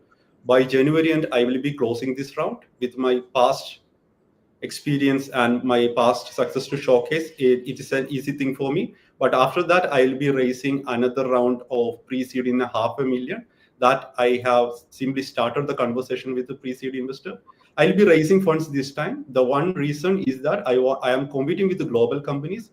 Bootstrapped, I will have to take a different roadmap. I want to try growing as soon as possible with my past learnings behind me. So I am going to be a full on in this. I'm going to jump full. Yeah, because AI right now is a bit of an arms race. Who would you consider to be your competitors at present? Yeah, at the moment, our main competitors are, of course, the traditional business intelligence players like Tableau, Power BI, Looker. Then we have other high-tech AI startups also. There is a company known as ThoughtSpot. Then there is a company known as Redbird. Then there are a lot of small companies who are popping up as agent company. A lot of agents are being built. Agent is the new buzzword. And that's it. Okay. And what is your go-to-market plan for Author? At the moment, we are doing pure content marketing and outreach. I have hired 2 interns who are working for me, outreaching and showcasing the product to the market. And I'm getting enough inbound leads. We are already in conversation with the potential first 5 paying customers. And another the trend that we are seeing from the market is that other software products want to integrate Author AI with their existing product. Instead of building an analytics, let us think there is an ERP software, or there is some SaaS software. They do not have any analytics within them, or their analytics is limited. So they can simply plug in Author AI to their backend, and then Author AI will generate the intelligence for that product. So I see all this potential, and since our product is open source, we are getting a lot of press regarding that, and there are people interested. Our GitHub discussion forum is also very active. So I am expecting the first 5 customers to onboard by this month and or next month. That's fantastic. Congratulations, Oni. Thank you, Ranjan. It was fantastic talking to you. Best of luck with everything that is to come. I'm sure you'll make a real name for Author. Thank you, and thanks a lot to your story, and especially Shradha Sharma for supporting me last time. I expect the same support this time also. Thank you. Good night. Bye bye.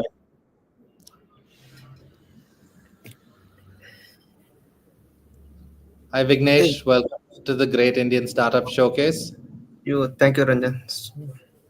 Vignesh, could you tell us a little bit about yourself and about your startup? Yeah, so my name is Vignesh and co-founder of Niyanta Transits. So Niyanta is a software for the logistic department. So where transportation owners can monitor completely like tracking, fuel level, and also driver behavior. And also we help them to have a transparency business with their customer. So they can give access to their customer like their customer can track their goods. And also we enables them to create a network with them, so anyone can share their goods, like so if they need any customer, so if they need any new customers, so our platform will help them to find their customer, so by that they get bookings from them. So our motto is to reduce complete burden from the transportation owners. Fantastic. So I'm just curious to understand how does the platform work? So do you provide the technology that records data from the vehicle itself, or are those things that vehicle owners have already used and now they have just to input that data into your platform? How does it work? Yeah, so actually we provide a device, a GPS device. So by that, so it tracks everything, and also driver, everything will be there. What and all is in the vehicle dashboard. So the transportation owner can have in that mobile. So we provide that service. And other than that, so in a different tab, we provide a networking solution. So they can find new customers for them, the bookings. So that's how it works. Okay, so the networking solution is where you create like a marketplace then, where Yeah, people so can come and look for logistics providers? yeah. So completely transparent. So it will be. Oh, that's fantastic. How old is your company and how did you come up with this idea? Yeah, so previously we founded a company, seafood transportation company, so and retail also. So we worked for 2 years. So we faced many challenges in transportation.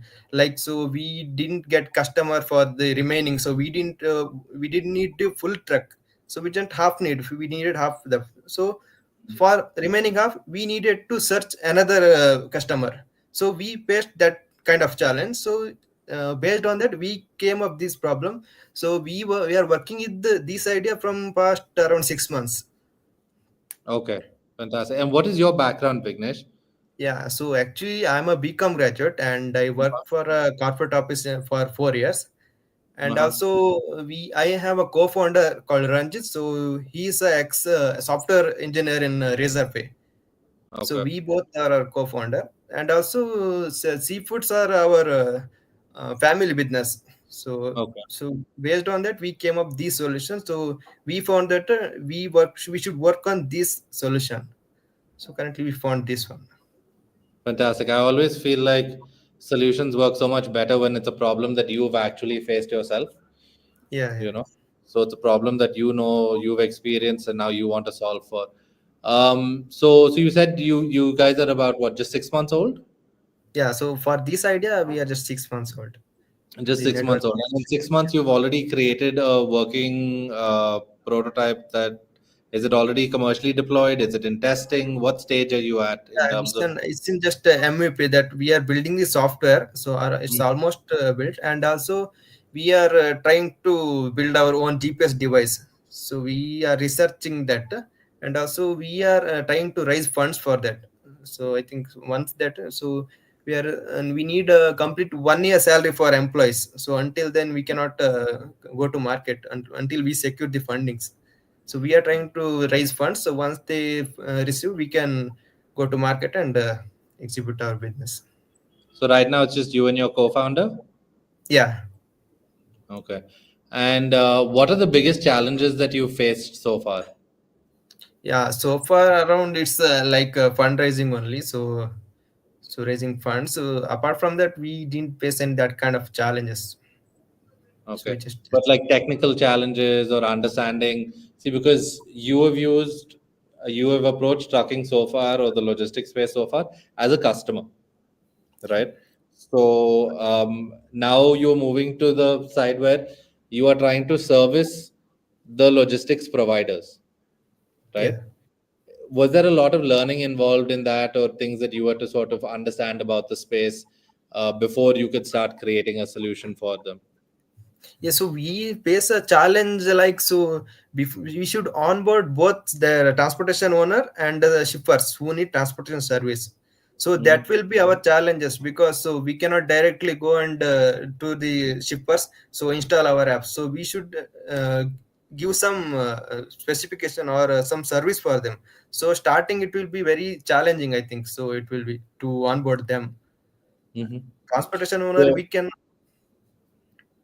so Yes, that's why you came up with the device where you're like, okay, we'll give you a yeah. product that you can take and it'll log Yeah, GPS so speed yeah, it will be like and that. what is, and your pitch to them is that this will show transparency with customers. What is the pitch to them? What is the advantage for the transportation provider?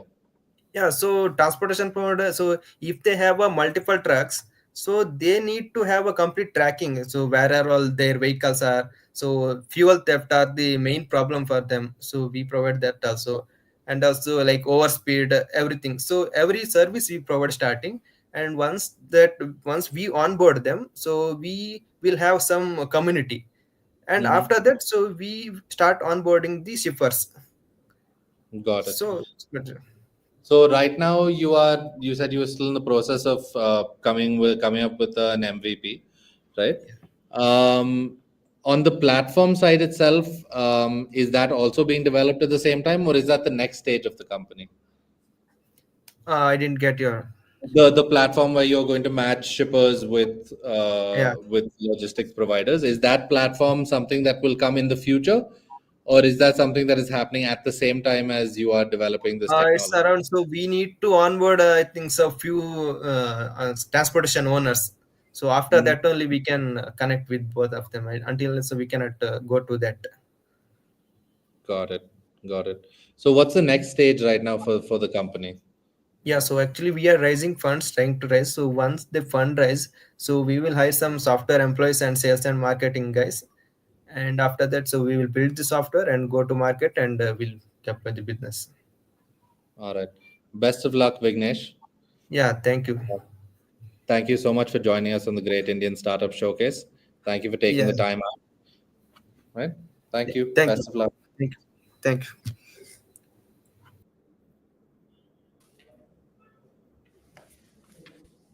Hey, Ranjan. Hey, Gagan. Welcome to the Great Indian Startup Showcase. Could you tell us a little bit about yourself and Planet Electric? Yeah. So at Planet Electric, fundamentally inventing how automotive structures are made. Me, Prakhar, we're both ex-ISRO.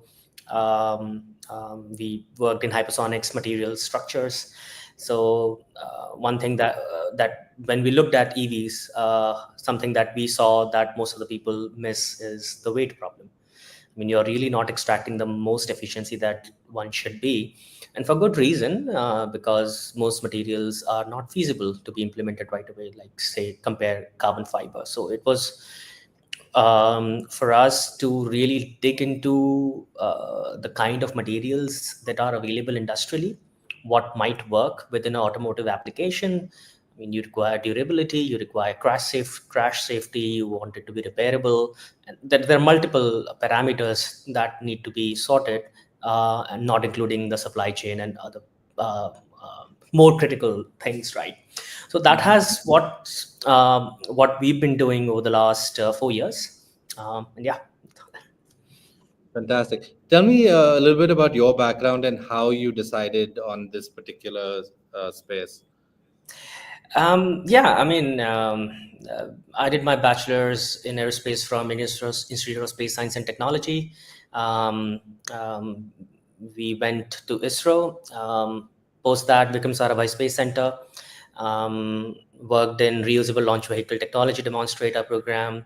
That's largely on the hypersonics domain. Worked there, understood different kinds of materials that really are needed at 3000 degrees Celsius applications. How do we design them, build them, manufacture them? Did After ISRO, I took up a master's in France, did a bunch of consulting as well within the space domain. I always wanted to build, so was looking for a domain to build within. EVs or automobile sector is going sort of once in a century transformation, I would say. So it's been a century really since we have had automobiles built on three pillars, namely oil, steel, and rubber.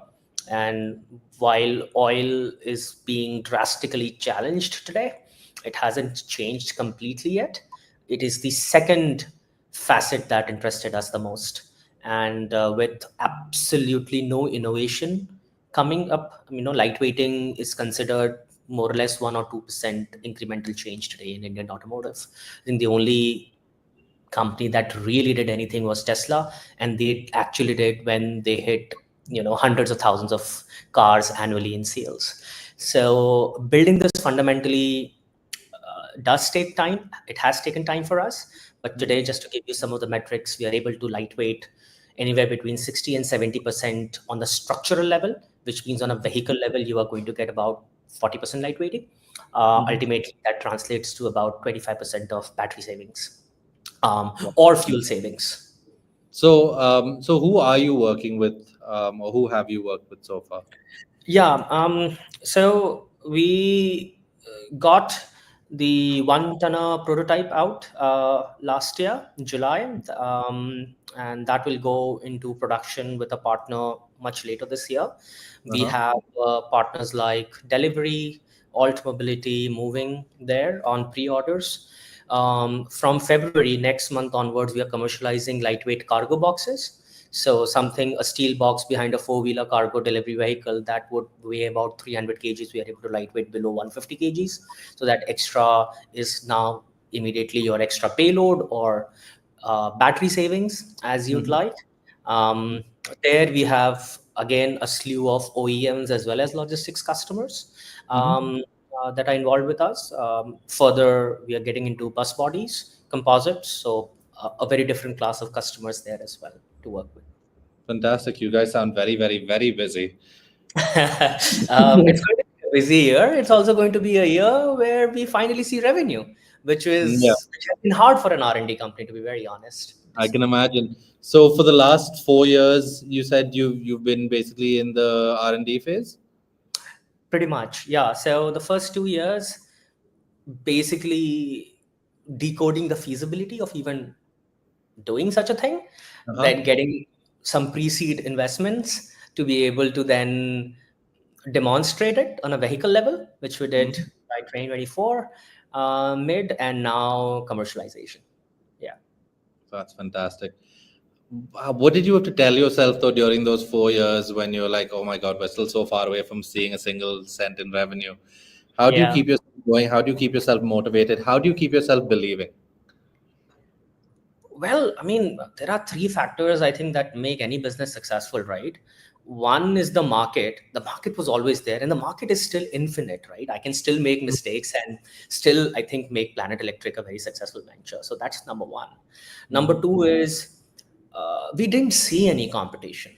So while competition is a great proof that you're doing right, unfortunately, we didn't have any because logically our customers are going to be OEMs, and OEMs don't really work anywhere in the months time scale. Those are years time scales.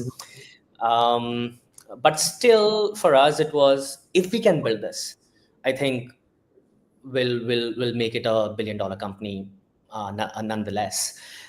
Third is, of course, when we had our initial traction with our customers, a couple of investors that came in, that gave us a lot of confidence that truly they need this. It's just about executing it. The fourth thing, maybe if I may, we used to build rockets, and we actually built the first student rocket back in IST. We launched it in 2012 to 16 kilometers.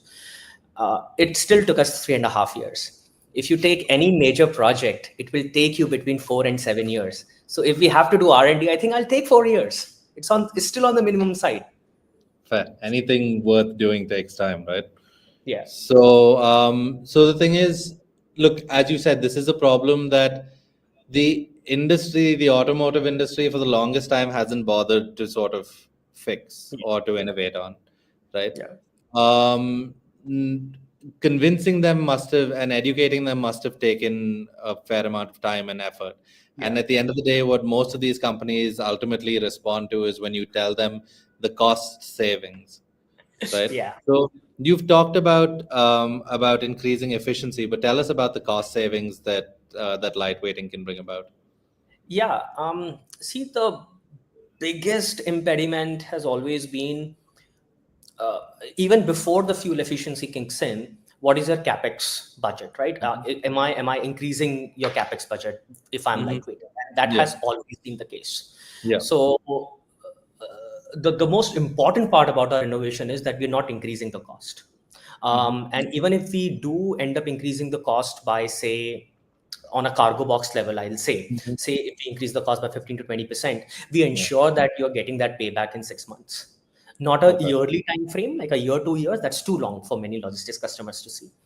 The other bit is on a vehicle level, we've been always maintaining that the BOM cannot increase at any point of time, because it's a low margin game at the end of the day, even with EVs.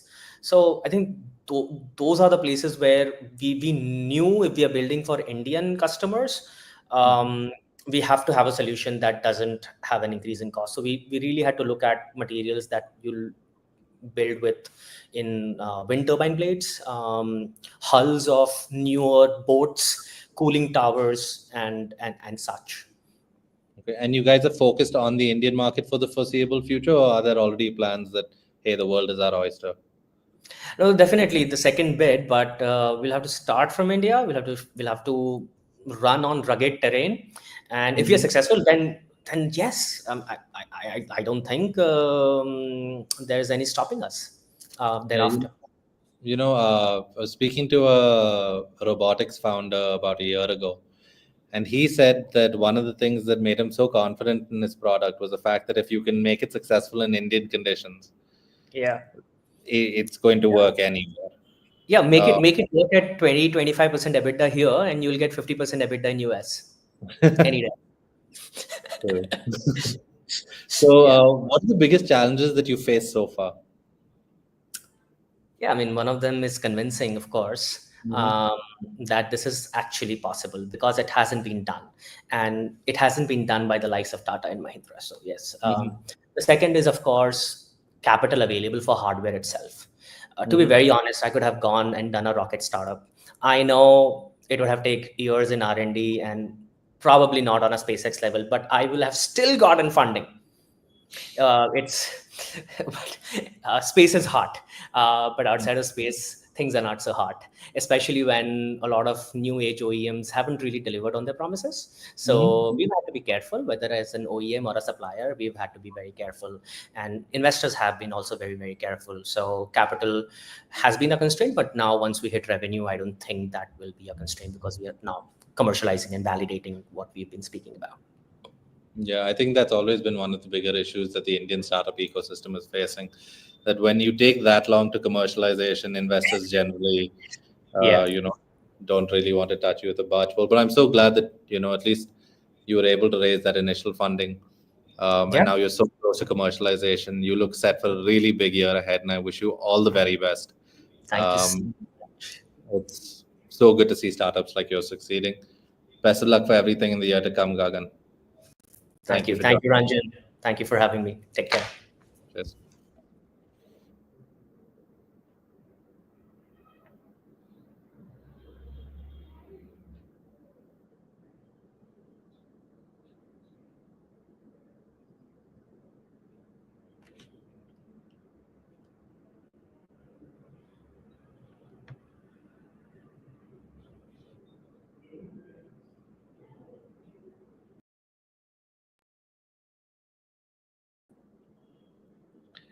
And that's the end of my session, guys. I'd like to introduce you all to Nikhil Patwardhan, one of my dearest colleagues. He's going to take over from here. Thank you so much for being with us, and stay tuned to the Great Indian Startup Show. Thanks, Ranjan. Hi guys, my name is Nikhil Patwardhan. I'll be your host for the next 1 hour, and I'll be talking to the next set of inspiring founders. Who do we have next? Okay, Soumya from Kidairy. Hey, Soumya, how are you? Very well. How about you? Good. Thank you very much. So it's a very interesting name. Could you start? I mean, could you introduce yourself and tell us a bit about your startup? Sure. So absolutely, as you noticed it rightly, the word is actually an amalgamation of kid and diary. And what we do is to make it easy for parents to discover meaningful learning and engagement for children. I'm a parent myself, and that's how it actually started, where I realized that there's great work happening out there. We have people from the industry, people who've given up conventional careers to actually get down and work with children. But as parents, the average working parent does not have access or is aware of all that's happening out there. So that's what we're trying to build here at Kidairy. Right. Could you explain how it works? You have sessions on the app. Is it an app to start with, or how do kids access this? Sure. So we are currently a website, but it's mobile first. And simply put, we are a marketplace. We aggregate, but we also co-create. So we curate and co-create high-quality learning and engagement. Currently, we're focusing on workshops, summer camps, after-school programs, in fact, even regular classes across the board, both online and offline. And the offline ones are focused currently in Mumbai. But yes, the world is ready as long as we can cope up and add more programs, we can scale faster. Yeah. So do you have counselors on your app? And if yes, then do they undergo some training, because it's a new skill set to learn, right? When you have to teach kids something. So how does that work? Sure. So maybe I'll give you an analogy. Think of us like a little Book My Show or an insider. So we are curating. We are not ed tech. We are very, very strongly consumer tech. We don't have the expertise to actually conduct classes or teach children. But what I've noticed as now a parent myself and being in this space for exactly a year. So I've been in banking for about 17 years, and it makes me nostalgic to recall that 16 January last year is when I formally started Kidairy. So yes, so that's interesting. So like I said, we curate. So we work with the finest educators in their space, and this is across the board, whether it's something as that sounds simple as creative writing. It could be robotics, coding, it could be sport, music, you name it. And we really want our children to dabble in all of these, right?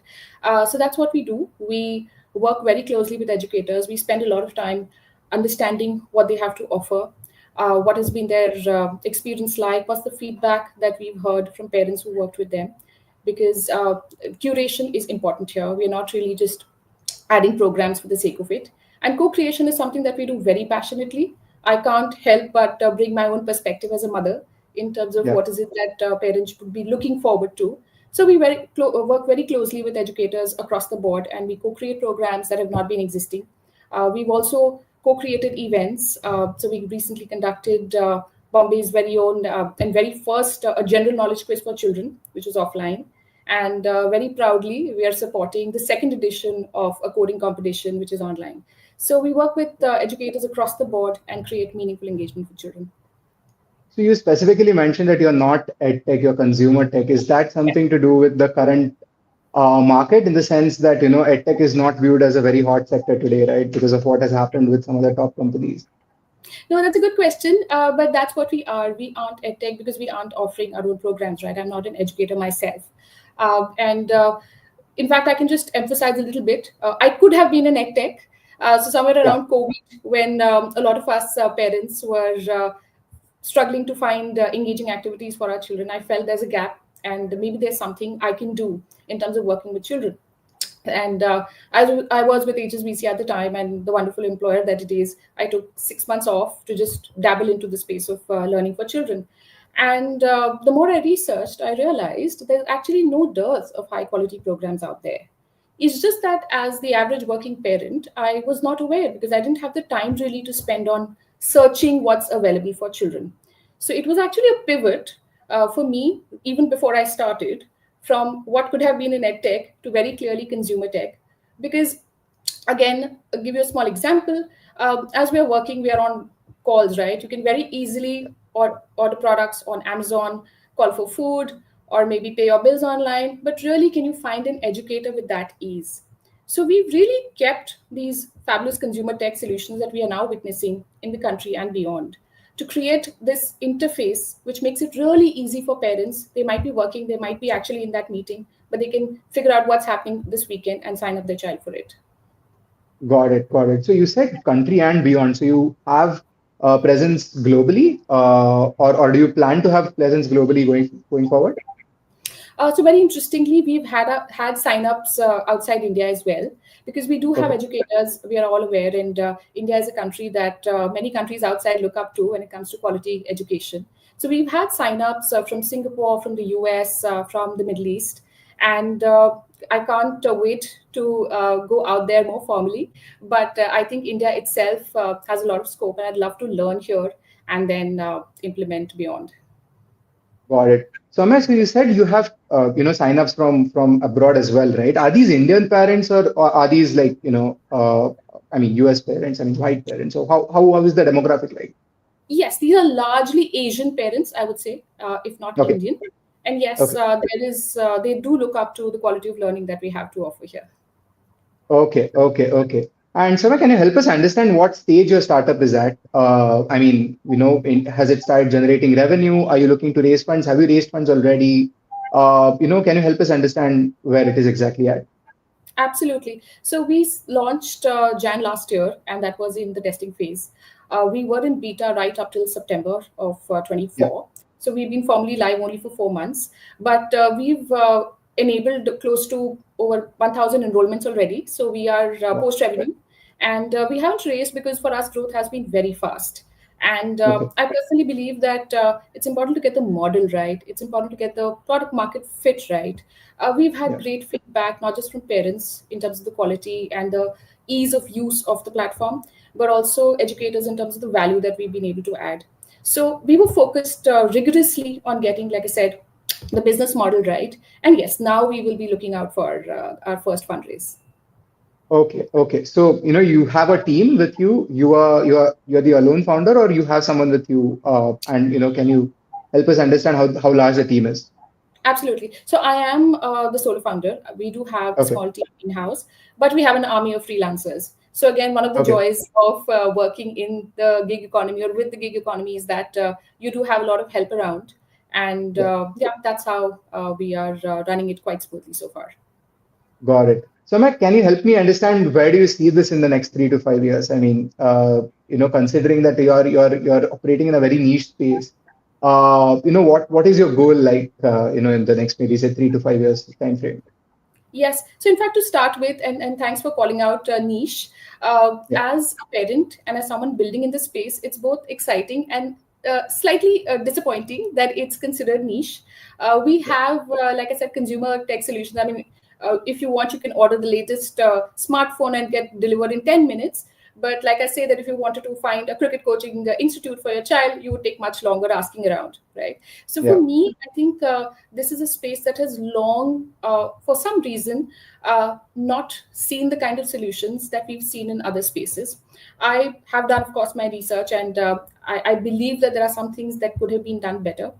I say it with a lot of conviction. but equally a lot of humility that this can really be huge.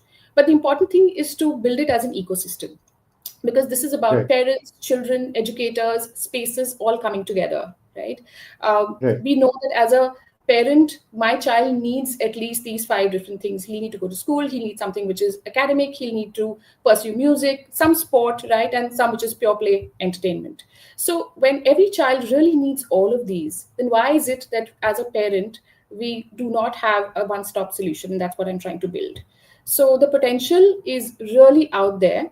And I hope to really bring the ecosystem together, and that's going to be my focus for the next 3 to 5 years.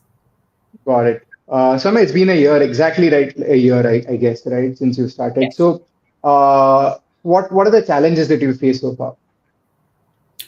The challenge actually is very close to the opportunity, the way I've seen.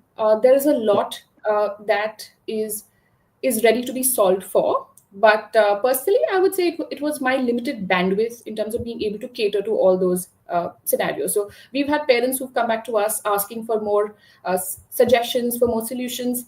We've had parents in other cities asking for certain programs, but it is right now our inability to cater to all the demand that we've seen. So that has been my biggest challenge.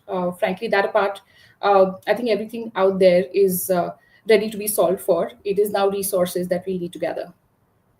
Got it. Great. Thanks a lot, Soumya. I wish you the best. Thanks a lot. And look forward to seeing this name more often on my feed. Thank you, and all the best for what you're doing. This has been very, very nice. Our pleasure. Thank you. Next up, we have Dr. Kumar Vikrant from Preheal Innovations Private Limited. Hello, sir. How are you? Yeah, hi. Thank you. I'm good. Can you tell us about yourself and your company? What do you do? Yeah, I'm basically Dr. Kumar Vikrant, and I bring in about 20 year of experience in the public health domain, and I work with a lot of international, multinational Ministry of Health. So 20 years of experience, and the startup that I'm going to talk about is Preheal. The startup name is Preheal India Ka Total Health, and the company is Preheal Innovations Private Limited. So if you remember during the COVID, the background is during the COVID, if you remember, there were a lot of chaos. Like you don't know which doctor to go and see, where to get the test CPR done, where to get the oxygen and all. So there were a lot of chaos, and unfortunately, I also got into the trap. So as a public health person, when I realized this situation, then I found, okay, if a person like me has this problem, then why not? There's something need to be done. So then we started, why don't we have some? And I looked at a lot of other, platform where we need to have a platform where a customer can get, a patient can get all the services at one place. Like it doesn't have to look for different go to different sites and places. So that is what we came to this concept that let's have a startup where from the onset of disease till the recovery of a patient, all the health services and wellness services and product are available. What I mean is that during the life cycle of a patient, so you have everything. If you need a doctor, you need a medicine, you need to get the test. If there is surgery required, we have a surgeon, we have a good hospital with us. If you need a caretaker, whatever you need, ambulances at space, you need health insurance, you need the medical. So we sought down and we found what are the things which is required during the life cycle of a patient actually, and we looked at every angle. Okay, so that is what this Prehill model we formed, and luckily we actually when during the COVID only I submitted it to IIM Kasipur under the district program, and it got selected actually. So it gave me a confidence that okay, the model which I have conceived is really workable, and it is really if there's something it can be changed into a commercial startup. So then I started working on this, and then we developed we enrolled into Bihar startup, and we also received actually the seed funding from the Bihar startup of 10 lakhs. We already have the 10 lakhs, and we have a web app, and we also have a mobile app actually with us. And actually we started operating from last 2024 January. So almost you can say 1 year of implement so far execution we have. So all the services that you mentioned are available on the mobile app, is it? Like you can Yeah. order for an ambulance or a caretaker or a doctor or a surgeon from the app. Yes, sure. You can order anything. Like we have 20 plus services on our mobile app. You think of anything Right. during your medical, if you are ill or any medical services or any product you need, you can order from the our web, from our Okay. mobile app. Okay. So you have special tie-ups with doctors and hospitals. Are these exclusive tie-ups or how does it work? Yeah, actually we have tie up with the hospitals and the doctors, but Sure. because I'm also a public health person with a deep interest in the quality. So what we when we trying to engage with the other doctors and hospital and tie ups with those, we jot down a very stringent quality parameters. Okay, we are going to partner with only this type of hospital. These are the criteria, and we are going to partner with only this doctor. So we had a very stringent criteria, which gives a good, like we could only tie up with a very good hospitals who have a good record, and also the doctors who have a good patient flow, or also they have their treatment and their outcome of their treatment is good. So that is what actually we tie up with hospitals, the doctors, clinician, we tie up with the diagnostics, we tie up with the radiology, we tie up with ambulance, the dentist, physiotherapy. So a lot of even the massage therapist. So we have all those. Even we did not only focus on the allopathy. We also focus on the integrative, what is called the integrated, medicine, where you, like if you have an allopathy doctor or you have Ayurvedic also, you have Unani, you have homeopathy, you have yoga also with us.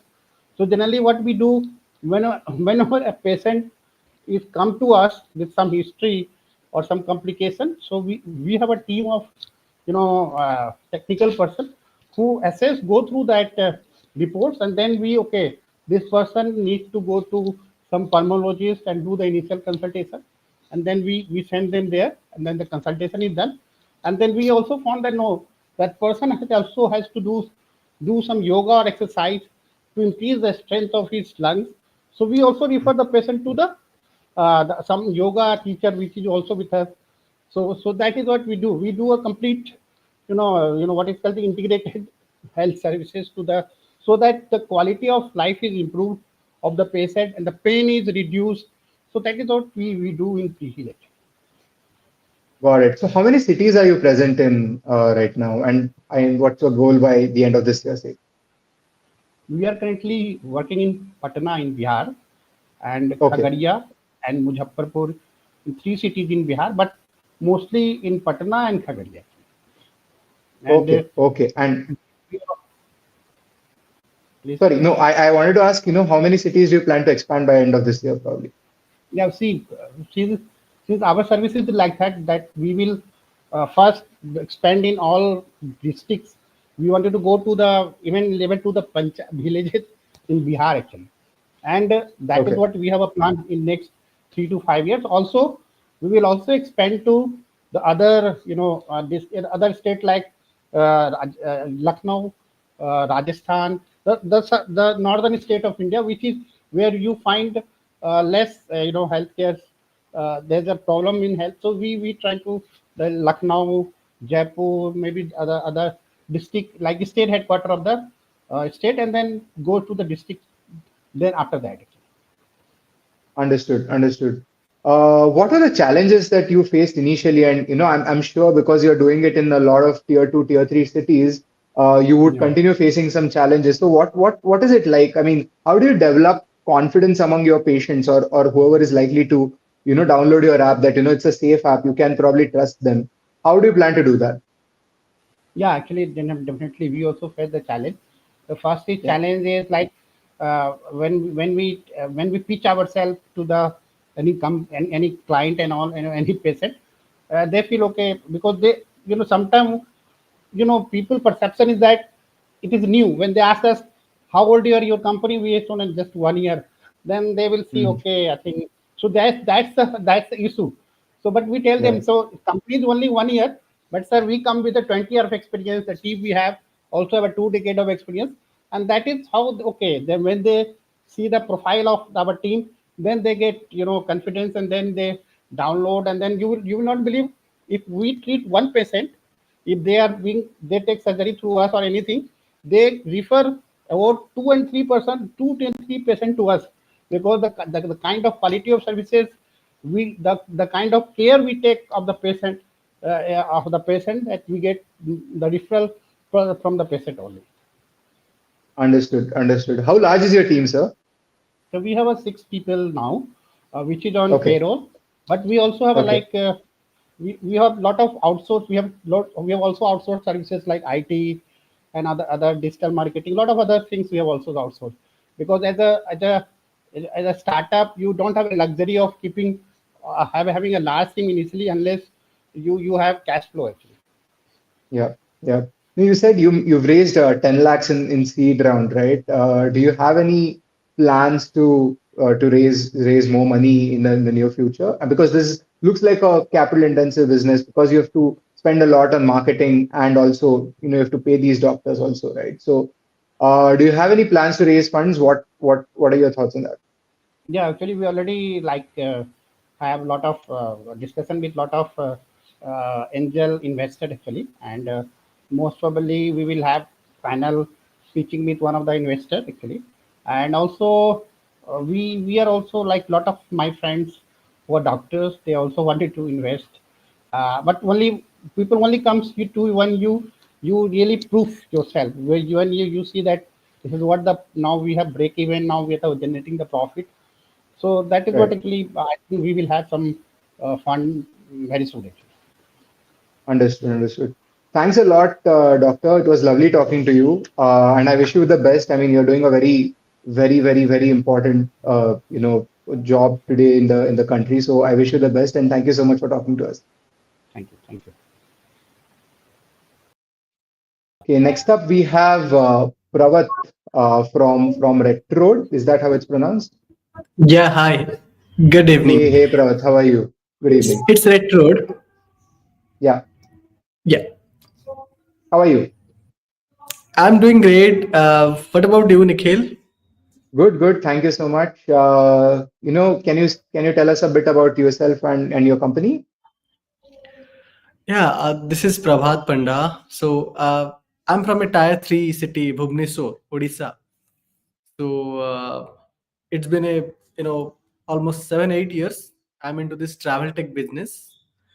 So I started my career with banking, then to education, then to almost a 6 year of experience into travel tech business. I was also a consultant to Deloitte, some of the companies in New Zealand also. Then I came back to Odisha at the COVID time. We started Red Road. It's almost a leading travel tech company now in India. Yeah, and Red Road is one of the 360-degree solution, I would say, for mid and low segment hoteliers across in India or the globally. We have more than 1,500 hoteliers using our product to manage their property, to promote their property, to get more bookings. So we have a purely SaaS-based product for hotels like mid and low segment purely. That's it. Got it. So can you help me understand how it works, how the platform works? Can you tell us a bit about that? So Retroad comes with product like booking engine or the property management system. So booking engine is a system where a hotelier usually get bookings through OTA or the different Yeah. source of way to get the booking. But booking engine itself, it's his own booking platform where hotelier will get the booking with very I would say zero commission on in a straight way, and he will pay the subscription fee to us. Whatever money will come to that particularly, that will flow to the hotelier's account. That's we have created a artificial intelligence booking platform where we can track guest behavior, we can track guest activity, we can track across the details of a guest, and we will customize a good package for the guest. And then only hotelier is saving a lakhs of rupees in a month using this booking engine. And the Understood. property management system we have, it is again a AI driven, which has been integrated chat GPT 4, and it has the features to manage the entire hotel, starting from managing their rooms to managing the food to managing the store to managing also the internal team, the employees, the payroll, everything. Somebody is going to check in from a hotel to check out the entire operation, like putting the entire guest information, keeping the record of where the guest is going, what are the foods the guest has consumed. Also, as a being a guest can also order from the same app while being in the hotel, or from a quick link. Once you will check in, you will get a quick link. From that link, as a guest, we can see entire hotel facility. It's a moreover a system where hotels can from a offline mode to digitally version. We are more digitalized small and mid segment hoteliers using this two SaaS product. We have other products; those are like services, like creating a website for them, managing their social feeds. Those things we do. But purely these Understood. two products have been great product, particularly for this segment. And these are we say this is one of the most affordable PMAs across the country is having now. Yeah. Understood. Understood. So which cities are you present in? You mentioned tier two and tier three hoteliers use your app. So have you gone beyond the metros? Have you gone to probably towns, small towns? See, Nikhil. So let me tell you, when my experience comes from a one of the good company. You must have heard company like Star, SiteMinder. So Yeah. I have been closely watching them. Also, few of the companies I have already worked with, they always try to solve a challenge of a star categories or something. Category starts from 3 to 4 or 7. So I thought of, there are 4.5 lakhs of hotels in India, back in 2024, 2024, and the 85% of market share is by lower and mid segment hoteliers. Hmm. Can we create a solution for them so that we can digitalize them? And we have now into almost 60 cities in India, and across the country, where now every tier 2 or tier 3 cities we are into now, from north to west. We have more number of hotels in Odisha, Chhattisgarh, Madhya Pradesh, Uttarakhand, Delhi, and Jamshedpur also. These are the states where having more number of hotels. Yeah. Got it. Got it. So when have you been, like helping hotels from? I mean, which year did you start business in? So 2021 we have incorporated, and this is the year we are sitting at. We have a team of almost 27 people now. Okay. Yeah. Okay. Okay. And you're present in 60 cities. So help me Yeah. understand, how do you sort of help people? So you said that you use AI essentially to track the behavior of your customers, right? Can you tell us a bit about what your findings are? Like, how has it helped the hoteliers to essentially sort of, probably rationalize or commercialize their products more? Understood. So see, Nikhil, though we have very less time, I'll try to finish it very quickly.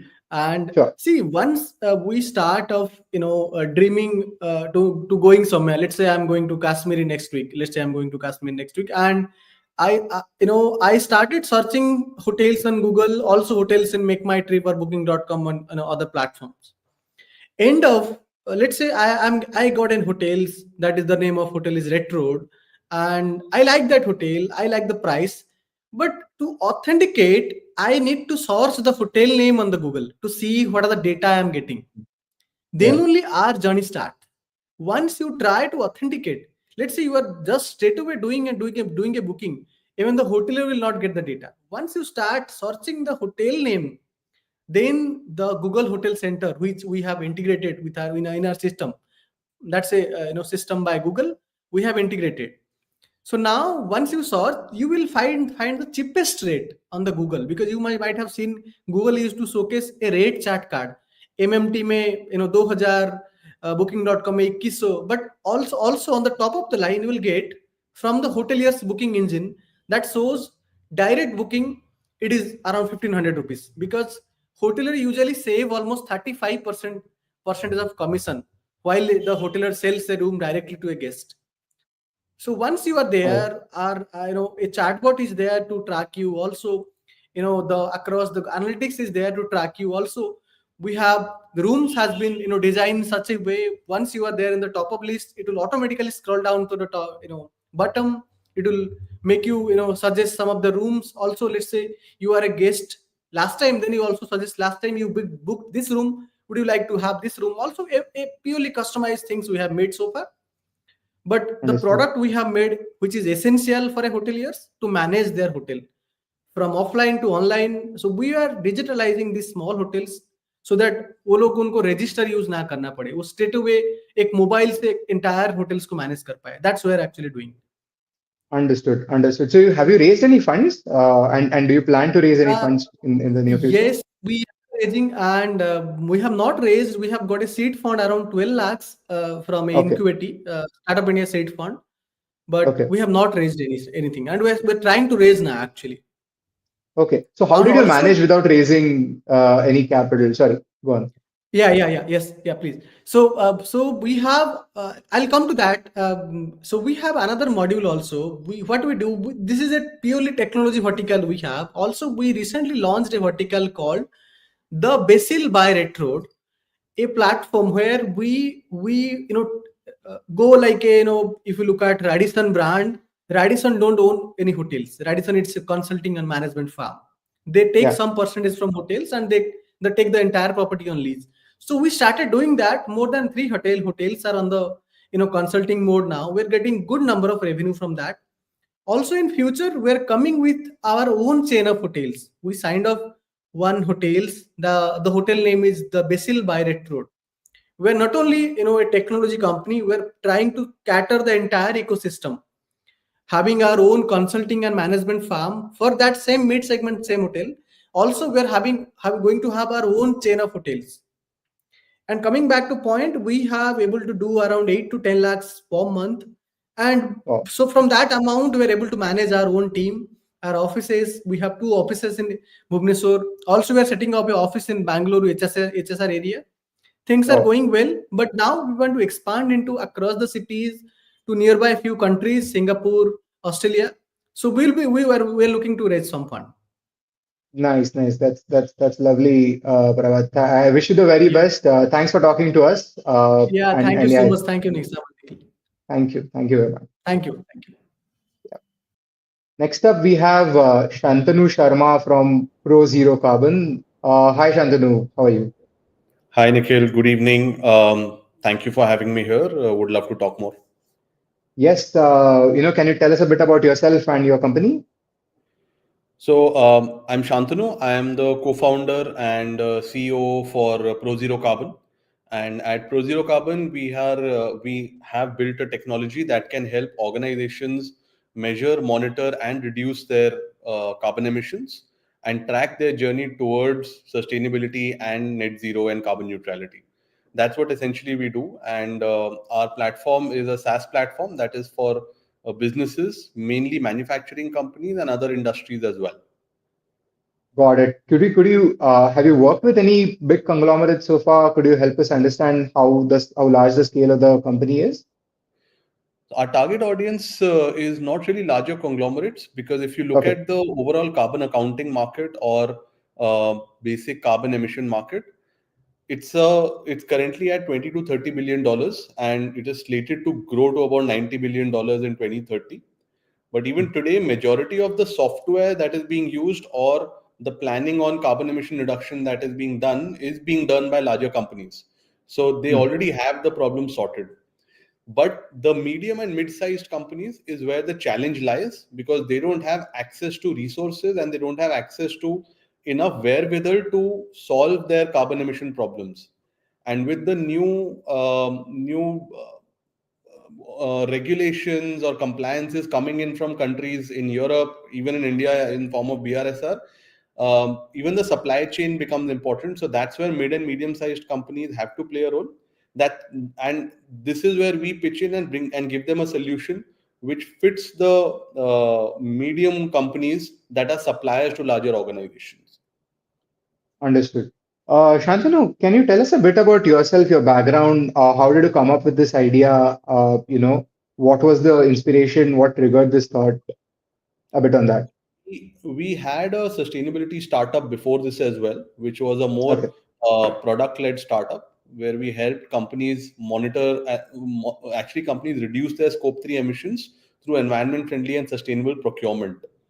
As Okay. we spoke to some of our clients, we got input that procurement is one part of the overall chain, and we need to address the entire company dynamics as a whole.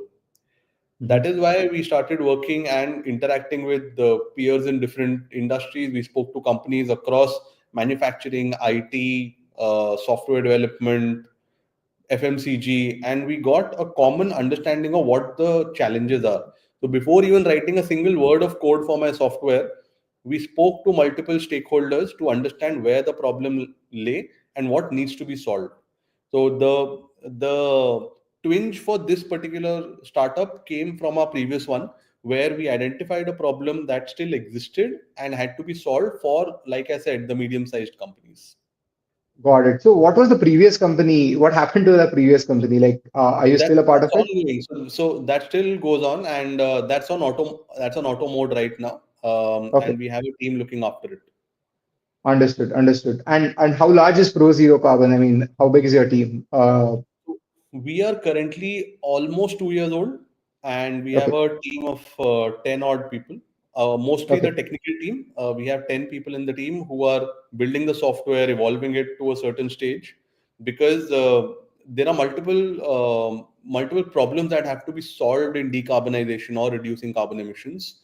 And some of them are related to certification, some of them are related to pure monitoring the data and giving insights. Our core offering is that we are able to give you automated insights based on the data. So if you have data on sustainability or different KPIs that are monitored, then we don't stop at just accounting and showing you a dashboard.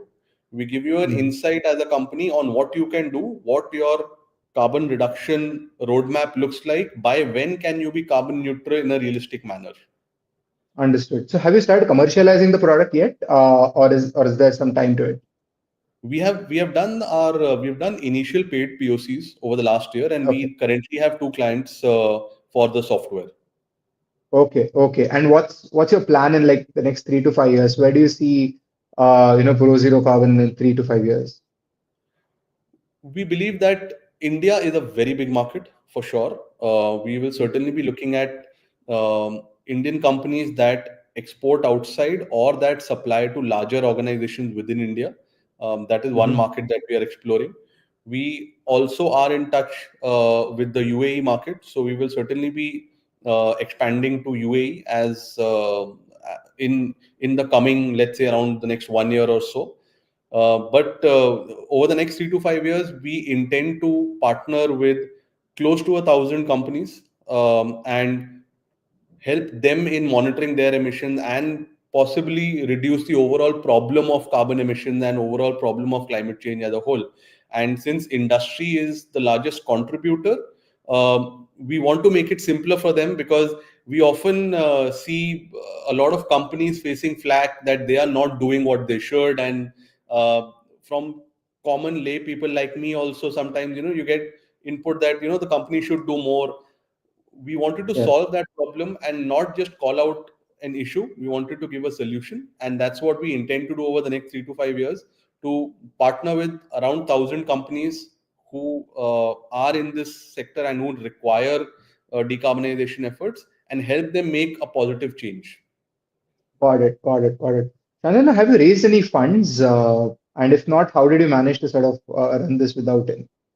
So we have raised initial capital from IIT Patna, which is close to around 30 odd lakhs, and we have raised grant amount from EPAM Systems and Triple IT Hyderabad, and another set of grant from Telangana state government.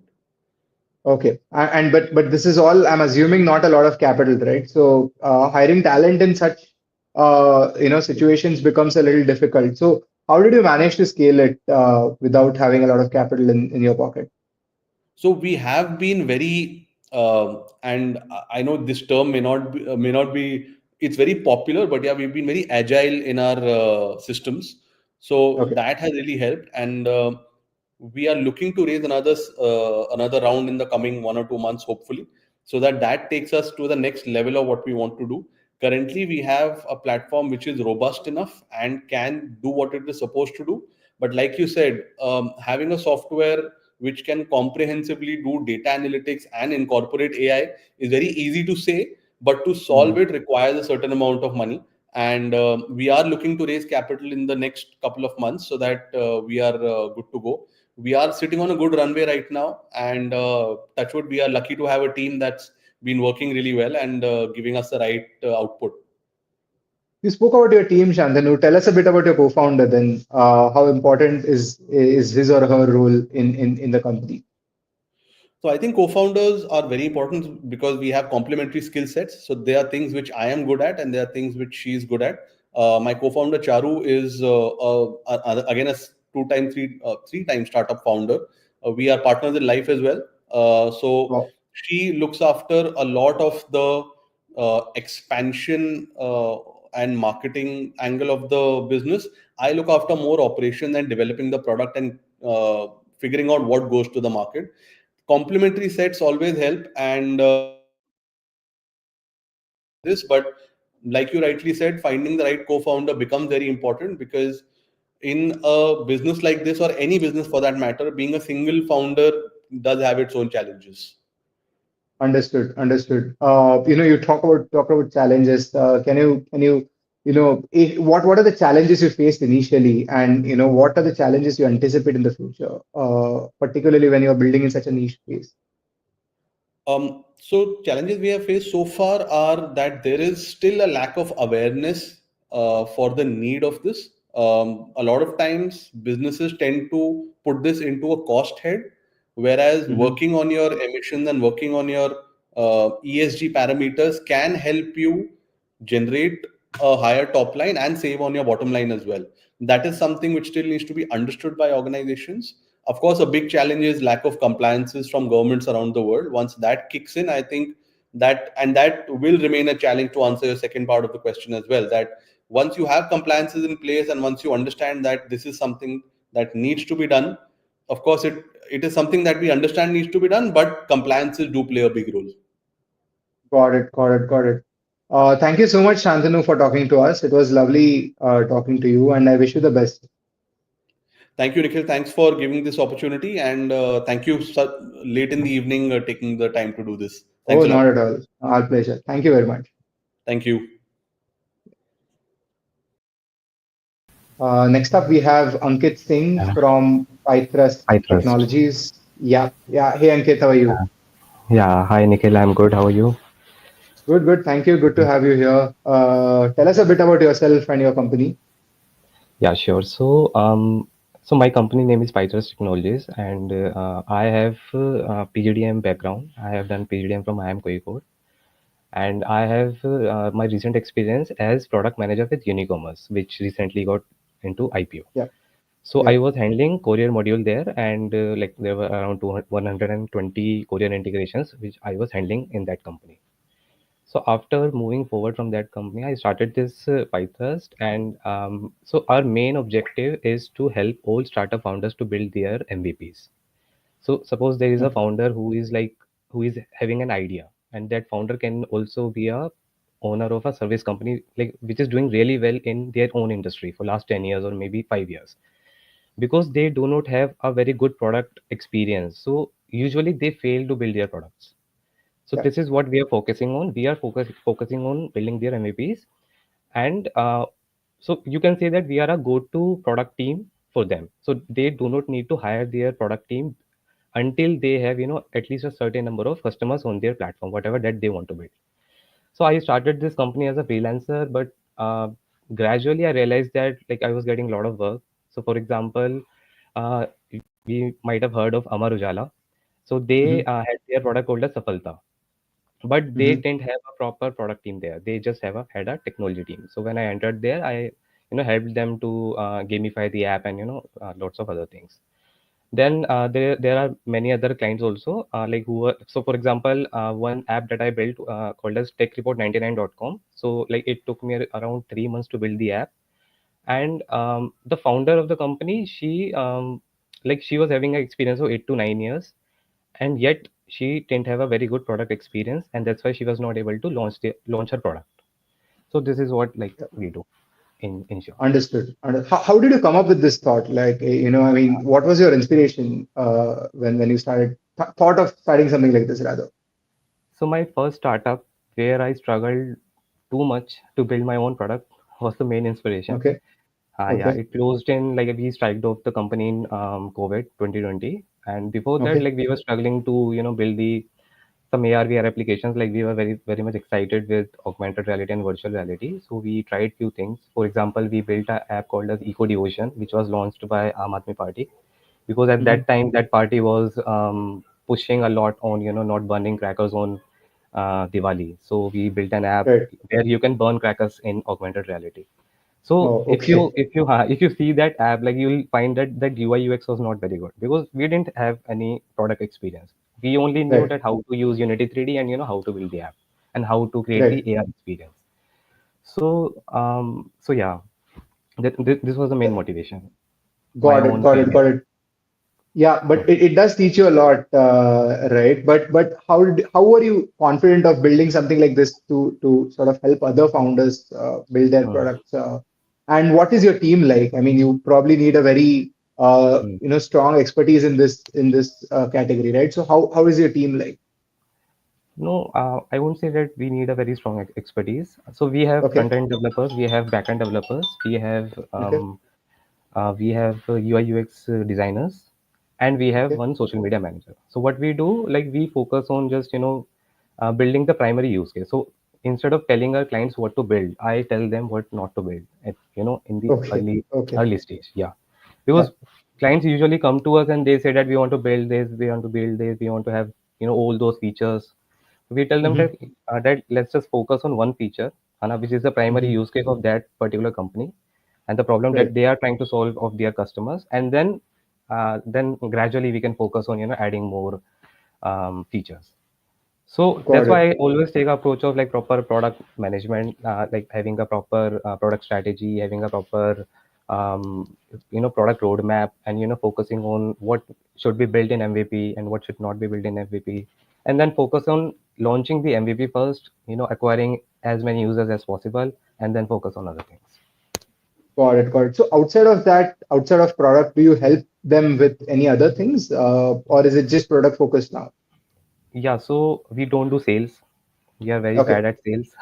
It's very Okay. clear. Okay. So the founder has to Okay. do the sales, and Yeah. we provide support in form of social media and Hmm. data analytics also. So like if client is having a lot of data, we can help them, to manage it. That's nothing more than that. Got it. Got it. So how old is this company, Ankit? Like, when did you start exactly? So the company was registered in Feb 24, but Okay. I was working like I registered this company only after having 3 clients, and Okay. before that I was working as a freelancer. So I am a product manager who has done his MBA and then turned into a developer. So I learned all those Okay. coding. Okay. Yeah. So first 3 products I built it myself, built them myself. Okay. Okay. Okay. It's And a you have a 1 year co-founder old. with, okay. Okay. You have a co-founder with you, your managing team? Um, uh, this is a OPC company, so I'm the only director, and Okay. I just have employees and freelancers. Got it. Got it. Got it. Have you raised any funds, Ankit? So I personally do not believe in raising funds for a services company, but yeah. Okay. Like what I have learned from other other founders in co-working spaces like WeWork to Horizon, that everybody start with this 80-20 ratio. Like they start with 80% services so that they become stable, and then they keep focusing 20% of their time on some product, and then gradually they focus on putting their 80% time on the product and 20% on services, and then they become the product company. So I am also taking the same approach. Like I have decided, like for next 2 years we'll just focus on this services part so that we build Okay. product for other clients, and then there is one product that I'm working like for my own, which is like my own baby product, and which got birth like it started in my first startup, so I have just Okay. continued it till date, and probably in future stages I'll probably raise funds for that product. Okay. So, where do you see it in the next 3 to 5 years? Where do you see Python Technologies in the next 3 to 5 years? So in 5 years, probably we'll be focusing 40% on services, and we'll onboard some users on our that football tech platform that I'm working on. So it's called as Free Kick India, and Okay. yeah, it's also a like well-established product in Ghaziabad, UP. Okay. Ankit, can you help us understand? I mean, or rather, can you sort of give a few examples of interesting products that you've sort of assisted on since you've started working So, working on this? mhm. So can I share my screen and show you the live products which have gone live? Is it Is possible to that share screen possible, here? guys? Yeah, I can present. Okay, lovely. I'll present just a second. Can you see my screen? Not yet, I huh? don't think we can. Okay, now you'll see. Can you see it now? Nope, I'm afraid. Okay, I don't think, Ankit, we have that option. Mm. Acha, we Uh, don't have that option. Okay. yeah, I don't think we have that option. Sorry. Fine, I'll just stop sharing the screen just a second. Yeah, so I'll Yeah. just name the product. So one is techreport99.com, owned by Okay. Baselope Solutions. Second Okay. is like the same client has given me the another product. It's called as xli360.com, also known as Okay. litigation99.com. Then there is a Okay. real estate company called as Acreage. So it's again Okay. Gurgaon based real estate client. So I have built a product like which is equivalent to housing.com, but not at that scale. Okay. But yeah, the functionalities are all similar. And then there is one product called as Vayaveda.in. So it's a product owned by Bihani Group. So yeah, Okay. that is also with, like a product which I have taken live. And currently, I am working with Eklavya. So it's a very famous NGO owned by Raju Kendra, and I am Okay. building their LMS, learning management system. Okay. Challenges that you faced initially, Ankit, considering you've not raised any capital, and I mean, you yourself had a lot of challenges in your first startup, right? So, could you help us walk through your challenges that you faced so far, and what learnings that you had from these? Yeah. So in my scenario, in my case, like eventually a client, will have their own product team. So sometimes my project goes on for like 3 months or some 4 months. So from funding point of view, I would say that yeah, financially it's always challenging because in India, clients don't prefer to pay too much, to the person. Yeah. So yeah, that's the main challenge that we are facing usually. Got it. I think I'm afraid our time is up. Thank you so much, Ankit. Thanks for taking out time and talking to us. It was lovely having Thank you you so here, much. and I wish you Thank the you. very best. Thank you. Thank you. Next we have Akash Kundu from Quark Gen AI. Hey Akash, how are you? Hey Nikhil, I'm good. How about you? Thanks for having me Good. today. Thank you. No, our pleasure. Tell us a bit about yourself and your company, Akash. Yeah, I'm co-founder and head of strategy at QuarkGen AI, and my experience has always been in go-to-market and growth for B2B SaaS and conversational AI and enterprise AI products. So essentially, QuarkGen AI is a very unique platform that combines the expression, empathy, emotion, and analytics of voice AI and speech AI with the adaptability, efficiency, agility of operational AI agents, right?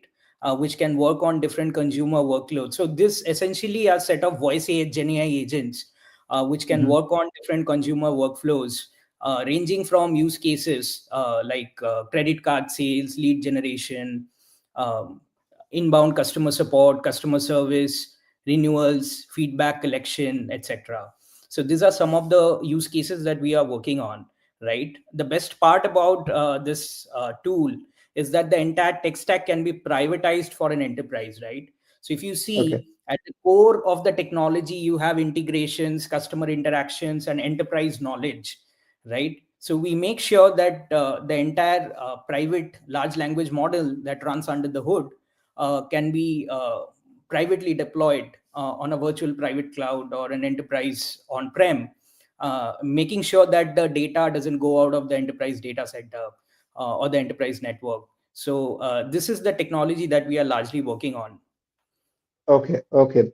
How did you come up with this idea? What was the inspiration behind this?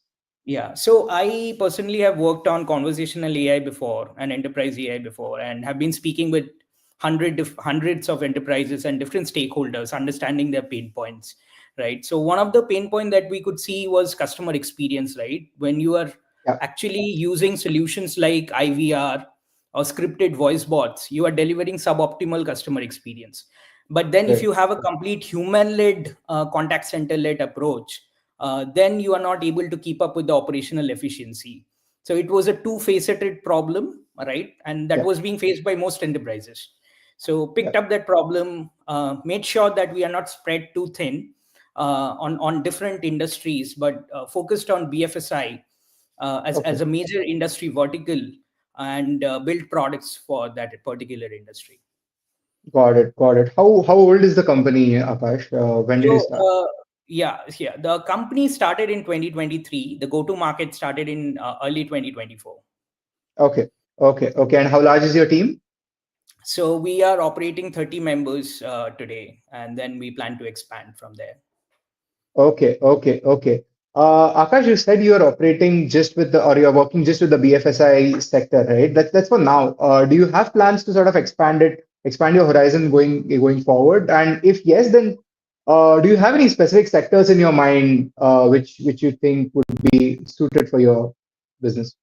Absolutely, absolutely. So we are targeting large consumer brands, utilities as well, right? Automotive sector. And we are Okay. building some custom AI agents, right? So I'll just explain a quick workflow that we are building. So we are Sure. working with oil and gas giant based out of the Middle East. We Okay. are trying to onboard them for a particular use case, and the use case would be agreement evaluation, right? So Okay. there we are trying to evaluate agreement, where the agreement would be ingested. There is an AI agent which can review, recommend, and evaluate different contracts, agreements, right? So the contract would be ingested. The AI would read through the contract, segment it, profile it, and then probably recommend part of it or the contract in entirety based on the problem statement that you use for querying that particular contract. So this is a custom AI agent that we are building. So yeah, apart from BFSI, we want to get into consumer, FMCG, utility. We are already building an AI agent which can reschedule pre-booked appointments for a four-wheeler marketplace based out of India. So these are some of the other industry verticals we are trying to tap into. Okay. And do you plan to go beyond India, or do you plan to expand globally? Yeah, we are already actually Okay. having some engagements in Middle East, Europe. So Europe, Middle East, the MENA market, Europe, Asia Pacific, and India would be our focus area. Maybe US at a later point in time. Got it. Akash, these markets are very different in terms of demography, right? So how do you plan to sort of install teams there so that they understand the market better there, or how do you plan to go about it?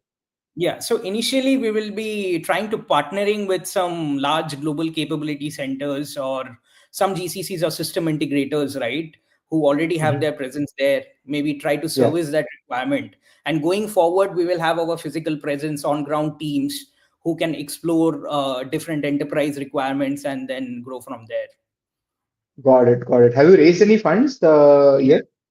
Yes. We have raised $10 million of seed money Okay. from an FMCG giant. So that's our strategic investor. We only have one investor as of now. Yeah. Okay. Okay. And do you plan to raise any funds in the near future? Yeah, probably. So we are operating two brands, right, Okay. under a legal entity.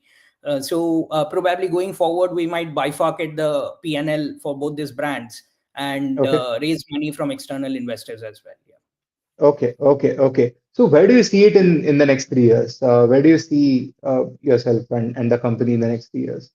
Yeah. So essentially, as you can see that the technology spend, right, the enterprise budget is increasing for a technology like AI agent, right? AI agents are everywhere. Like they're taking the industry by storm. They're cutting through the legacy software, B2B SaaS. So vertical AI agents is the future. And Yeah. since we are building for multicultural, multilingual target audiences, right? Yeah. We would like to rapidly expand into the European market, France, Germany, Hmm. Spain, right? Where we can take our AI agents, speech solutions, voice AI solutions, and probably from there we would like to consolidate into the Indian market as well, because we are building for the Indian case, right? So India and Europe would be our focus for the next 3 to Okay. 5 years. Okay. What challenges did you face, Akash, initially, and do you expect any different set of challenges as you go abroad, going forward? Yeah, so I would say, and if you are building AI for India, I mean, that's the toughest part of the puzzle, right? If you have solved Yeah. for that, I mean, growing a AI agent company in US is probably 10x more easier, right? It's easier to earn Yeah. $1 than to earn a rupee. So Yeah. the problem has always been adoption, right? Yeah. Not trying to sugarcoat myself, but adoption has been a problem. Yeah. Because it's a futuristic technology and people are still worried about what's going to happen to my customer experience, retention. So 2024 was all about understanding what an enterprise actually needs, right? In terms of Got it. budget, in terms of technology. So adoption was a large problem, was a challenge that we were trying to solve for, right? And in 2025, I see there would be more adoption. So can you walk me through how you sort of convinced companies to adopt this? What was your pitch like? Yeah. So basically, what we were trying to say, as I mentioned, right, there are, if Hmm. you see from an optics of growth, right? Yeah. Today an enterprise is very much limited by its contact center, right? Like let's say if you are targeting, like if I'm talking about India, if you're targeting your Hindi audience, right, you Yeah. need to hire people who can speak Telugu and Bengali and Tamil and Yeah. Kannada, and that's really painful, right? So Yeah. a multilingual voice AI agent which can speak 20 Indian languages and probably 30 global languages with a click of a button, right? It's that easy. You can scale your business from that. That's from the growth perspective. From the operational Right. efficiency, you can pack in more information in 1 minute of call, right? Got it. That's what AI. Now there is no downtime to AI. So you own it, and then you go all guns blazing. It's very operationally efficient, and then you get that cost efficiency as well, right? So there is an operational metric, and then there is a growth metric. So these two are the Yeah. metrics where we actually see an uptick. Got it. Akash, you mentioned you have a 30 odd member team currently, right? So are you the sole founder? You have someone with you I have a in very the. good founding team. I have an experienced founding team. I Okay. have co-founders who have worked with companies like Ericsson Global, have worked with companies like Samsung R&D. They bring in a lot of expertise in technologies like Industry 4.0, IoT, digital twins, and pure play R&D, embedded systems, etc. So that's Got it. where a lot of expertise in building scalable systems, in building scalable and secure solution. We are also adhered with the ISO 27001 SOC 2 Type 2. So Okay. scalable, secure, and reliable solutions, right? I have a great founding team. Great. Lovely. Thanks so much, Akash, for talking to us. I wish you the best, and thanks again for your time. Yeah, thanks, Nikhil. Thanks for hosting me. See you. Bye. Take care. Thank you very much. Take care. Good night. Good night. All right, so that was my time. We have Shivani from YourStory who will join us and will walk you through the next hour. Hi, Shivani. Hi, thanks for that, Nikhil. We're truly into the last 2 hours of this marathon session that we've been hosting through today, the National Startup Day, of course, to celebrate and commemorate all the founders and entrepreneurs out there, and of course, be a platform for your incredible stories to cheer for you and, of course, root for you. We are into the last couple of hours and looking forward to a few more startups joining in and taking us through their startup journeys, and of course sharing how they have built and scaled, what their challenges were, what their personal stories of entrepreneurship were. I'm just checking with my team if we've got people signed up. We've got Shubham Jain joining us now from quickreach.com. Hi, Shubham. Good evening. So tell us, where are you signing up from? I'm from in Bengaluru only, and basically the Startup Street HSR. So first of all, thank you, Shivani, for and your story team who is like working hard since morning, right, since 9 a.m. I guess. And thank you like calling all the budding entrepreneurs and basically on the special on startup day, right? Right, it's a pleasure to host you all, Shubham. So tell us, what does your startup do, and a bit about your startup journey as well. Exactly. So in India, we have more than 600 million millennials and Gen Zs who mostly travel solo for their long distance travel. So the current landscape, like travel options like public transport are crowded. They lack end mile connectivity. They are not tech enabled, and you have to do a pre-planning like 15-20 days before to get the reservations. Other option is personal care, which are super expensive. Only hardly 2 to 5% people are able to afford the personal cabs for the long distance, because like for 200 odd kilometers, it will charge you 4,000 to 5,000 rupees. So there is no option available right now which bridges the gap of affordability, and yet they are convenient. So we are trying to fill that gap through our shared cab model. So Quickries is a shared cab booking platform for the long distance travel, and we are targeting basically Gen Zs and millennials who are of age between 18 to 35, because till that time they are not married and mostly they travel solo. So our vision is to make travel affordable and democratize across all people traveling between tier 1 to tier 2 or tier 3 city and vice versa.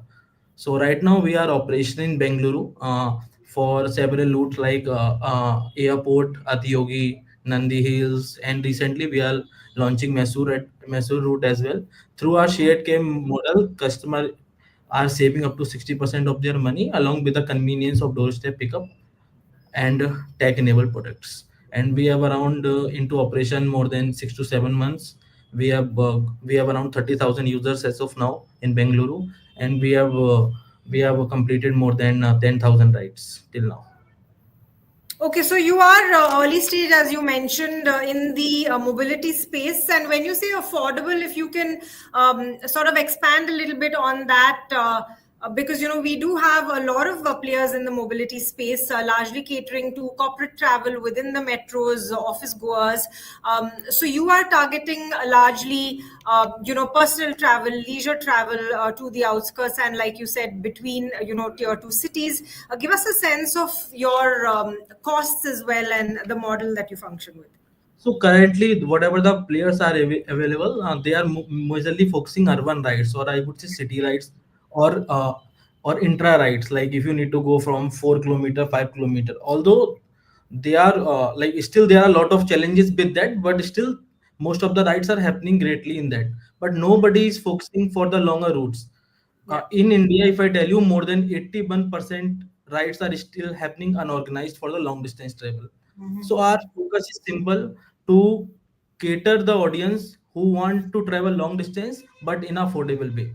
So if I tell you the pricing, if you need to go from, let's say, from Marathalli to one of the area in Bengaluru to airport, if you look for other players, they will charge you 11 to 1200 rupees at an average. And I'm not talking about surges. If surges, it even go more than 1500. Through our platform, it will charge you around 500 to 550 rupees, and that along with the doorstep pickups and drop and all those things, like a normal convenience you get in a cab, you will able to get that as well. And we are launching our intercity ride as well. So we right now we are focusing airport and the hotspot of the city where a lot of go at a time, so that we have enough co-passengers to share their cabs. And our vision is basically right now for the next 12 months is to connect this intercity route which is connecting through Bengaluru, because Okay. Bangalore is basically the gateway to South India. A lot of people's lands at Bangalore airport, which we are targeting, then take them to other intercity routes.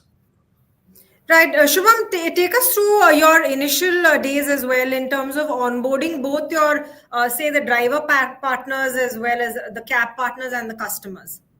So if I tell you my initial day journey, how I did my first ride, so because when I comes from the tech background, so I have a experience of more than 6 years in tech.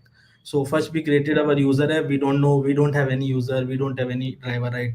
So it's a very funny story if I tell you. So I just book a cab for 12 hours because there was no driver and user in our network. So what I did, I took a cab for 12 hours, and I told the driver, wherever I go, you have to go without say anything. In the end, I will pay you this much money. Now I am free from the driver side. Now next thing is find the people who are going to airport, because initially we started from the airport, right? So I used to go in that outer ring road. So if you will find lot of people standing on the bus stop, and one egg is like, if they have a trolley, so 90% chances is they are going to airport. So we pitch them basically from the roads to pull in to tell them, okay, this is we are creating. Our vision is make the travel affordable, and we are a new startup. We are trying to solve the problem expensive cabs. So this is how basically we started our operations, by pitching them from the customers. Driver part, we slowly started first catching them from the roads. Then I came to know there are drivers communities available on the WhatsApp arms groups. So I joined them as a community, as a driver it myself. Then we have a driver app as well, separate, where driver can do the KYC and all those things. So we just about to tell. So one thing I mentioned, why driver is loving us, because of two factors. Since we are in the long distance travel, driver loves doing long distance because of high ticket sizes on our Yeah. platform. Average ticket size for a driver is 850 rupees. First thing is, because ROI is very high in that. In an 1 an hour or so, they can earn that much. Second thing is something we are proud to so say that we have increased the revenue of a cab by more than 50%. Why? Because if people are paying like three people are paying, let's say 500 for a cab, so usual revenue was 1000 to 1100 rupees. Through our model, it increases to 1500 to 1600 rupees. So extra income of 50% revenue being also distributed to drivers as well, due to which their income is increased on our platform by 20 to 30%. And what is the model? Does it work on a commission based model for your driver partners, or do they have some So sort of a? we are not in a strict commission base. We are in a revenue share model. Right now, there were high commission. They are earning more as a as more among people in that shared cab. As simple as if three people are traveling, they are earning more. If two are people, so it's based on like that. We can say that it's a revenue shared model, not exact a commission model. Got it. So tell us, what does the next sort of phase look like for Quick Reach, Shubham, in terms of scaling? Which sort of vertical is it? Tech? Is it the team? Is it the driver partners? Which aspect do you want to focus on in terms of scaling next? You did mention you've done 30,000 rides in about 6 to 7 months so far. Yeah. So our goal is basically we have right now we want to focus in the Bengaluru market and the city which is connected to the Bangalore, because we have more than 2000 drivers on our platform right now. So we have enough supply. Now our target is to create more and more demand to let people know us about us basically. So first thing is to, since if I tell you the numbers of Bengaluru airport, like there are 44 million trips happen in a year. That number itself is crazy. Since Bangalore is the gateway to South India, 7 million trips happen from the Bangalore itself. Like lakhs of people go to different holistic places, right? To Bangalore, and there people come to explore to Bangalore, or maybe the Kerala part thing, or like Ooty, and lot of places are lot of holistic places. So target those customers from the Bangalore itself, from the airport itself, and how they are moving to different cities. And the main goal is simple: affordability with convenience. And right now, as we said, we have around 30,000 users. Our goal is in next 6 months increase it to something around 2 lakhs, and completing like more than like 5 to 10,000 rides. Since our ticket sizes of rides are also very high, so targeting 5 to 10k of rides per month as well. Sure. And what are the particular challenges that you want to solve for within the startup in terms of building the startup? Any challenges that you're facing that you would, want assistance in, and or that you're seeking support from the startup ecosystem?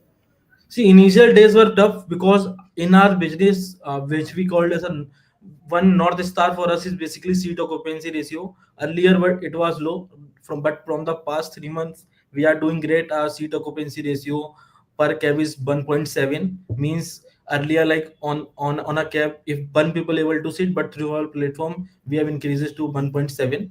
Next thing is we are into our fundraise journey as well. We are raising pre-seed round, so we are basically we are reaching out to investors. So that is also a journey kind of tough for a for an entrepreneur. Yeah, so it's a mix basically, but it's simple. Problems will come, you have to solve. The new problems will come. Everything get follows.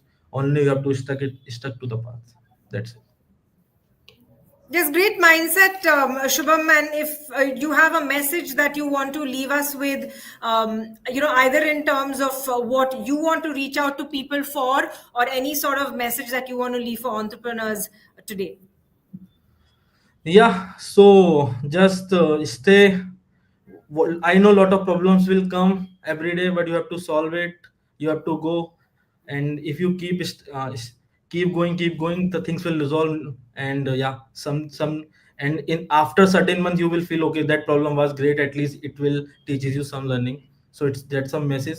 One more thing, like from the college days, I am following Shraddha ma'am. So please say hi to her as well from me especially. Yeah.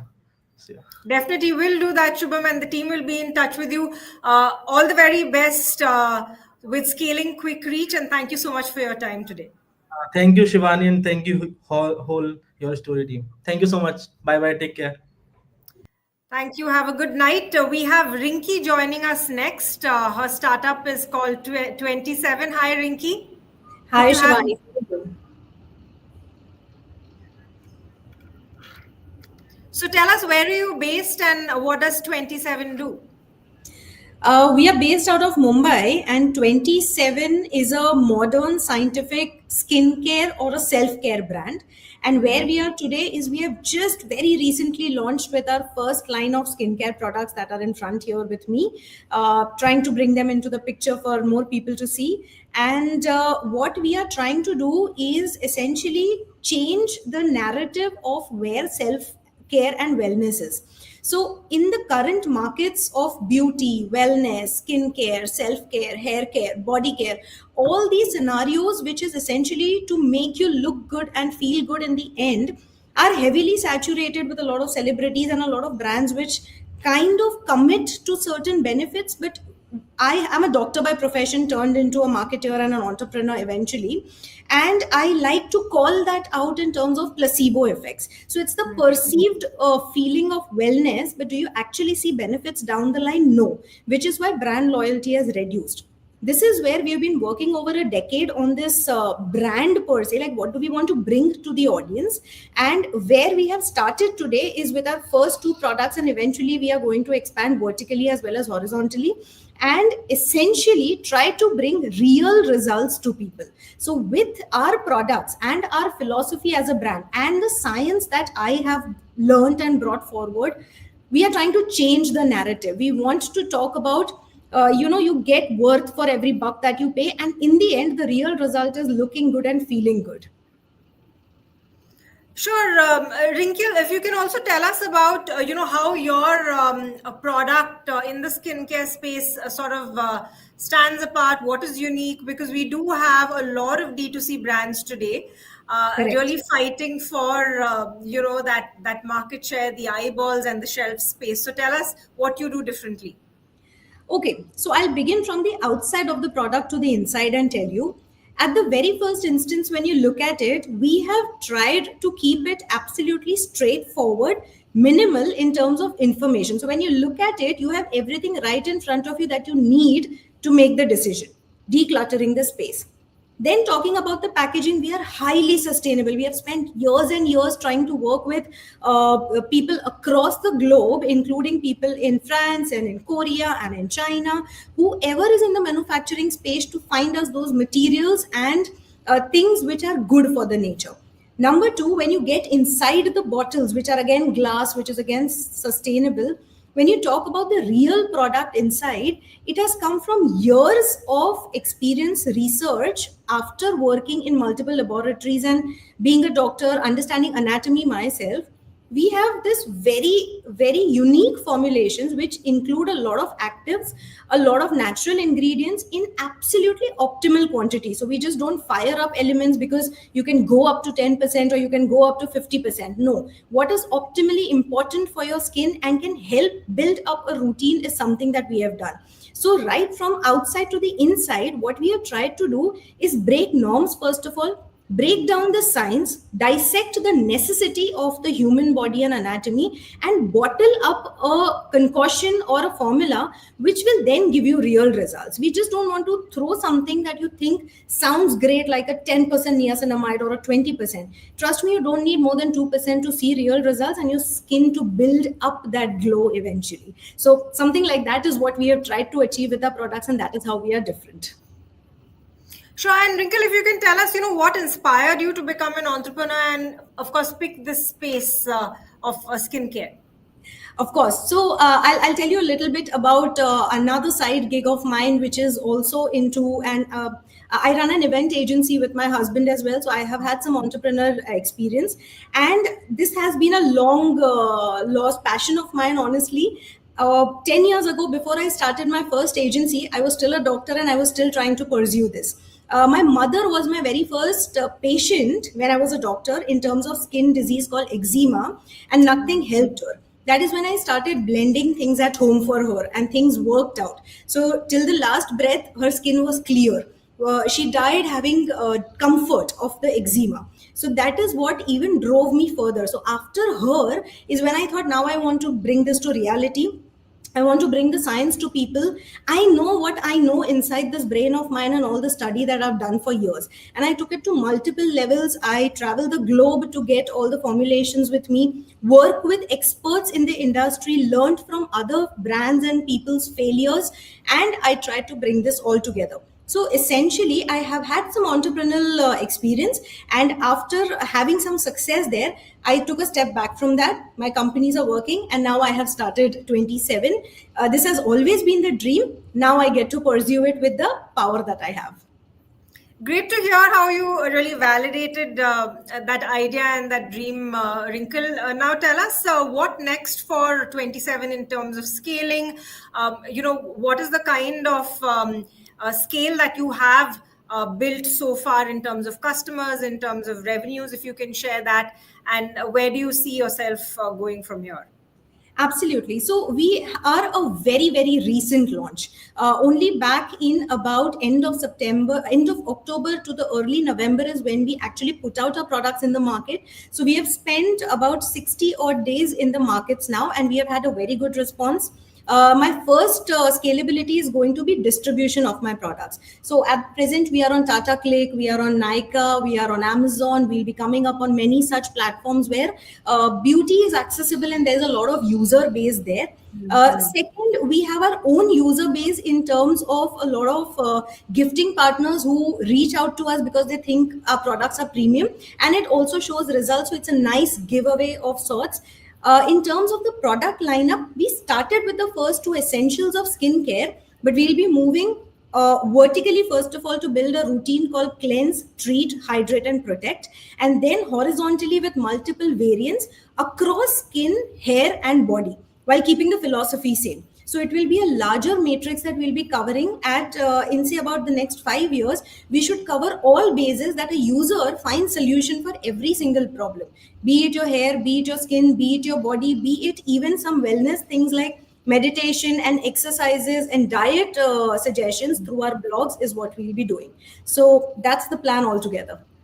Well, you've got your long-term game all planned out, Wrinkle. So in terms of, the support that they're looking for from the startup ecosystem, have you already raised funds? Are you looking for some sort of technical help on the technology front? Are you okay to build everything in-house? How are you viewing that front? Yeah, so in fact, I have been a part of a certain property of YourStory before, which is TechSparks, and I know how it supports the tech ecosystem, the startup ecosystem. I know SheSparks also as a program, and I understand, the value of it. So what I am seeking from this entire community, we have just started and we are looking at right partners. So marketing is a huge gamut, and I do not want to take it all on myself because our prime focus is product development. We want to work on our science. We want to do what we are the best at. So I'm looking at a lot of partners, first of all, when it comes to working together. Social media agencies, your performance marketing, somebody looking at our website time and again, and a lot of other consultations. And in terms of financials, we have just gotten started. So maybe our sales have started growing, but they are not very substantial at the moment. But we are onboarding on a lot of distribution channels, and those are opening up more doors and avenues for us. We should be looking at investment only after our first line is ready, which is the cleanse, treat, hydrate, and protect. But to scale up from there across categories is where we will be seeking support. And I would love for somebody to understand the whole philosophy behind and become a part of the brand. So that is the plan. From the ecosystem, searching for right partners, scaling up and growing from there, and then looking at financial support to just take it to another level. So, Wrinkle, you mentioned distribution as well, one of the key areas where you would like support. But there again, there is, especially when it comes to D2C brands, this huge burden of acquiring customers and the cost of acquiring customers. Any thoughts on how you would go about tackling that side of things? So we are facing some difficulties, and at the moment we are trying to build a story, a community who can then vouch for us. So our current customer base, which is small at the moment, but they are already our advocates. Results are being seen, and they have been our advocates in the markets. And we are going slow and steady in that space. Yes, the cost of acquisition is very high right now. Our products are also premiumly priced, is why it is not an easy penetration. But here is again where I'm looking at partnerships. So I'm looking at people coming together and supporting us. We do have the capital to go out and market ourselves, but we are not the experts of that. So I'm always seeking more partnerships here while we focus on the science and we focus on ensuring that this is where all our energies are invested into. Sure, Wrinkle, and to wrap it up from your end, any message that you would want to leave with on account of National Startup Day in the spirit of entrepreneurship, or anything that you would want to, make a pitch for? I would like to tell everyone who is listening to this or anybody out there, being an entrepreneur is going to be difficult. There is its ups and downs all the time. I always tell people the philosophy which 27 has and the tagline that is look good and feel good.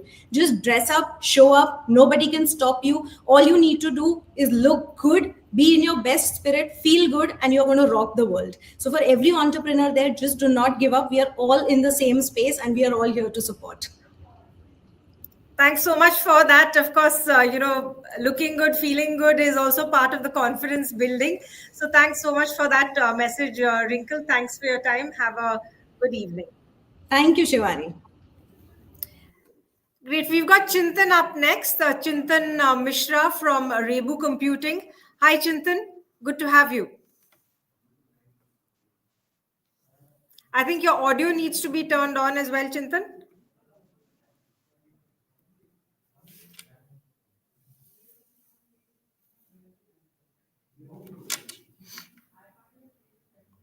No, I don't think we can hear you, Chintan.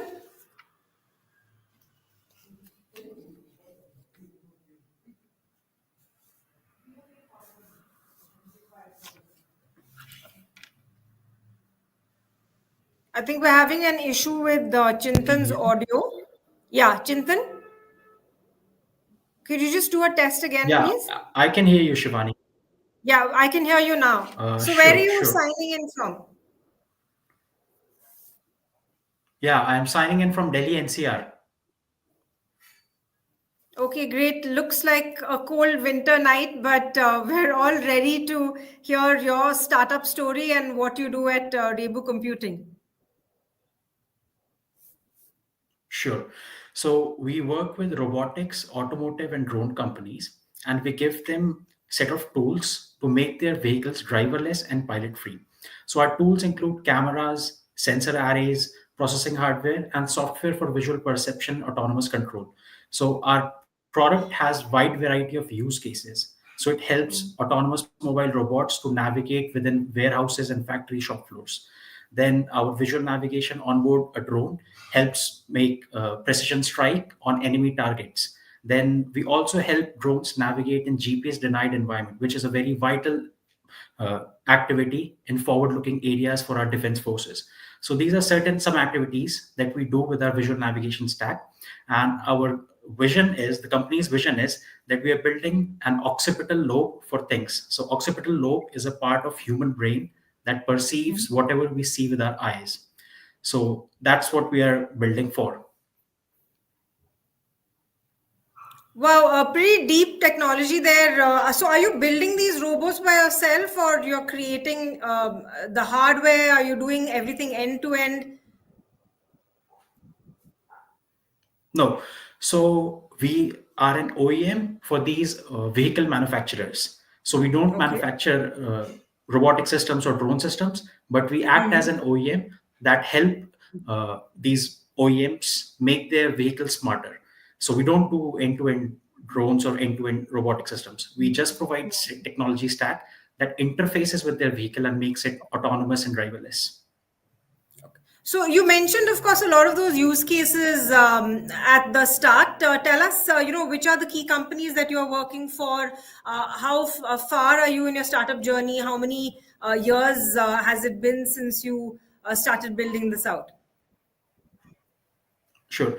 So my co-founder and I, we started building the technology since 2017, but we didn't register our company until 2021, until unless we knew that we have mastered and perfected the product. Because autonomous navigation is still new in the market, and a lot of people get excited when they pull some GitHub repos and just make their robot run autonomously. But it's a hello world moment. So when you write a program for the first time, and if you print hello world in your screen, you feel that kind of thrill that you can do a lot of things with code. And similar thing is happening in robotics. Like people write small software, they retrofit a lot of bits and pieces, and they think that they have achieved autonomy. And that's the gap that we see in the market. So so we started in 2021 and we perfected our product. And in terms of customers that we have today, we work with EV tractor company based out of Bangalore. We work with a unmanned ground vehicle company based out of Dehradun. Then we work with a drone company based out of Noida. And we work with a lot of drone companies. We have our 12 odd drone companies that that have used our product at some point in time. Sure. And in terms of scaling up as well, how do you see that shaping up? Do you have more, clients and customers that have sort of opted for this technology that you have? Or tell us a little bit about your initial days as well, how you went about convincing your early customers. Okay. So there has been a lot of friction. I won't say that the journey has been easy, and it isn't for any founder per se. So what I have faced is what my team and we have faced is that there was a lot of friction earlier in the market. The friction was because no one had tested this autonomous products. So there were certain use cases here and there, like there were some robots that were helping move materials in warehouses. There were some robots that were helping make some coffee in West, but there was nothing that was proven. But suddenly what happened was that COVID hit, and people started realizing that they can use a robot to clean and sanitize a region. And similarly, people started finding out innovative ways to use robots and drones and autonomous vehicles. And recently, so the journey has been that initially we faced a lot of friction, but right now we are at a stage where robotic companies are sitting at a standpoint, at a roundabout, where they need to pick a side, whether they want their robot to be autonomous or whether they want their robot to be just smart. So that's the friction that we faced. Yeah. So what next for Rebu Computing, Chintan? When you look at going into the next phase, you said you started out in 2017 until you really got proof of concept. Now you work with 12 key clients. What is the next level of operations or scale that you will build? What are you focusing on? Got it. So for fiscal year 25-26, we have set out our goals. First thing, we need more number of autonomous robots and autonomous drones in the sky. So that's the first thing. So right now we are at 12 drone companies and roughly 80 autonomous vehicle. It includes drones as well as robots. So now we want to take that number to 200 plus. First thing that we have for 25-26. Second thing that we want that we are actively pursuing is that we have faced this challenge again and again. Most of the hardware, the electronic components that we see in the market, things like NVIDIA Jetson Nano, NVIDIA Jetson Xavier, these boards are designed specifically for general purpose compute. So think of it like this: Intel has the laptop and consumer electronics and server grade market. Qualcomm has mobile phones. NVIDIA has the GPU and data center market. So where do we want to be? So we are placed to be the edge mobility company that people look forward to whenever they're thinking of mobility and autonomy. So we want to be the answer for edge and mobility. So that is where we want to be. Sure, and it is of course novel technology. It will take time for people to sort of adopt and adapt to things like what you are really operating and scaling. What kind of support from both the policy front as well as the say the financial front would you ask for from the government as well? Sure. So how I see things is that it won't be that government is or policies are against autonomy. How I see things is that we can still have L2 level ADAS in our automobile sector. The whole automobile sector can still have L2 level of autonomy. It's a level of autonomy defined by Society of Automotive Engineers. But that same L2 level of autonomy in that very same ADAS system, we can put in L5 level capabilities. We don't have to get it certified up to L5. We'll call it L2. But so the goal is that we do not remove the driver behind the wheel, behind the steering. So our goal is not to remove the driver. Our goal is how to make lives easier. And it can happen by introducing L5 level capabilities and getting it certified up to L2 only. And in terms of capital, yes, this job is capital intensive, but any good thing is capital intensive. Sending people to space is capital intensive. Building semiconductors is capital intensive. So tell us a little bit about your personal journey as well. Where do you get your inspiration from? What made you take the entrepreneurial plunge? Oh, so I was surrounded by great people when I was back in pursuing my bachelor's of technology, and that was my prime inspiration. Like everyone was doing something that was not that you can't find. You put my bachelor's of BTech friends in a room, and you will never hear them talking about. You'll always hear them talking about ideas. You'll always hear them talking about complex challenges of the world or complex challenges of engineering. So that is what drove me that let's build something, let's put that to use. Right, and who do you sort of gain inspiration from in the startup world? How do you keep your team motivated?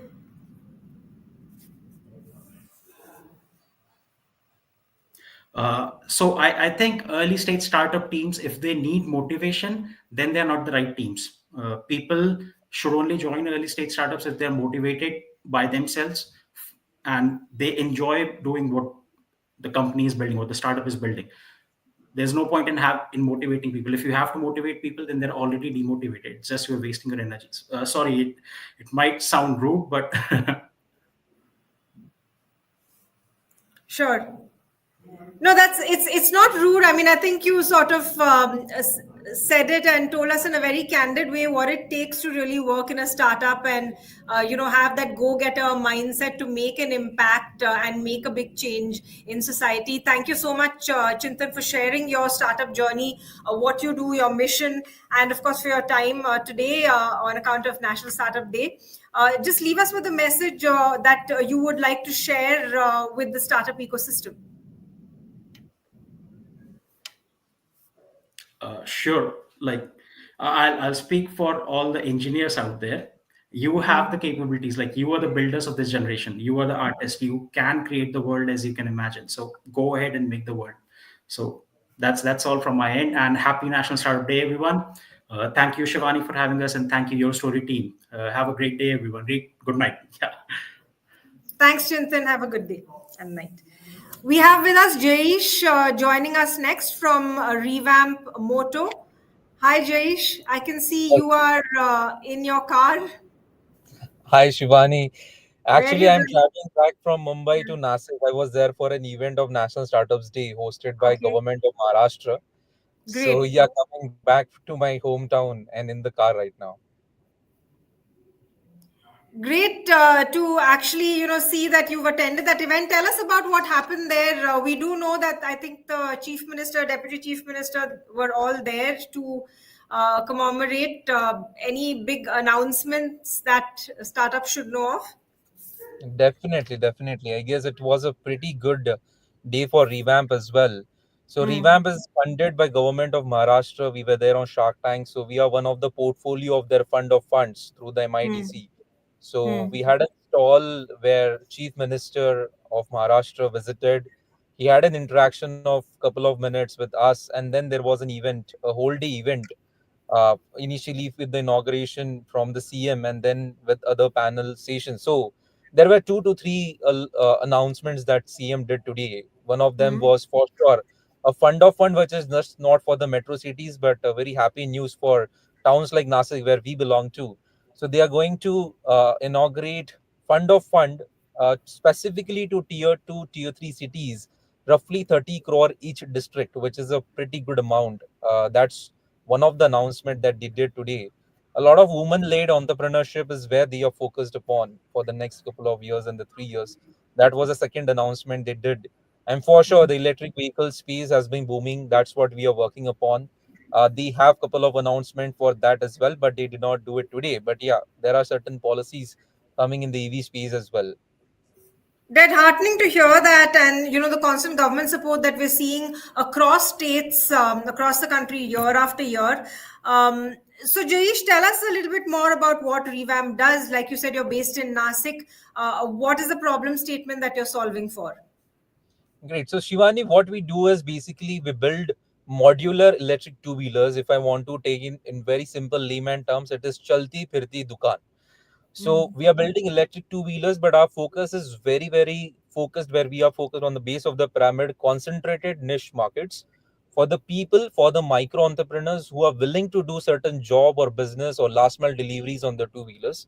We build product attachment and software as a subscription platform to all these guys to empower them to increase the income from let's say $200 to roughly 300 $350 by giving a vehicle with multiple different attachments for multiple different business use cases. So that's what we are doing right now. We are here to empower the micro entrepreneurs of India to give them an option of livelihood on electric two wheelers. So, this is something like a mobile shop. Exactly. So you imagine 20 Hmm. million two-wheelers are being sold in India every year, out of Hmm. which almost 2 to 3 million vehicles are just used for doing certain kind of livelihood on two-wheelers. It might Yeah. be a shop, it might be a food stall, it might be commodities, it might be last mile deliveries, it might be farmers using those vehicles to carry the produce from farms to the APMC markets. So there Hmm. is very unorganized solution right now into the market. They do jugards, it's very unsafe, and that leads to low income. That's where we are playing a game. We are providing them a complete organized solution, that too with a very proper financing from State Bank of India. Okay, great to hear. Startups solving for such niche, problem statements, really going down to the root levels and to make the society more inclusive as well. So, Jayesh, tell us about your initial journey, initial days. How did you also sort of onboard some of these small and medium entrepreneurs to actually take up your solution and these mobile shops, sort of, so to speak? The good thing is we belong to Nasik city. We intentionally decided to stay in Nasik because we are very close to the customers day in day out. Rather, we see all the farmers in Nasik using the two wheelers for doing such kind of small businesses on Hmm. electric two wheelers or the normal petrol two wheelers. So my personal journey started in 2017-18. I tried doing multiple different projects in the electric two wheeler space. Joined Mahindra. Post that, I met my two co-founders Pritesh and Pushkaraj through one of my common mentor. Now, when we met, our vision was where we wanted to build a product in the EV space, second for the base of the pyramid. So, initial 6 months, we had a very critical design thinking innovation approach where we Hmm. went down into the market. We tried researching with those people like what exactly the problem statement is. gave the prototypes for free almost for 2 3 months to use it, give us feedbacks, post that they adapt to that particular vehicle. So I see people from tier 2 three cities are very happy to adopt new solutions given that it is solving the problem statements. So this is how initially we did trials with certain customers, given that we were very close to those particular customers. Sure. And what about your scaling plans, Jaish? From Nasik, are you looking at sort of replicating this in other tier 2 and 3 cities? How do you plan to take this further? 101% thanks to Shark Tank India. So we were there on season one. So Shark Tank gave us a very, very good visibility. So we have been funded by all the four sharks. Couple of venture capital funds has also invested in us. So we have done 2 rounds of funding. So for sure, the solution is just not limited to Nasik. So we are now entering into the market via two channels. One is B2B and B2C. In B2B, we directly go and partner up with the fleet aggregators or the last mile delivery companies, given that they have a very big distribution power. For us as a company, we will need a good time and money to build our own distribution. So we initially are starting with strategic B2B business channel partnership. Currently, we are doing business with companies like Voltop. Soon we'll be doing with companies like Zip or Zevo or EVs.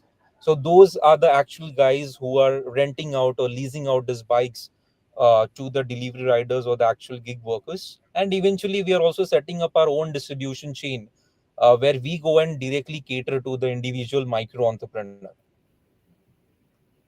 Okay, interesting. And if you can also take a step back and tell us a little bit about your personal journey, becoming an entrepreneur, what motivated you to take the plunge? Got it. So, again, an engineer by background, mechanical engineer, having that startup kida in my mind in the third and fourth year of engineering. Again, I studied in Nasik, coming from a very humble background, no business family background, father working in an MNC on a job, again, mother is an housewife. So, but had that entrepreneurship aspiration in mind since childhood days. So, again, this journey started in my engineering days. Again, Revamp is not my first startup; it's almost my third startup right now.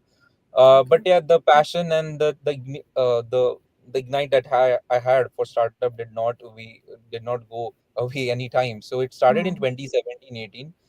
Started building an electric motorcycle project. Did not go well. Tried retrofitting a rickshaw with an electric powertrain, but there was subsidy for the new vehicles and not for the older retrofitted one. So that did not also go well. Then joined Mahindra. In Mahindra, I was a part of Thar project. Worked there for a couple of years. Again, tried a more startup in agri-tech supply chain in the COVID era for 3 to 4 odd months. Realized my passion was not into agri-tech. It is more into automobile. It is more into engineering. Thankfully, got a chance to meet Pritesh and Pushkaraj through one of my common friend and mentor, and that's where this journey started in 2021 January. And we got funded in Shark Tank in December 2021. Rather, we were the first crore prati, where it was a very good fight between all the four sharks, and we got all four sharks deal on Shark Tank season one. Right, and Jayesh, in terms of the challenges that you've faced as well, I think you've pretty much stood your ground. You mentioned this is your third startup, so keenly following your entrepreneurship path there. In terms of the biggest challenges that you face in building this startup, be it setting up the technology or setting up the team or raising funds, what do you think was the biggest sort of roadblock or challenge that you were able to face and move forward with? So we started it in Nasik. Again, as I said, we did not go to Mumbai, Pune, Bangalore for starting the startup. So what happens is Nasik brings a lot of isolation in terms of the startup ecosystem connect. But yeah, thanks to Startup India initiatives, thanks to even your story, even the other media channels who keeps up updated through the digital media channels. So yeah, in Nasik, the problem is more on talent. You do not get a talent. We were facing a lot of issue on finding team that is our founding members. Second is about resources. For sure, we were not aware initially how to go and raise fund, right? How to go and approach VCs, how to go and approach HNIs, angels, or even government grants. So what happens in tier 2 tier 3 cities are those are isolated to the mainstream startup ecosystem. they do not get chance or opportunities that the other startups get in the metro cities. Same was a challenge with me, but again, as I said, thanks to Shark Tank, we were following it from the day one. That bring a lot of visibility for startups in tier 2 tier 3 cities, and specifically for revamp. So I guess, yeah, there are multiple challenges for starting a startup from a tier 2 tier 3 cities. The same was with us, but yeah, we were fortunate to cope up and go ahead. Right, Jirish, great to see that you've sort of stuck your ground and, also made that impact now and are looking to scale. Leave us with the message that you have for other entrepreneurs, and also if you want to tell us a little bit about what further support you would like to receive. My one statement for all the budding entrepreneurs is pretty simple: believe, believe, believe, believe. You keep believing it. Entrepreneurship is a sinusoidal wave. There will be ups and downs, crests and troughs. Just go through that process. It's an amazing journey. It's an amazing adventure. The second thing, what I would like to ask Government of India is primarily in the EV space. We face a lot of issues on the working capital side, given on the input GST and the output GST. If even that is reduced, our funding amounts will be reduced and our further burden on the capital will be reduced. So that would be my one request, very specific request to Government of India on the taxation part for electric vehicle space. Sure, Jirish, thank you so much for your time and sharing your views and, of course, your startup journey. Of course, the budget is coming up, and hopefully, EV being one of the sunrise sectors, we will see some tweaks on the policy front as well. Thanks, Jirish, again. Have a good night. Next, Thank you we so much, have, Shiva. yeah, we have Ashwin joining us next from runco.io. Hi, Ashwin. Good to Hi, have you on Shivani. the platform. Yeah. Hi, Shivani. I'm Ashwin from RunCode. RunCode is an online coding environment, basically. We try to eliminate the hassles of setting up uh, development environment in the laptop or desktop and then messing it up. So what we do is we uh, take the pain point of setting up. We do it automatically in the browser and then give the user uh, with one click development experience. So you just click and then you have everything in your browser which is equivalent to your local machine, and then you start coding. So this removes a lot of hours in setup and troubleshoot in terms of development effort. So basically, it is for all the developers, irrespective of their stages, like they are learning, they are solo developer, or they are team, and then uh, it doesn't matter which kind of software that you're developing. You develop web application, you develop mobile application, you develop desktop application. You get everything in the browser itself. So there is nothing new to learn. So basically, whatever you are doing in your laptop, you'll do that in the browser. So this is like some sort of a plug and play software technology. How do you look at this product really catering Yeah, largely to developers? yeah. So what we do is, see these developers, right? They put their code somewhere called as uh, Git repository. So we take the Git repository code and then create a virtual environment, and then install stuff and then give it them in the browser. So it is equal to their local machine. Got it. And how do you sort of spread the word about Run Code? Is it you are largely doing it via B2B companies? Is it like you sell it to entrepreneurs, your product, or to within developer communities? How do you go about doing that? So till now we didn't do much marketing. We are just uh, developing, because this is not an application. Basically, this is the uh, infrastructure problem that we are solving.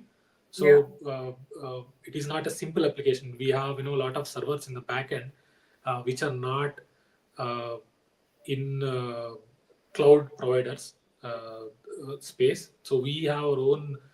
We built our own cloud and then enhancing it. So we gained like 1 lakh users, more than 1 lakh as of now, from top companies, top universities. Uh, these are just people just trying our platform. So Yeah. we didn't focus on marketing yet. uh, so there is huge market. For example, I'll tell you a simple use case. Now we are trying for we are entering into a new space. Of course it is there. Now we are entering into skill development uh, phase, where you can skill people at massive scale. Mm-hmm. In regular scenarios, you train like 20, 30 people in a class, but here you can train like hundreds, thousands of people at a time, and then everything is in the cloud, so you have the visibility of seeing what people are doing. You have even people can do whatever they want to, because they don't need to worry about crashing a system.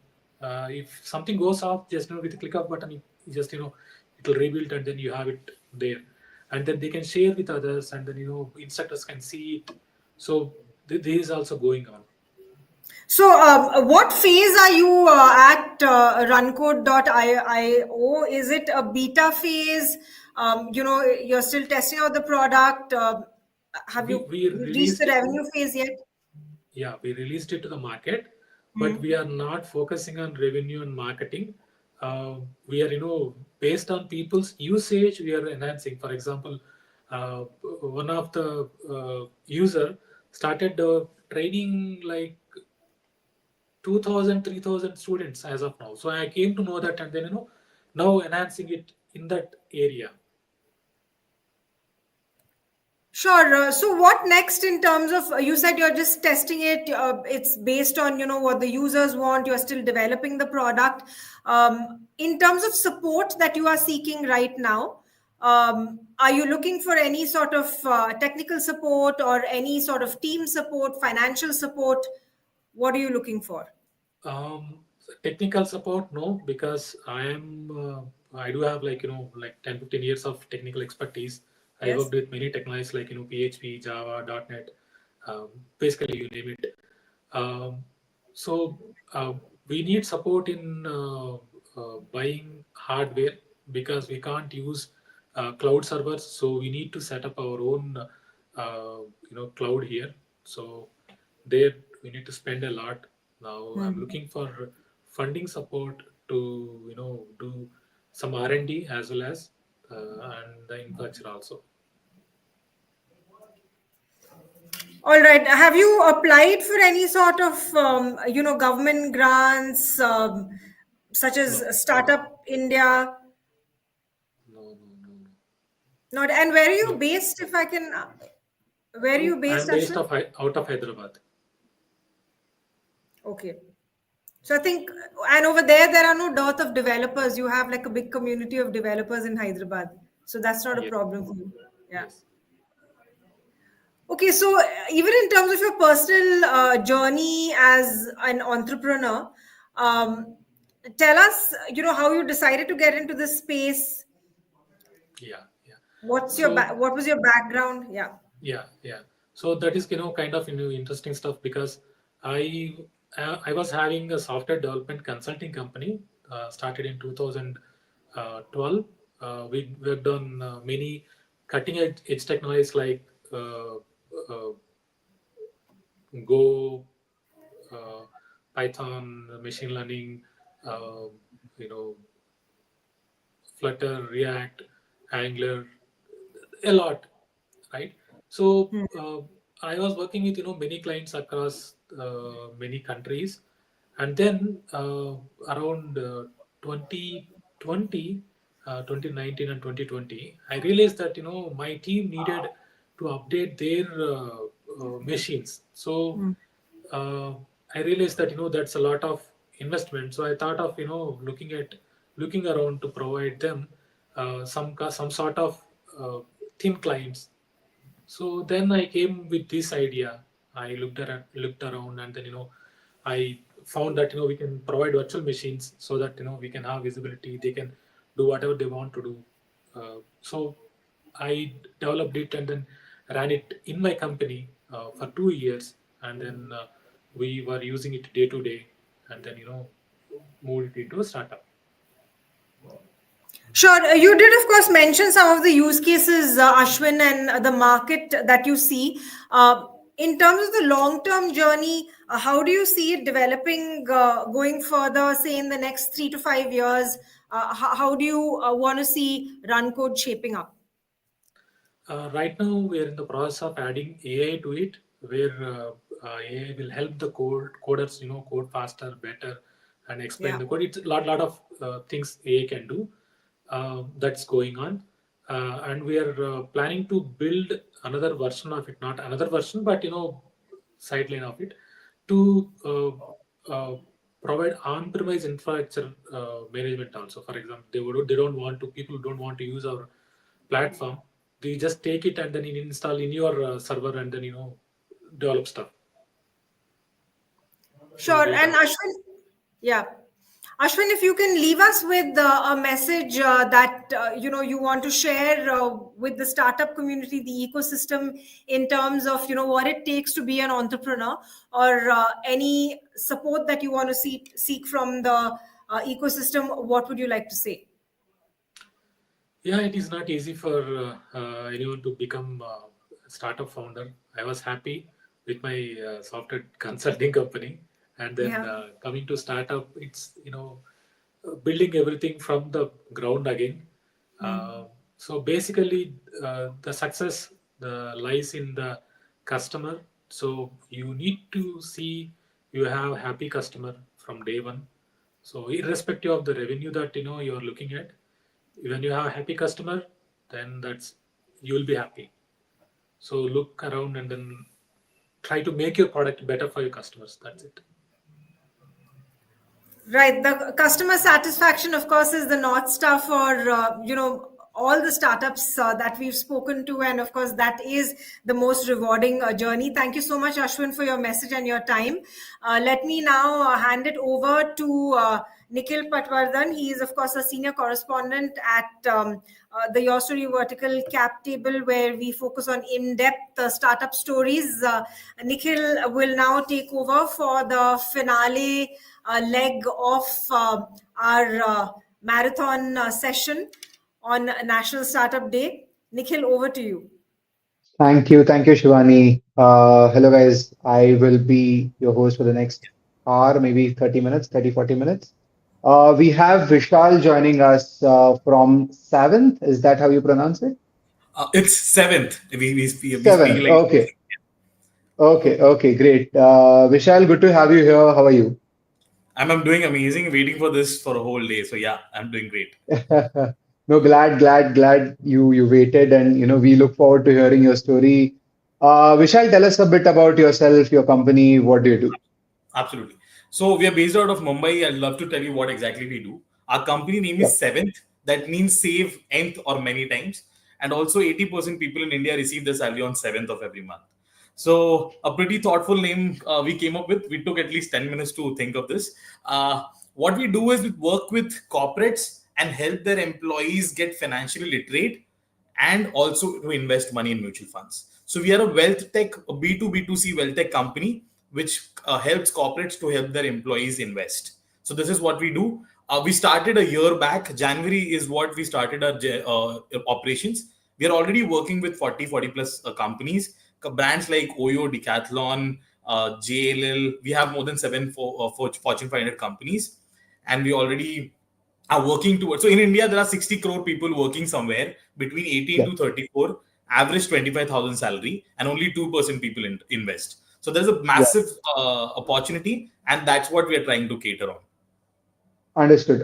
So, help us understand, Vishal, how do you do you have tie-ups with specific mutual fund houses, or how do you make them save, or do you just Absolutely. guide them? Yeah. So we are a SEBI-registered mutual fund advisor company. Firstly, Okay. secondly, we Okay. have created a platform where a particular person can jump on and can start investing by just 10 rupees. The best part Yeah. about Seventh is in past 1 year, where whatever we are managing around 4 crore rupees as Right. AUM. And the best part is 91% people investing on my platform are first-time investors. They never considered investing in their life. And we understood when Mm. it comes to investing, you need a trusted source to leverage. So we use trusted source as an employer the person who's giving the salary, if he or she tells them, this is the chance to invest.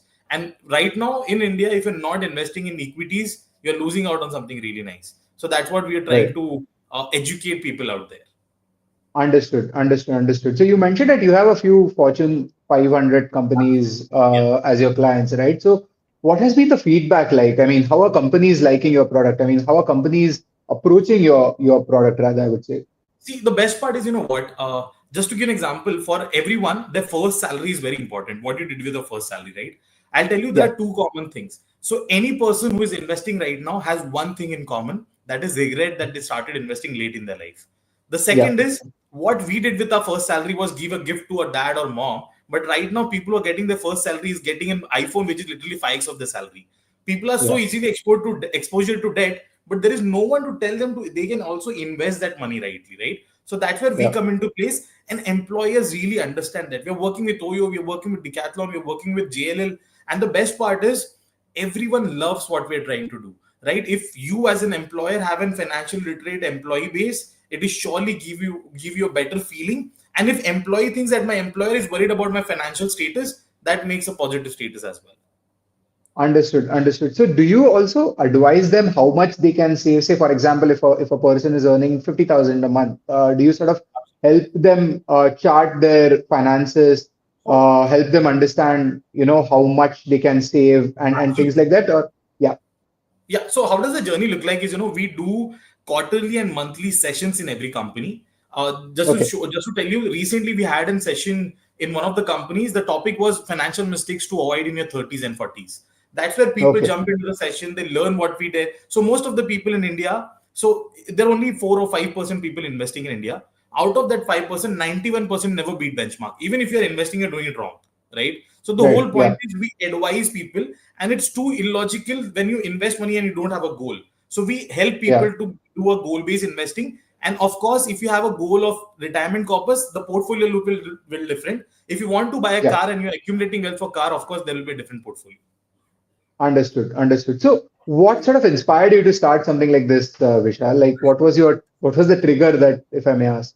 I'll tell you. So basically, I was working in a crowdfunding platform. Okay. I interviewed more than 200, 300 people. I was Hmm. earning a good amount of money, but even being in Mumbai, if you earn a lakh rupees, it is too less. And by the Yeah. end of the Yeah. month, you won't have anything, right? Yeah. And what I have seen is being myself was not able to save and invest money. On the other hand, I had Yeah. a 150, 200 people team which I've seen, and literally not a single person was investing. After that, I started working in a earn wage access company which used to partner with companies and lend advance salaries. I Right. saw somewhere that one person in Navsari, tier 2 city in Gujarat, was taking that advance salary on 3% interest every month to put up an SIP. And in this India, no mutual fund will give you 3% interest on mutual fund every month, right? There was a Yeah. problem of financial literacy. And my only job being an AVP there was to close meeting with CHROs. And the best part was I literally connected with more than 800 CHROs, and everyone wanted not to put their employees into debt trap, but want to give a financial literacy. That's how we Right. started with seventh, and it's been an amazing journey. And we are doing really great in this part. Understood. Understood. That's lovely, Vishal. What stage is your company at? I mean, when did you start, and how large is the company? Could you help us understand that? So basically, we started. I and my other founder, we started together in August last year, 2020, 23. Okay. Yeah. We launched our product in January. Frankly speaking, Yeah. before launching our product, we had 3 corporate partners already. They would wanted to Okay. try us, and Okay. it's been a year. We've been doing amazing. There are a good 1,000 people investing on our platform.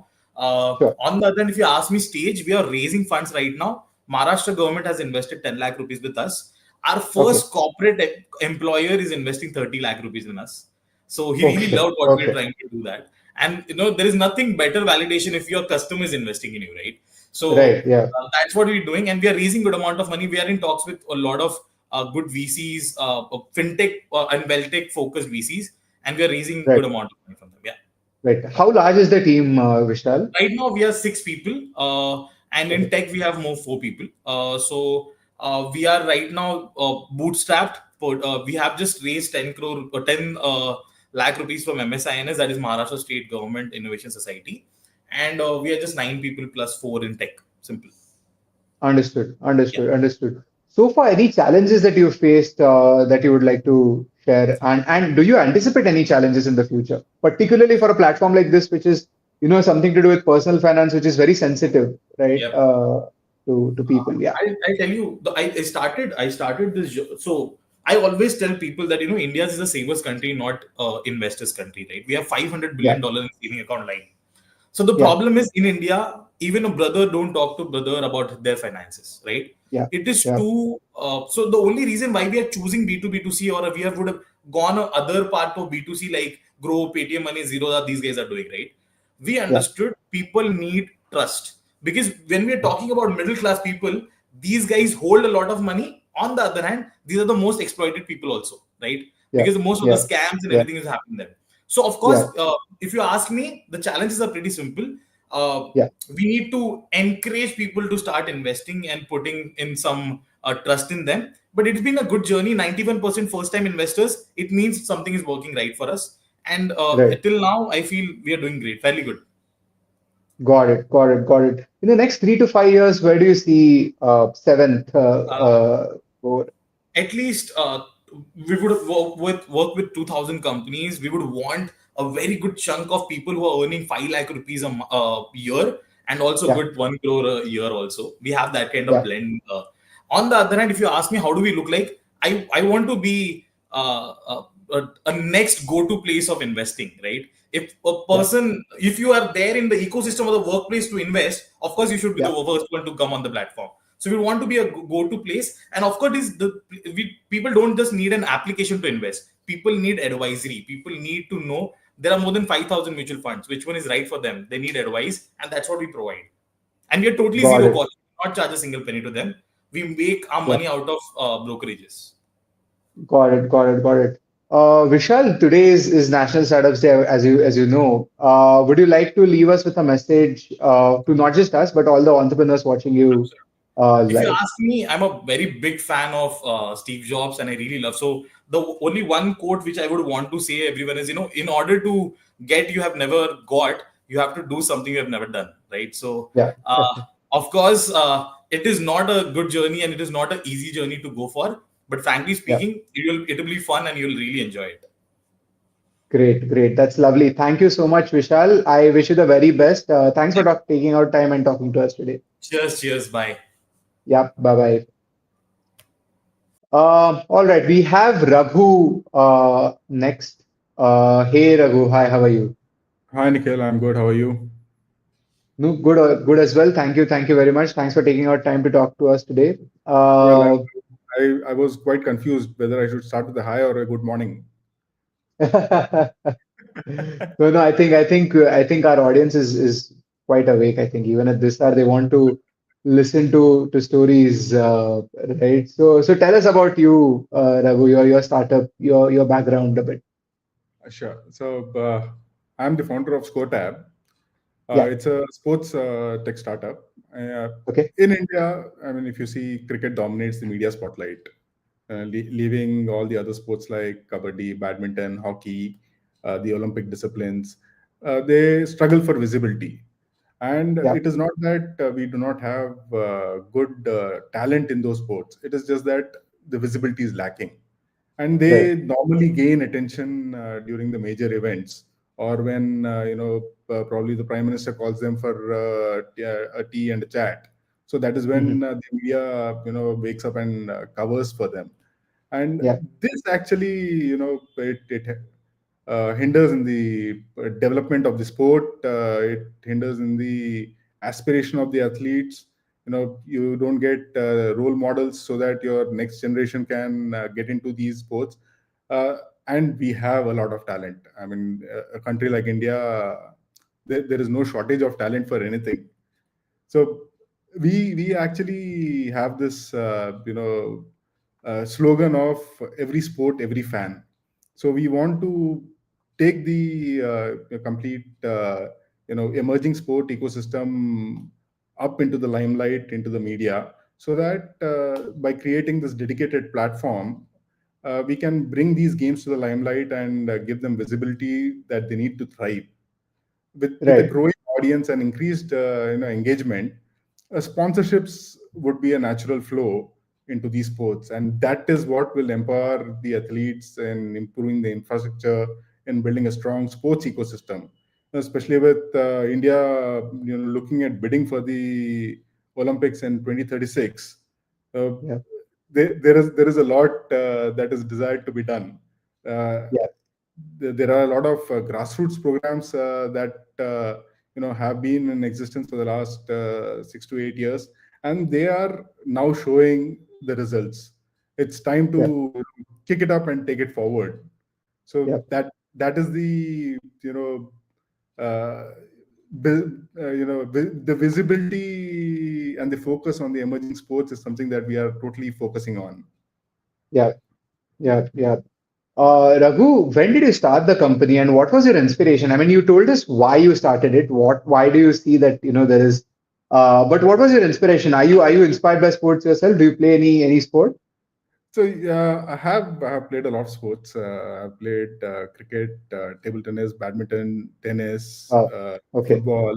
So right since my childhood, I've been playing some sport or the other.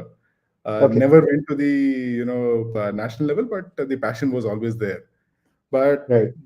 having said that, that was not the trigger for actually starting with ScoreTab. So back in 2021, as all of us were working from home, had a lot of ample time in our hands, and that is when the Olympics were also taking place, which was deferred by a year. Yeah. And during those Olympics, I wanted to follow it, both since I had the time as well as the passion for it.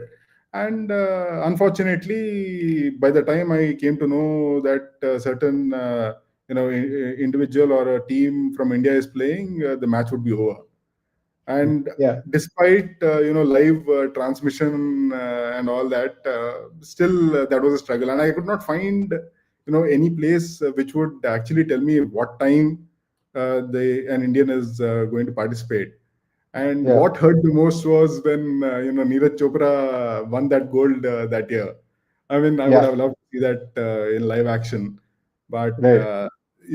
this is what started the trigger of doing something about it, more for myself than for anything else. Then, of course, I spoke around, I asked around, did a few informal surveys with known people, unknown people, and what I realized is people have an interest in Right.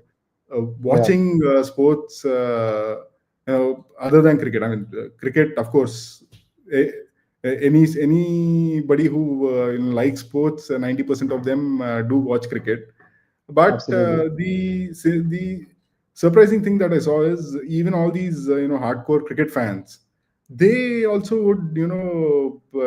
would love to take out time to watch these other athletes performing at the international Yeah. stage.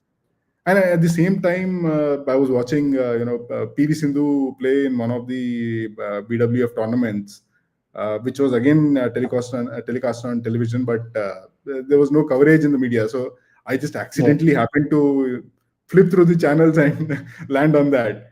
And since then, what I noticed is most of these international matches where Yeah. our cream of athletes participate, they're Yeah. all broadcast on our on television, on OTTs in India. Yeah. But unfortunately, they don't get the eyeballs just because of the lack of media attention on them. Right. So Yeah. compounding that, I tried looking at it as an analogy with cricket, which Yeah. until 1983 nobody cared about that, but Yeah. 1983 changed everything. So it Yeah. is all about having the eyeballs, which would give the traction, the sponsorship, the infrastructure development. Everything follows then, and Yeah. that is how you get the next generation of people engaged in the sport and interested in pursuing it as a career, rather Yeah. than just playing it for time pass and then leave it aside. And Yeah. Yeah. sports has its own advantages, in terms of personal development, in terms of Yeah. teamwork. So there, all those synergies, also hidden synergies are there, which we generally don't think about and realize. Yeah. So when did you start the company, Raghu? Sorry, I didn't get that. Yeah, so the app has been live for about a year and a half now. It's Okay. on the Play Store and the App Store.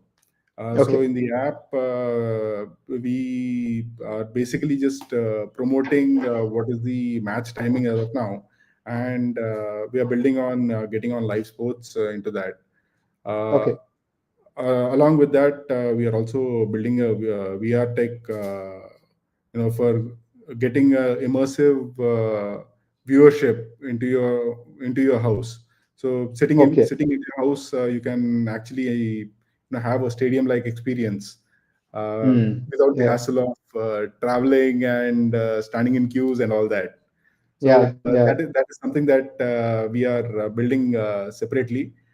That's Okay. a long-term tech development, Okay. because as of now there's no technology that is available which would take multiple camera feed and give a live transmission. Uh, Right. but the idea is to actually popularize the emerging sports through the app and the media platform before jumping into the VR live viewing aspect of it. Got it. So, but in India, if you want to sort of telecast sports, or even through this VR that you're talking about, you'll have to deal with a lot of rights, right? Like you'll have to buy rights from X, Y, Z contenders. So, how do you think that will pan out for you? You know, So the rights are all available with the sports governing bodies. correct. Now, Yeah. if I say cricket, then in India it is BCCI, international Correct. tournaments it's ICC. If I Yeah. say badminton, it is BWF. Similarly for each sport, it has got its own governing body. Now, Yeah. the a good thing is these are all emerging sports, so Yeah. even they are fighting for eyeballs. So that's Yeah. a add-on bonus and a win-win both sides. Yeah. So that Yeah. if it was cricket, yes, that would have been a very different ball game altogether. Yeah. But Yeah. it is not cricket that we are focusing on. That is not our because for cricket you have a lot of platforms and content available, and Right. there is no point in fighting in a crowded market. Yeah. Yeah. Yeah. No, thanks so much. I'm afraid time's up for us, Raghu. But I would love to talk to you more about your startup. Maybe offline we can take this sometime. Sure. Thanks so much for taking out time, Raghu. It was really lovely talking to you, and I wish you the Thank you. best for your future. Thank you, Nikhil. Thank you, your story too. And should I end with a good night or a good morning now? Up to you. I think it's a good night for all of us. A good night then. Yeah. Yeah. Thank you very much. I look forward to catching up with you offline. Yes. Yes. Yes. For sure.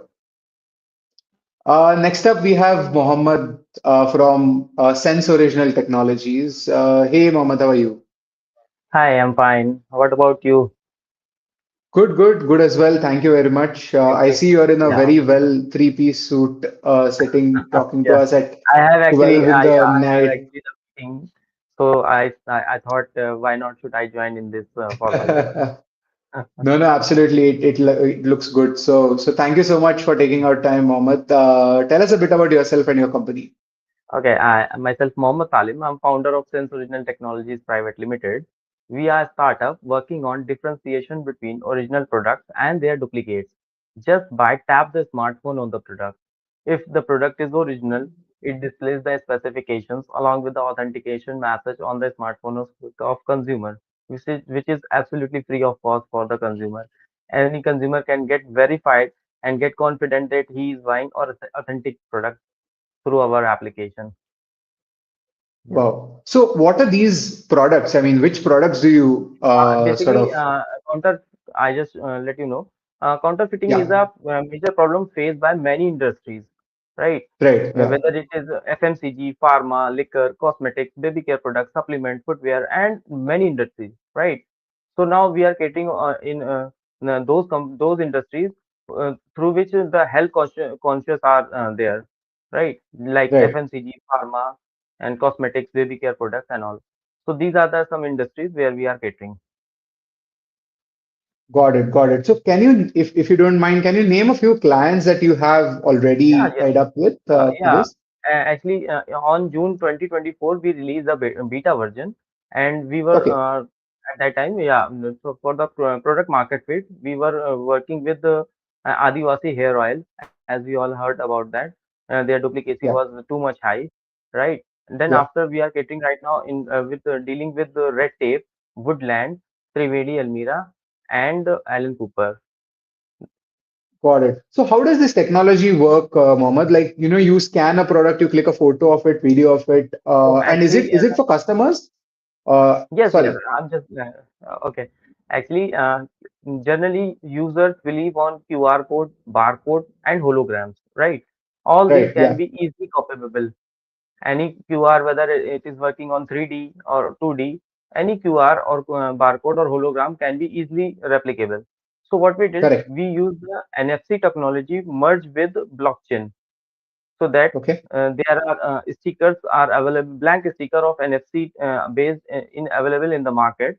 We buy these blank tags and insert our in-house developed blockchain based software and Okay. assign these stickers to the particular which we are catering brands so that any consumer and we sell these stickers to the brand, right? And Yeah. brand can just stick it on their product and sell through their whatever the supply, whether it is online or offline. So it's a process like selling of the product, right? And now it's up to the consumer. That consumer has to verify whether it is original or not. He has to just download our app and tap his Okay. smartphone with our app, and it is original and the sticker was there. So just Right. by tapping the smartphone, and he can get the verification of. Wow. Wow. Wow. This is very interesting. I mean, I Yes, will yes. probably I download just, it right now. if you allow me, I Yeah. just show you. Like these are two identical products, perfume, Sure. right? Yeah. We don't know which one is original and which one is duplicate. Just Hmm. open our app that is named Sense Original. Just simple tap, as you can see on the screen, it's original. Wow. It displays the specifications. Okay. Okay. Okay. Okay. So how did you come up with this idea, Mohammed? Like, what was your The idea, inspiration? yes, yes. The idea was begun just after COVID. All of us have heard that remdesivir injection was water was selling in the name of remdesivir, right? And one of my relative was admitted to hospital at that time. Doctor prescribed him an Okay. injection that was cost around 25,000, and we were Right. confused whether is it original or not. From there, we get the inspiration and decided today whatever the problem I am facing, I don't let other do face the same problem. So from where the Wow. journey begins, we researched almost 2 years that how do we make such technology that it can be copied or replicated, right? So I Understood. met Yeah. my co-founder at IIT Kanpur. He is working in our company as a CTO. He's taking care of our technology part, right? And from where the journey begins, and we use the blockchain technology over there so that we can secure our Wow. product, secure our code in a 99.9%. Got it. Got it. That's very inspiring, Mohammed. So, have you raised any funds, and how large is your team? We are 100% bootstrapped right now, Okay. and we are incubated in STPI Gurgaon, where we have raised a grant of 25 lakh rupees. Also, we are Okay. incubated in MIT University, Lucknow campus, uh, from where we raised 25 lakh rupees. So yeah, we got till now 75 lakh rupees as a grant. From there, हम लोग उसी से we are doing Okay. the operation. Okay. And when you've taken this product to the market, how has the response been from the brands? Like, and Yeah, and some you've brands. commercialized it fully, right? Yes, if we I'm are. understand. We are Yeah. totally. Yeah, we are totally commercialized it. And some brand we reach some brand. Some brand says we don't require such thing because it's not in our uh, product pricing. But Yeah. so we are catering right now those ticket size which are more than 500 plus. So yeah, Okay. वहाँ पे actually requirement is in high ticket size actually. The counterfeiting is Right. going to be higher in the high ticket size. So yeah, somebody accept Understood. it, somebody reject. Yeah. How large is your Actually, team, Mohammed? yeah, we are actually six people team. All of them Okay. are apart from me. All of them are in tech side. Okay. Okay. Okay. So you Yeah. lead the operations slash Yes. sales, Yes. is Yes. it? Yes. Lovely. Uh, Lovely. Lovely. Where are you based out of? we are from Kanpur. Okay. Okay. Kanpur, And sir. Yes. how does the process, I mean, can you walk me through the process? Like you approach a brand, right? Do you have to go physically meet them, explain them the Yes, actually, technology? in starting, we reach via LinkedIn and Okay. a cold email, but nothing response for there. So Okay. in Kanpur, there are some major companies which are working worldwide, like Red Tape, Red Chief, Mm-hmm. Namaste India. So in Kanpur, we get the benefit of meeting from somewhere else. So yeah, from there the journey begins, and we reach to top industries, and they accept it, and they said yes, it's a absolutely new technology. So yeah, Right. from there we reach. Got it. Got it. Do you plan to take it global, Mohammed? Because I think this will be a Absolutely, problem in most absolutely. emerging countries, right? So yeah. Actually, according to ASPA, that is Authentication Solution Provider Association, I am member of ASPA as also. So Okay. according to ASPA, India is a market of 2.6 trillion rupees of counterfeit. It's a huge Wow. number, right? So Yeah. initially we are focused in India actually. We have to Yeah. our vision is to combat counterfeit goods from India, and Right. mission is to collaborate with the brands whose counterfeiting are in the market. And Yeah. there are some mentors which really working with me. Mr. Farooq Khan, who is the vice president of Akash Institute, and Dr. Meera Singh, she is the director of MIT University, and Okay. Mrityunjay Gupta, he is uh, General Secretariat in UP Vidhan Sabha.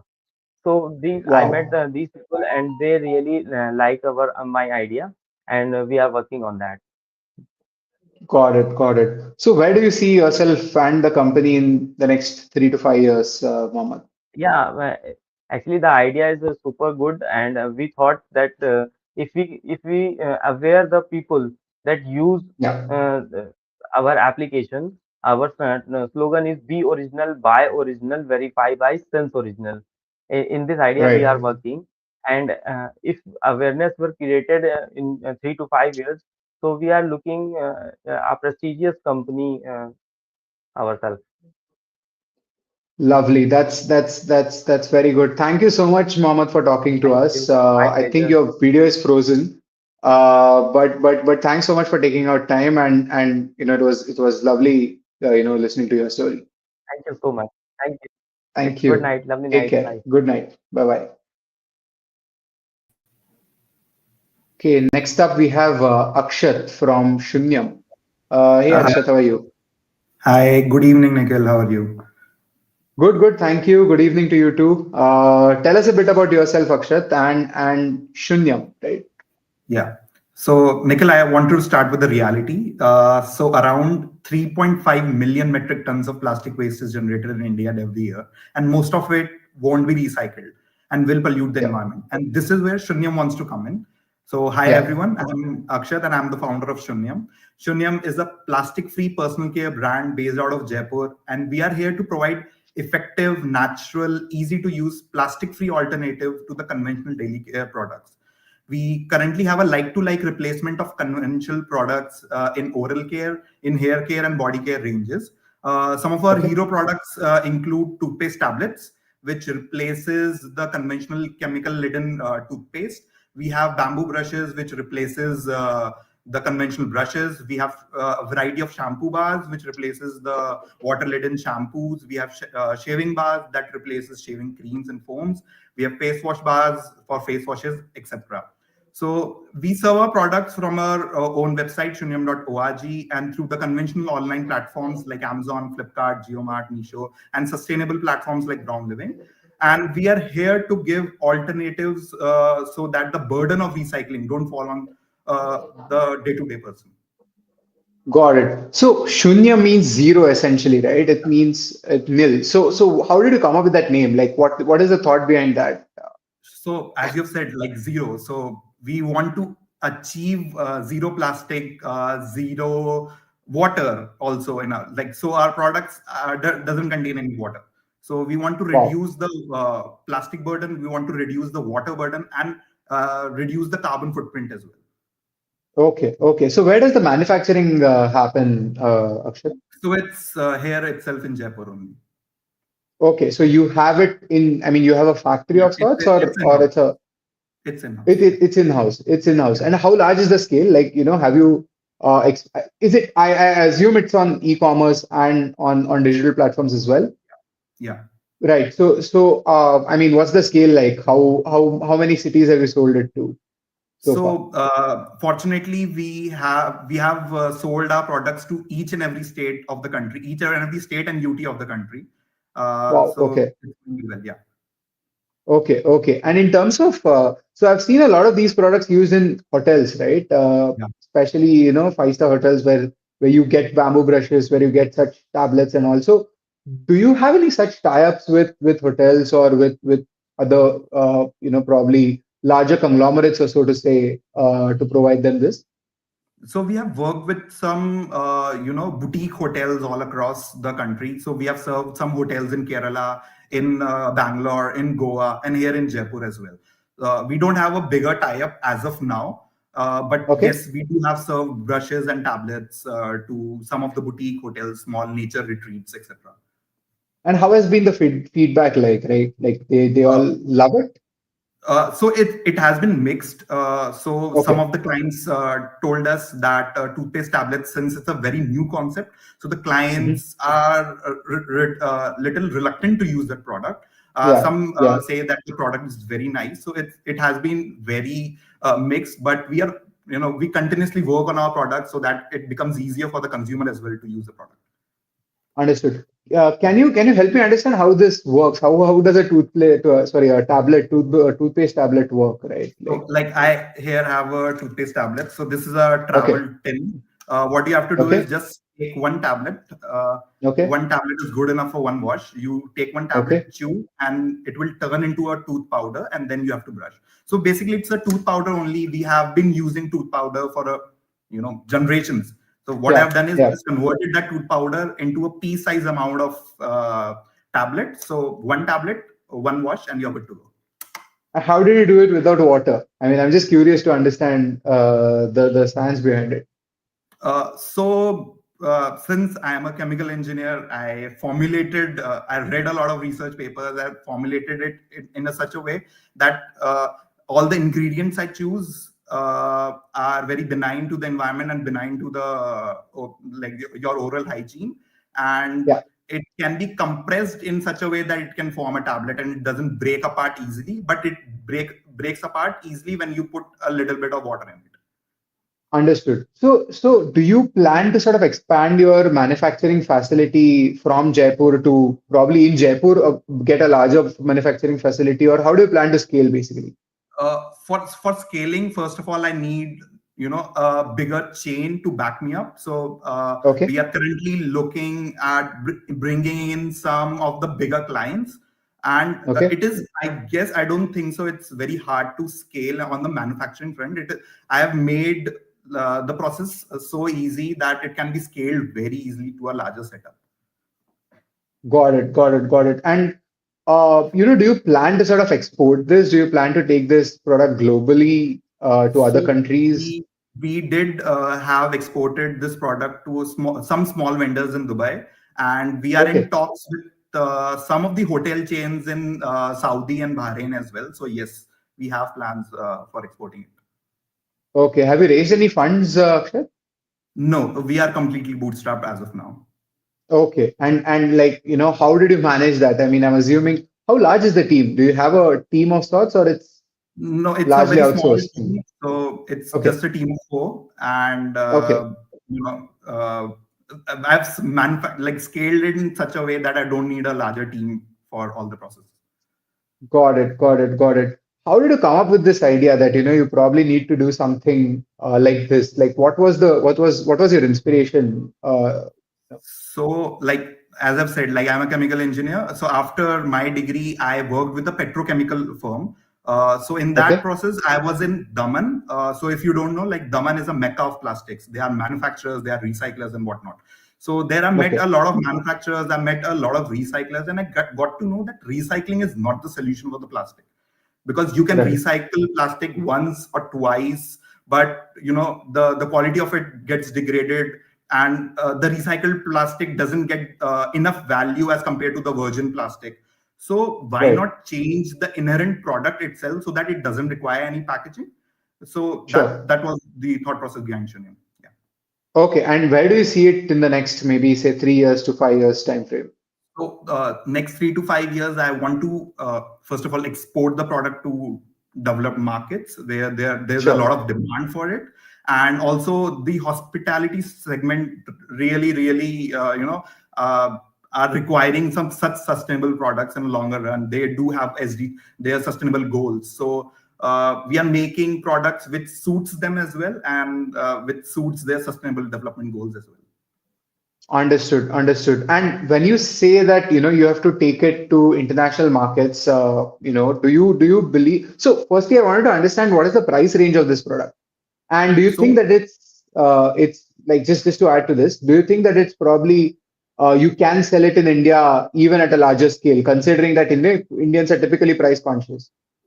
So Indians being price conscious is, I don't think so. It's a thing of the past. They require value. So if I provide a Okay. product which has value, so people will buy it. So for example, our shampoo bars. So a shampoo bar looks small, but in that price range and with the ingredients we are using, which are completely sulfate and paraben free, and which are good for the hairs as well. Right. We are like to like with the brands which are selling it with a water laden formula. Okay. Yeah. Got it. Got it. Got it. Do you require any approvals for this, Akshat, like from the Food and Drug Administration, or any other approvals? So we require approval from the. I've taken the Ayush certificate, so the Ayush ministry is behind it, but it can Okay. be done in a chemical license as well, yeah, drug license as well. Okay. Okay. And even when you scale outside, you don't need any specific licenses for that, is it? FDA approvals are needed, so that is why like the export is in a longer picture. Understood. Understood. Understood. So, just wanted to understand, did you face any challenges initially when you started out, particularly because it's a very niche and a different product, right? So, how was it like when you started out?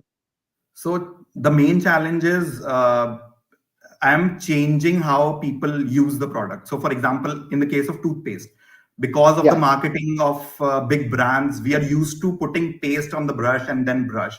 Now I'm Yeah. telling Yeah. people to, chew a tablet. So it is a Yeah. little different and they're not used to it. So I have to Yeah. educate the crowd why we are making these products, why it is good, not just for the environment, but just for you as well, because the conventional products do contain a lot of illogical ingredients. So that's the main challenge which we faced and which we are facing in a longer run. We have to educate the crowd.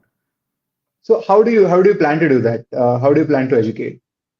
So currently we are just doing via social media, like we are making a lot of reels, we are making a lot of content, we are posting a lot on Instagram, on LinkedIn, and that's all. Understood. Like, do you plan to sort of, I mean, I don't know, like it essentially, consumer brands require a lot of marketing, right? And unless you sort of win consumers' confidence, you won't be able to sell it at large, right? So, do you have any plans for that? Do you have any specific thoughts behind that? So what I was thinking was to grow a B2B business, to bring in a lot Yeah. of revenue, that I can utilize it in the D2C brand. So it will go Okay. hand in hand. And I guess cracking B2B will be an easier option, since hospitality industry do want these kind of products. So Right. getting a revenue from that and using it in the D2C brand will be able to scale it properly and sustainably. Understood. Understood. Understood. Any last thoughts you want to leave our audience with, Akshat? Today is the National Startup Day. What is the one message that you would probably want to give our audience and all the young entrepreneurs again? Yeah, maybe resilience to what you are doing and trust in the product you are making. If you don't trust your own product, people won't be confident in your product if you are not confident in it. So trust in your product and think for a longer run, not for a shorter term. Wonderful. Thank you so much, Akshat, for your time today. Thanks for talking to us. I wish you the best, and I hope you do really well. Thank you so much for talking to us. Thank you, Nikhil. Good night. Yeah. Good night.